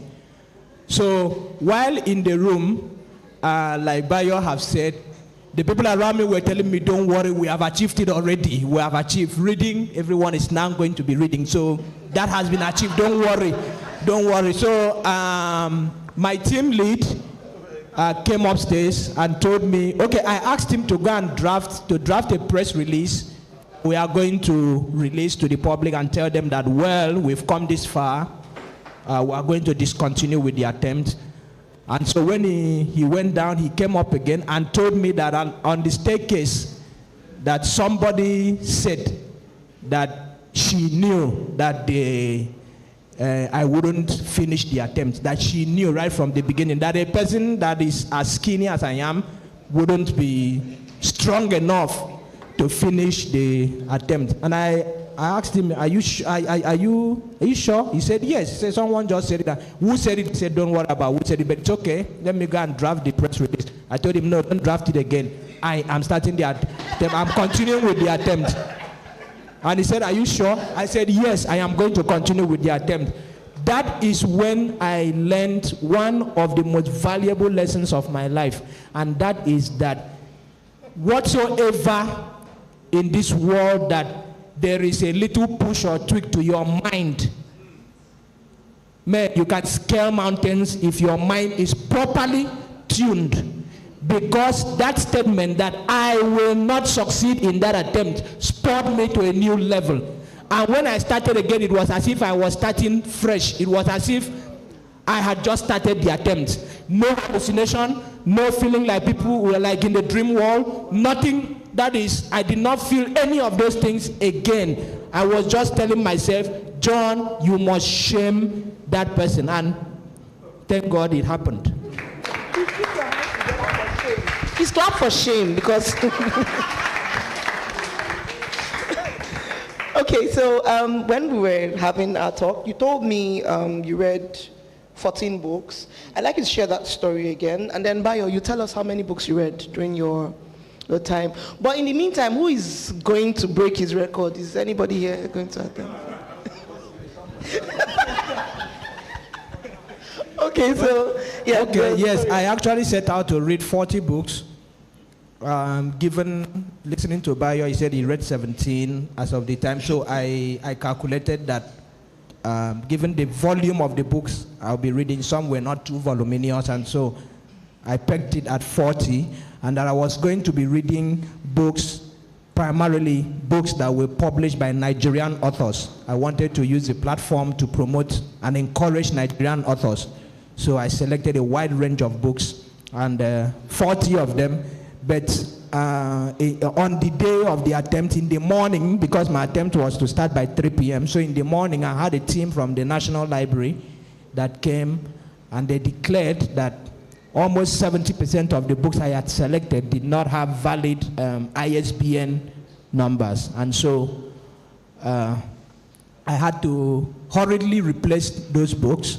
And so some books were brought in for me to replace them. So I had to read books I have not read before. Wow. And it also put me at a disadvantaged position, because the ones I intended to read, I had read them before, and then I had also planned how I was going to read them. I had margin notes. I had where I was going to emphasize. I wanted to make it entertaining so it wouldn't be boring for people who would stay with me all through the night. And so, but, well, it was still entertaining, but that was removed because I had to drop those books. Secondly, I experienced problems with books with tiny print. And so for the publishers here, if there's a way you can also be helping to try to check the print of the book. Maybe also authors, maybe it's how they demand it. Maybe they just want to see how to cram so much information into a small book, and so they keep reducing the font size of the book.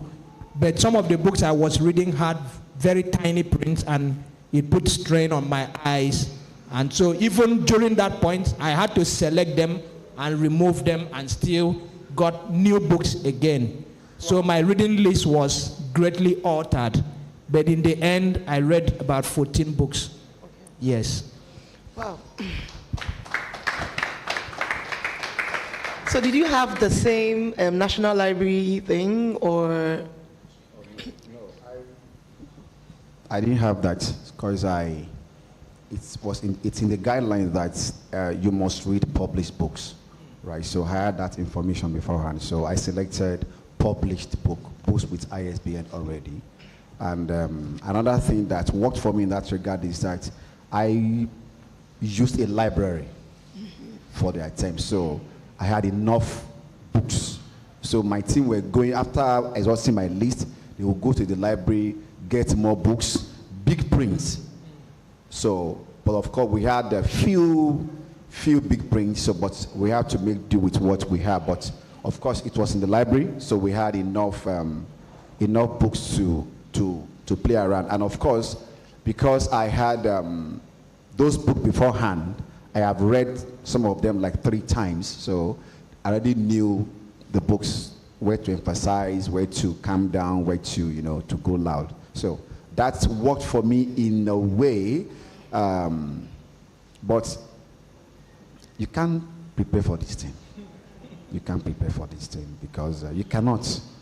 As a matter of fact, if I know he would testify to that, even your breaks were like courses, because when you take the break, you have to come back to try to adjust to reading again, to find your sitting position again. So at the time I stopped taking the break, I was doing 13 hours, 14 hours, 9 hours, stretch, right? Because observing the break, it was not really working for me, because you had to come back to, because even the break, right? Do you want to sleep, eat, or bathe, or do what? In that 15 minutes. I'm wondering, and you still went to go and do it again? Yeah, because, well... okay, so sorry, excuse me, for those who don't know, he also went back again with a few friends to break another Guinness World Record attempt for reading, and they did 400 and what again? 480 hours. Okay, all right. That's 20 days. It's okay. Continue.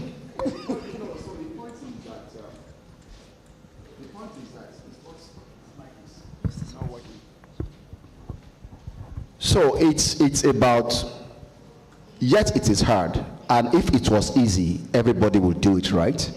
So if I could skate through the first one, I could do the second one, and of course we did it. So to be great, you must do great things.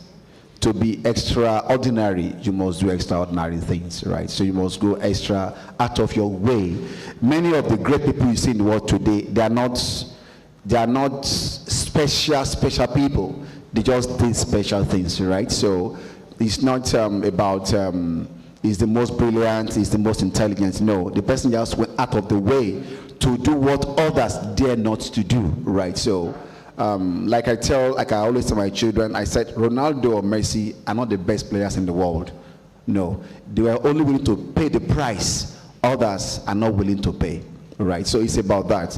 So anybody could do it, anybody can do it, but can you subject yourself to such rigor? That's the point. Because even till date, truth is that I'm yet to recover, right? Yes, 2018, because I forget things. Because I forget things, so I will try to remember. Because I didn't sleep, and so the brain was starved of the required rest. Do you understand? So there is no way you will not have some consequence. Of course there are. So I just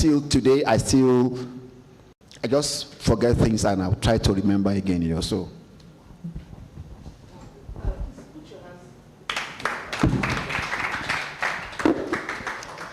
Okay, so we're rounding this up now, but I want to ask a very important question. You've told us how you endured and how you stayed focused throughout, to reach your goal. Now, what lessons from there can we apply? Because the whole point, what you set out to achieve was to promote literacy, right? So now, what lessons can we draw from your endurance journey to helping us as a people sustain our own, to help with sustaining, growing our literacy? I don't know if I'm framing the question right, or if you're getting, so. Yes, actually, I would say that the attempt, has two prongs. The first is the Guinness World Record, and then the second is the promoting of reading culture. You can attempt a Guinness World Record, like Bayo has rightly said. I am a strong advocate for the categorization of Guinness World Records, because now having one blank Guinness World Records for everybody, a person would just maybe lob football for 3 seconds and then he gets a certificate. A person will maybe trek from this place to the other place, maybe balancing a tray on the head, and he gets a certificate. I think a lady just broke another record I think yesterday or 2 days ago for the longest for the longest braid, woven braid. Yes. So wig, and so you can see, and as we're talking, one of my brothers in Uyo is attempting a record for speaking currently. Yes, we spoke this morning. Of course, Guinness World Record is, like he said, it's open, it's free, it's a platform, anybody can do it. I'm not a fan of asking, you are doing too much now. No, it's the key there is, what record are you attempting? Bayo talked about it. He said he wants a situation where he will be asked, what record is he attempting? And when they said he's attempting a record in reading, it makes sense. When you hear somebody attempting a record for using the teeth to dehusk coconut, how does that record, what's the impact of that kind of record on the society? Yes, it's a record. Guinness will give you a certificate, but what impact is the record? So I wouldn't want to talk about Guinness World Record. I would like to talk about the impact of what we did. The impact. I believe that I am a product of what Bayo did. Yes, because now from what Bayo did, I got more inspiration. I got the motivation that, okay, go ahead, you can do it, So, and I've also seen it in Lagos. This is the second time I've been in Lagos this year, and I'm seeing a book ecosystem, a reading ecosystem, a thriving reading ecosystem in Lagos. It is not like that in Uyo. For a lot of us, like Dr. Richard has been, and many of us here that have been in Akwa Ibom, you will see that basically if we're talking about reading, then Akwa Ibom should be maybe in the 15th or 14th century in terms of reading promotion. But immediately after my attempt, one sign that what we did was successful was the increase in the number of persons that wanted to join the Uyo Book Club. We had a spike in numbers. That Saturday, when I finished the record on a Monday, that Saturday was the book club meeting. And people were lining up at the lounge to register at the book club. The next Sunday, which we used to have the Rafia City Book Club, people went there too. And when I then announced that I was going to be at Abak to inaugurate the Abak Book Club, it was more like a carnival. Aside from people coming to see that guy that read for 145 hours, it also became a ground for authors to sell their books. There was this interaction, this discussion around reading. And monitoring Facebook during the attempt, before the attempt, and during the attempt, we saw that the conversation around reading had increased. And as we speak now in Uyo, we have young persons beginning to write books, no matter how poorly written it may be, no doubt. Whatever is written has been written. A thought in print is immortal. So at least it shows that something has started. Not like in Lagos. I'm always very impressed when I get to see the kind of reading clusters, reading activities that is taking place here. If you come to Uyo, I know, while here, you may think that because I listened to so many of the panelists, they were saying, we've not done so much, we've not done enough needs to be done. Until you come to Uyo, you will know that you deserve gold award for what you have done already in Lagos. Please put your hands together. Because there's something profound here. If there's any take home for me from here, it's that if you want to do something, even if there's no one who's done it before, just do it anyway. At least you inspire someone to continue. Case in point, Bayo Day and him. I mean, if Bayo didn't do his in 2018, bros, it would have been tougher, right? Yeah. Okay, so Bayo Day, any last words? Because we are pressed for time. I just want to first commend Labaf, Uncle German, for this consistency. Going back in the early 1990s, right? You see what the Idris Abdul Karim, those old musicians, they did for the hip hop, right? And today now you can see how hip hop is booming across the world. We're now exporting hip hop across the world, right? So I believe that if we can be consistent in doing this, right, in the next 20 years, I believe that we have authors that are exporting their books, right? We are contributing our own culture to the progress of the literary sector in Nigeria, so to say. So that is why I did what I did. I have contributed my own culture. I'm still being here. So I want to admonish you all to keep striving for this industry, keep working for this industry. Trust me, this niche is very tough. But in those days too, it was very tough for the hip hop industry in those days. They struggled to get sponsors, to get promotion, to get all sorts. But today, very attractive, right? So very soon, we also will be very, very attractive to the world if you continue to keep innovating, keep sowing the seed. Harvest is very near. Thank you very much. Thank you so much, Bayode. You, John, what's your... Okay, inspire someone to come and break your record out. Yes, let me include that in my last words. Firstly, I'd like to thank the organizers of Labaf, and I'm happy to be here talking about books since on Monday till this moment. Innovative activities around reading is something impressive. I just look forward to having something like this in Akwa Ibom, where we'd spend a whole week talking about books and reading and literacy, and so on the strength of that, I'd like to call for collaborations. We are open for collaborations in Uyo, particularly through the Uyo Book Club. We are open for collaborations. Whatever innovation, whatever activity, please don't fail to reach out to those of us in the dark parts of Uyo in Akwa Ibom, the dark literacy, literary book side. And then also, I'd like to say, like you've said, I'd encourage you to, beyond attempting a Guinness World Record, you can do something to promote reading. But then, if you want to attempt a Guinness World Record, please do. Bayo is very close by, and I believe that... No, so sorry to cut short, Obo. So very soon, probably in the next...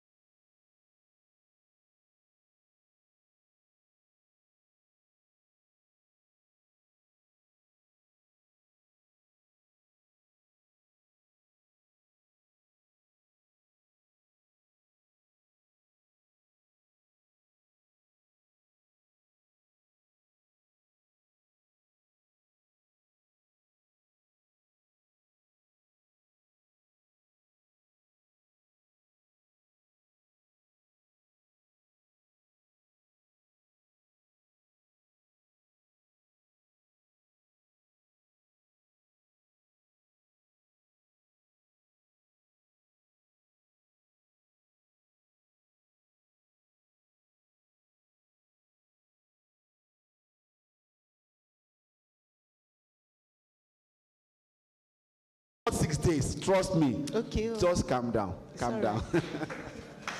Thank you so much. I absolutely loved, this session. Thank you, Labaf, for having us. Thank you, Mr. Richard Mama, for the Publishers Forum. Thank you, Bayode, for being here.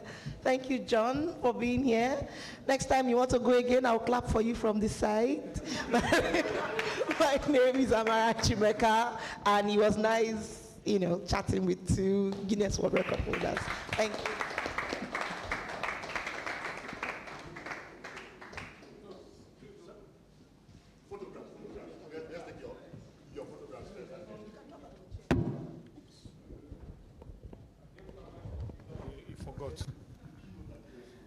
Well, this is a room of champions.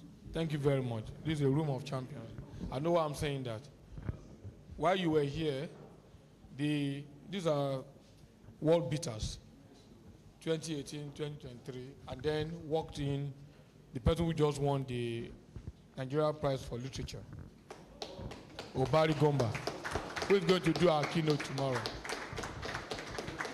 So, and I've asked, he's the latest millionaire in town. Don't tell us they've not given you the check. Oh.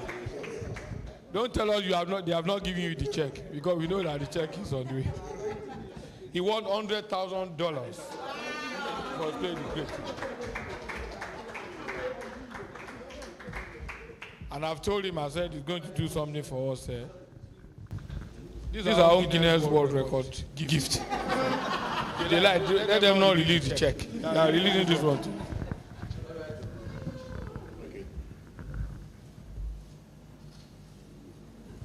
So inside there we have you meet him later to go. I didn't tell him so that I will not run away.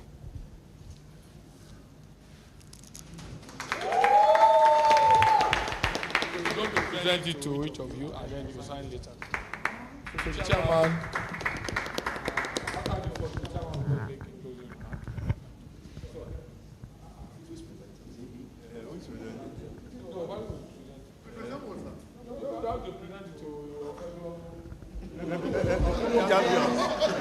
Champions.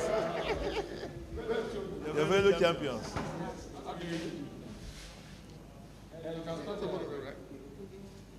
Have you finished taking your photo? Don't stand there. So the two of you. Okay. I can't say. I don't talk about pictures like that. Maybe just come here. Yeah, let him come.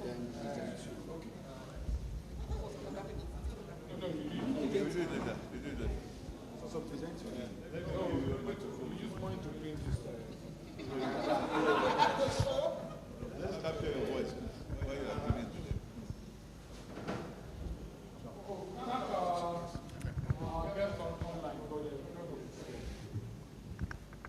So, John, on behalf of Labaf, I want to present this token to you, and I thank you for what you're doing for the book industry in Nigeria. Please keep doing more. So this is a very beautiful bag, and according to Jama, was printed with money. So we want the logo to show. And this is a hardback copy of Great, winner of the Nigerian Prize for Literature. Thank you.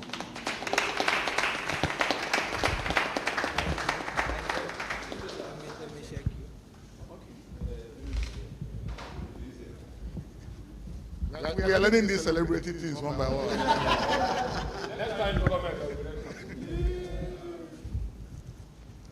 Buyer.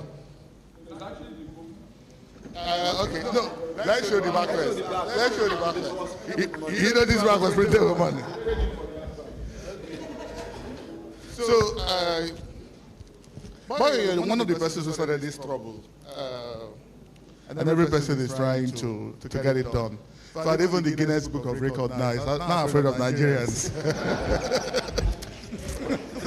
They are begging us. Nigerians are applying like mad, and they are begging us. So that in itself, it's a Guinness record for us. We don't tell them, say, as we don't touch that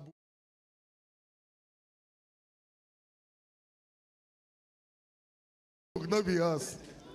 Bayo, thank you. On behalf of Labaf, we'll present this to you. Let the photograph show. I like the bag. No, we will show the book. And then this is a hardback copy of Great, winner of the Nigerian Prize for Literature 2023. Please keep doing the work you're doing. I like what the statement you made. If we leave the country to politicians alone, we will not do anything in this country. It's the energy of simple folks who are committing to doing great things in spite of the difficulties of the Nigerian space that is keeping this country. So thank you very much. Thank you. Chairman.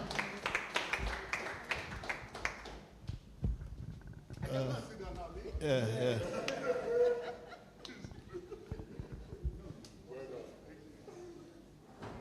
Good afternoon, ladies and gentlemen. I'm beginning to believe in myself that I can be a champion too. I don't know which area, but I've been mingling with champions in all areas of human endeavor. So don't be surprised when I start doing something daring. Because these guys have just been exceptional, in all areas. So After the winner of the literary prize for literature has spoken, I don't think I'm entitled to say much. It's all been said. And I want to congratulate our champions. You continue to be our champions. Only very few people will choose that area that you have chosen. It's not as glamorous as some other things like music and whatever. So that you chose that just even shows that you're a champion even before you demonstrated it. Congratulations again. Okay. I'm addressing you too. So I just want to say congratulations, and I think that I will hand over the microphone to German before he seizes it from me. He usually does that. It's a big bosser. Thank you very much. Thank you very much, Chairman. Many people may not know that he was the chairman of Association of Nigerian Authors. But I can say confidently that at the time when Anna had problem in Lagos, he was the one that came into rescue. Because he came from business, and he's also a published poet, so he was able to help us to organize. So if you see any outer of our organization in what we do here, because he insists on certain procedures. We will have done it the artist way. We don't get it done. So it's a day for reading, because the next item is reading. Can I have the poster on? We have what we call the book trek. What's the idea of the book trek? Book trek means the book, because by the way, you know what we have been doing. We've been trying to bring people to come and meet the book. Since Nigerians are not interested in meeting the book, we are now taking, the book will now walk to them. So we launch a process in which the book goes to the community. Like for instance, we present about 40 copies in every community. We believe that if the books are in the hand of young people, they will get to read it. The book will travel. So that's why the book trek has been going to communities. So we've been taking some authors to communities. But we brought 2 of them here today to be part of this. There are supposed to be 2 of them, and Amara is going to come here and introduce this. I don't know where Amara is going. She's that restless. I can tell you. Amara, please.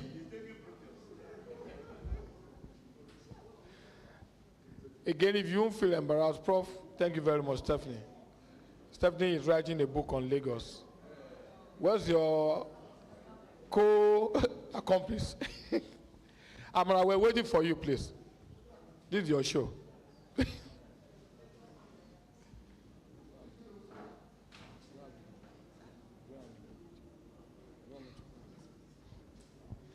Good afternoon again.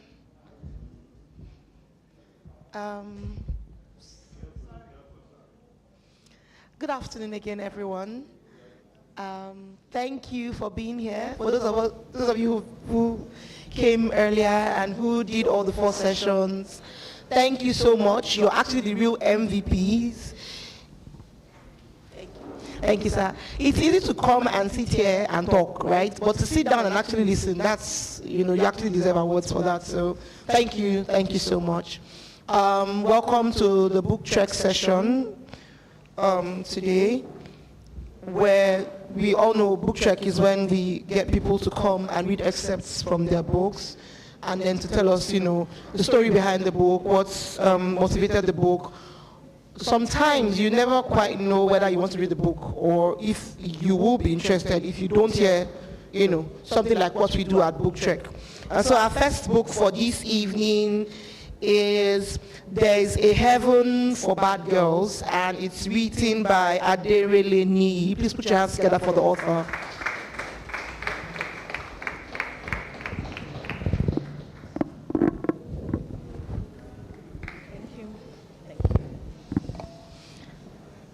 Hi, what's your name? Aderele? Yes, Aderele. Okay. It's nice to meet you. Thank you. Yep.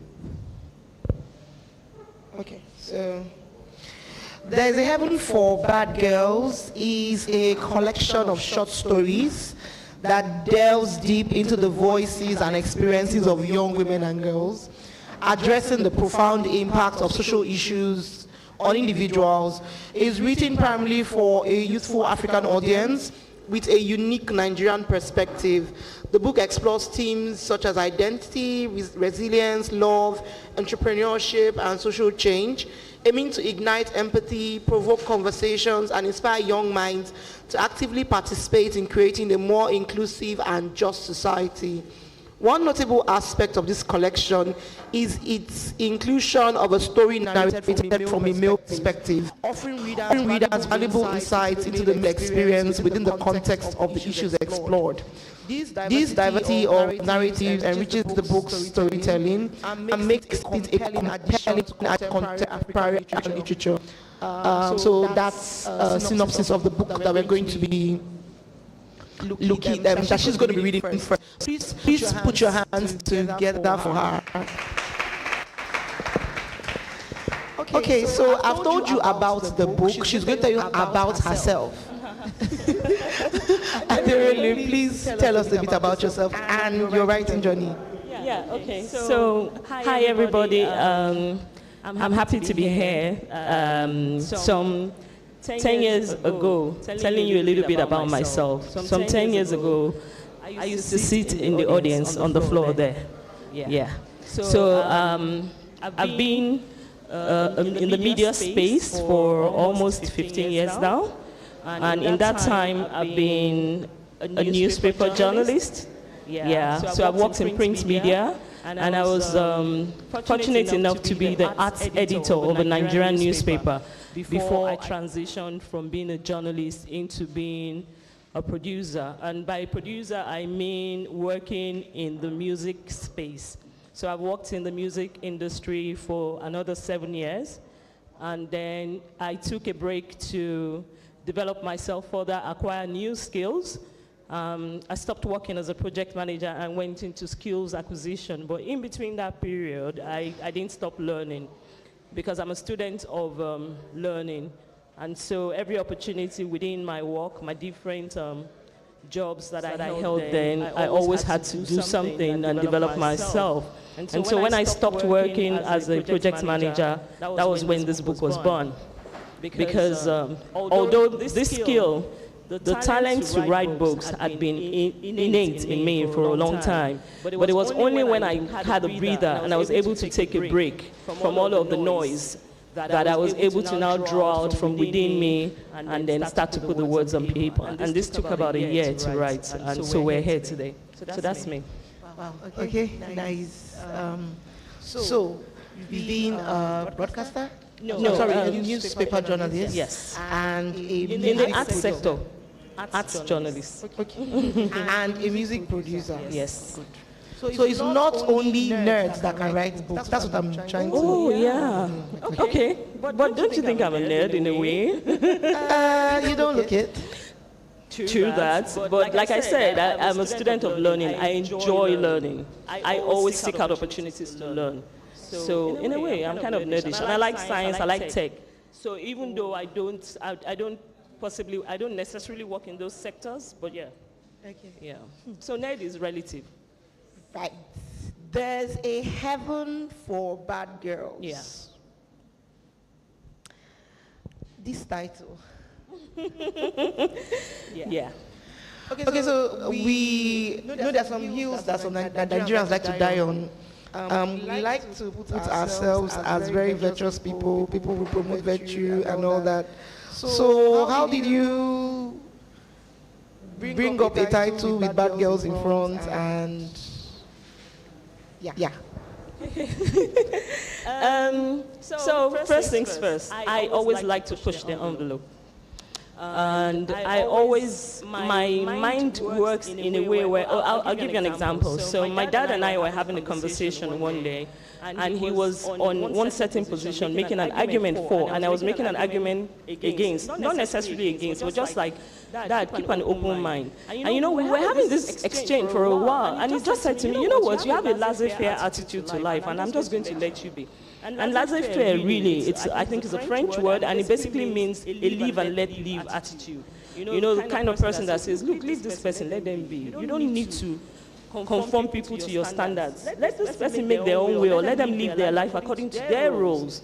And that thing stayed with me. In this conversation we had almost 19 years ago, but it stayed with me because I kept thinking, okay, if my dad, who knows me so well, can make this kind of comments to me, then that means that there's a certain perspective that I have that is me and different. And I found out over years that I always challenge what is social scripts or the norm. I like to challenge to say, why does it have to be this way? Why can't we do it differently? It doesn't mean I'm all out rebel, but yes, there are things that I like to push and say, can I nudge it a little and see what gives? And so with this title, there's a phrase that is very popular. It was made popular by a female journalist, an American journalist. She used to be the editor of Cosmopolitan magazine way back in the 60s. She was actually a journalism it girl, if you know what I mean by that. She was a big it girl then. And the phrase was, good girls go to heaven, bad girls go everywhere. So in other words, you just place to what you said about morality, the standards of morality and virtue. So there's a certain perspective that if you're a good girl, there are certain things that will fall to you that are good. And if you're a bad girl, then you should expect, no chance at redemption, so to speak. But my book is saying, really, there's actually a heaven that accommodates bad girls, that bad girls can have a chance at heaven. They can either reform themselves, or you'll be shocked that the standards by which God or whoever, the supreme being, will judge us might not be anything close to the standards that humanity sets for people. Yeah. Okay, so I think I think we should just go straight in. We'd like for you to read a story or two. They will decide from the collection. And please, these books are available downstairs. It's when you come to literary festivals, please buy books, support Nigerian writers. It's available downstairs. How much is it? It's 6,000 naira, but if you can prove that you're a student, you get half price. Wow, okay. Yeah, that's my offer to students. Your ID card, sir. Just come with a form of identity and you'll be eligible to get a discount price. Can I bring my old student ID card? I see I have it. We will check the year. Okay. All right. So it's available for 6,000, but you can shall buy two and say, okay, give to students, right? So please, we'll take your reading now. Okay. What page are you reading from? Okay, so I'm reading from a story titled Praise of Terror. I'm going to read two different, it's a collection of 5 stories. The first story has the Praise of Terror is written as a tribute to the girls impacted by terrorism in northern Nigeria. Now, because my lived experience as a woman is being mainly based in the southern part of Nigeria, so I haven't had a real experience of insurgency or terrorism. But in writing this story, I had to go to a very dark, deep place for a period of time. I had to take space away, and I actually had to ask for inspiration to be able to write the story. And so it's a very dark story. When I wrote it, I fell into a bit of depression. But I wrote a poem to lead into that story.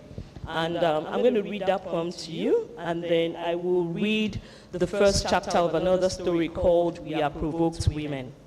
So let me start with Praise of Terror. Can you share the page? So page 99. Okay.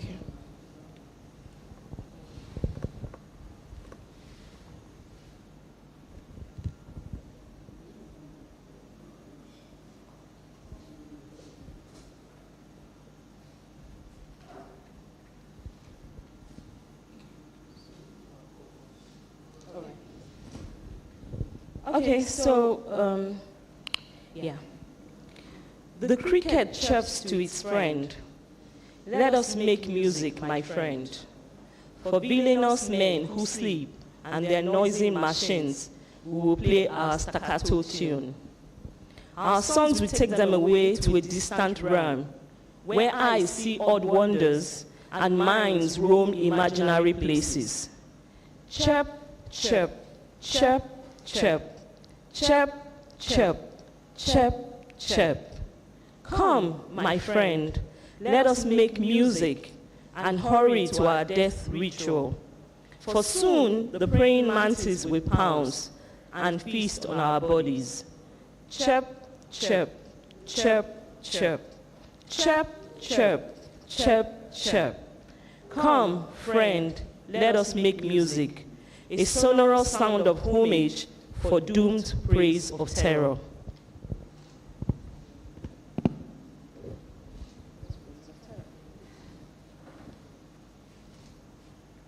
So we are provoked women now. And the first chapter, this is titled Fragile Ego. Are you there? Yeah? No, I'm reading from We Are Provoked Women now. That's story number 3. Story number 3. You have to go to the front. The third story. Yeah, story number 3. So it's titled, it's on page. So it has, just go after page. After page. Okay? After page. Okay. All right.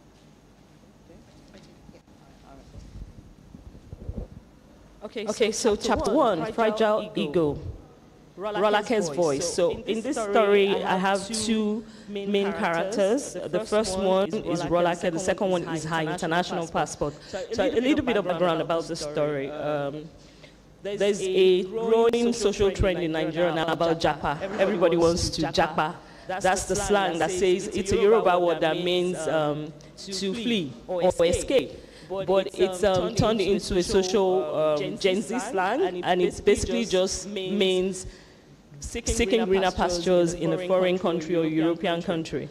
And so this story is about a young girl who is an entrepreneur doing so well in Nigeria, and she's running her own business and making her own money. And she's been able to more like self-sufficiency. But at this stage, she's in a state of crisis. And so let's get to meet her, the character of Rolake, and what is going on in her head, this opening chapter. At moments like this, in the darkest recess of my soul, I wish my father's breath would cease, putting an end to the verbal abuse he subjects me to. But as quickly as a thought bubbles up, I bust it. It's a Sunday. I'd gone to say goodbye to my father in his bedroom as I returned to Lagos after spending the weekend in Ibadan with my family. My dad conveniently forgets to have a private conversation with me on Friday evening, or throughout the day on Saturday. Not even after we returned from church service earlier today. No, it has to be when I'm all set to get into the car for the 1-hour trip. He waylays me with a "When are you getting married?" sermon. My mom tries to play his advocate as she walks with me to the car. We speak in Yoruba, our native language. But she keeps her voice down for the benefit of my younger brothers, Ladi and Lekon, who are an earshot away. I know your father's words can be hurtful, but you should understand that he became a difficult person after he fell ill and ran out of money to care for his health. I roll my eyes in exasperation at how quickly she rises to his defense. Mom, I'm the choir here. What I fail to understand is why he feels the need to constantly attack me. She tries to explain that our culture expects a woman to be married at a certain age and status. I know our culture and the bondage it puts on women, and I will not be a slave to the culture. It will not determine when I will marry. I'm not happy you and Daddy talk about this when I'm not here. The digital face of my iWatch notifies me of a message. My boyfriend, Andre, a welcome interruption. I shoot off a quick reply. Hey you, I'm about to leave Ibadan. We'll call when I arrive Lagos. Splendid. Bon voyage, baby. I pull Leko and Ladi in for a quick hug, and I give my mom the customary Yoruba courtesy reserved for elders and jump into the car. Driving away from the house is a relief. I sneak a glance at the rearview mirror to see my mom's pensive stare following me out of the gates. Chapter 2.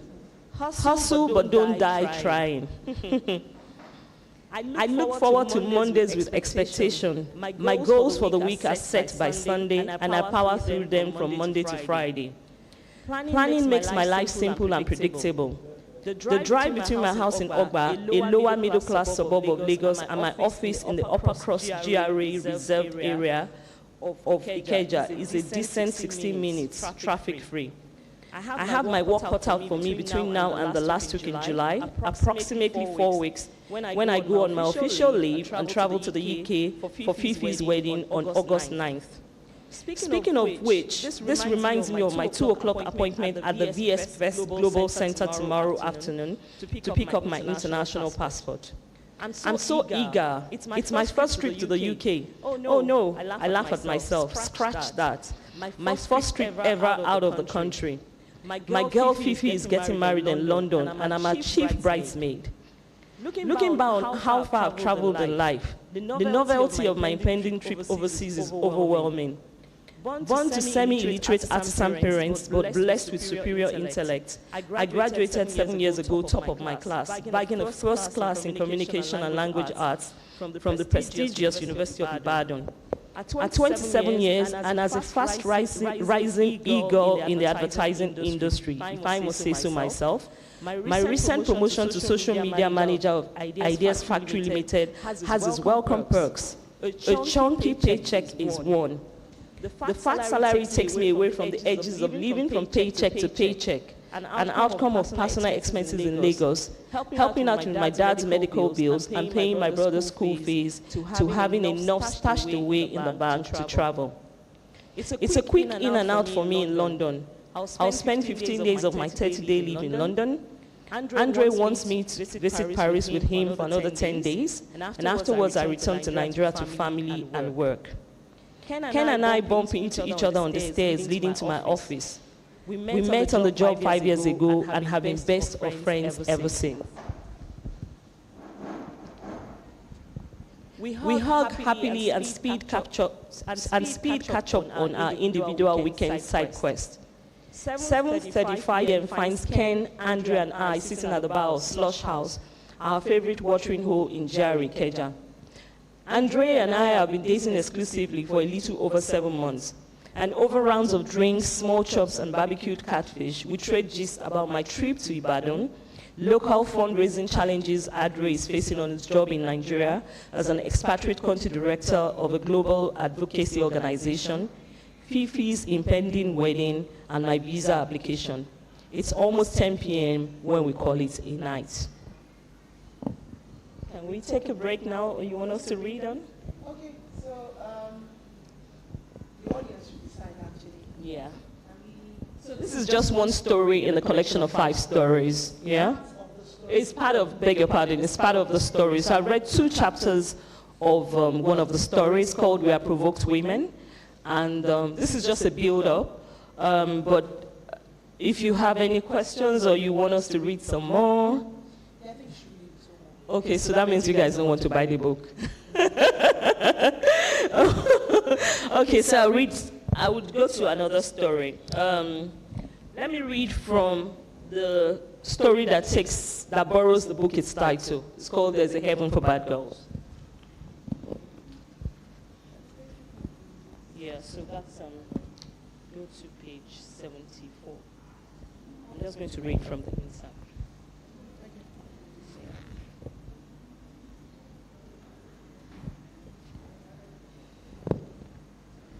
Okay, so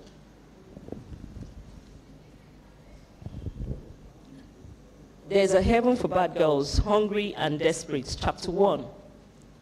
Twilight shields Fatima from prying eyes as she lurks like an unwelcome guest in the shadow of the Akachukwu's hulking mansion. The 19-year-old's jet black skin and gray tie and dye shift dress blend into the silhouette of the dimming sky.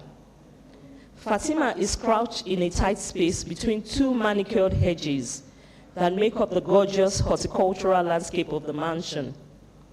Unbothered by sharp twigs pricking her bare arms, she gulps in the aromatic smell of Auntie Ruth's cooking, stronger in the air by the house than in the domestic workers' quarters. Bristling excitedly in anticipation of her next meal, the girl crans towards the window of the brightly lit dining room before her. The room's day blinds are still open, revealing standing lamps bouncing their warm orange glow off the glass dining table. Fatima can see an exquisite table setting and a rich buffet. Trails of steam escape from the lids, placed over piping hot food, served in beautiful enamel dishes. A few platters of cold meals and sweets also lay alongside temptingly. The girl's mouth slowly wets with digestive saliva. Her longing gaze is broken by a loud, growling rumble in her belly area. She looks down at her mid-region and grimaces at the ensuing colicky stab in her food-deprived intestines. Ha! These worms are going to kill me, she says in Yoruba. Her mind echoes a learned childhood fable of angry, hungry worms eating away at your insides when your stomach is empty. Emboldened by the worms yearning for food, Fatima cautiously inches out of hiding for a clearer view. Suddenly, the dining room door swings open. She scurries backwards into her shelter, blindly tripping over the garden curbstone. Oblivious to the tumbling girl outside the window, Auntie Ruth, the family housekeeper, comes into the room, carrying dining plates that she places on charger mats around the table. Hey, this girl. Fatima's jumpy heart thumps faster at the sound of Mr. Sochi's hushed but bristling voice behind her. In her crashing retreat, she did not hear him approach. I don't want you say make you know they near this house when Madam or Oga dey. Come out from here before person inside house see you. Abi you no want chop this night? She knows better than to argue with a subtle threat. The girl scurries to the adjoining domestic quarters, accompanied by Mr. Sochi and his vexed muttering. Back to her seat on the steps leading into the workers' quarters, Fatima ponders over Mr. Sochi's uncharacteristic harsh tone. It must have something to do with Oga Pikins, who just come back from America. A few more cars than usual are parked on the premises. Loud music and waft of voices travel down from the swimming pool area and cast an ambience of festivity over the house. Her mind returns to the dining table and its extravagant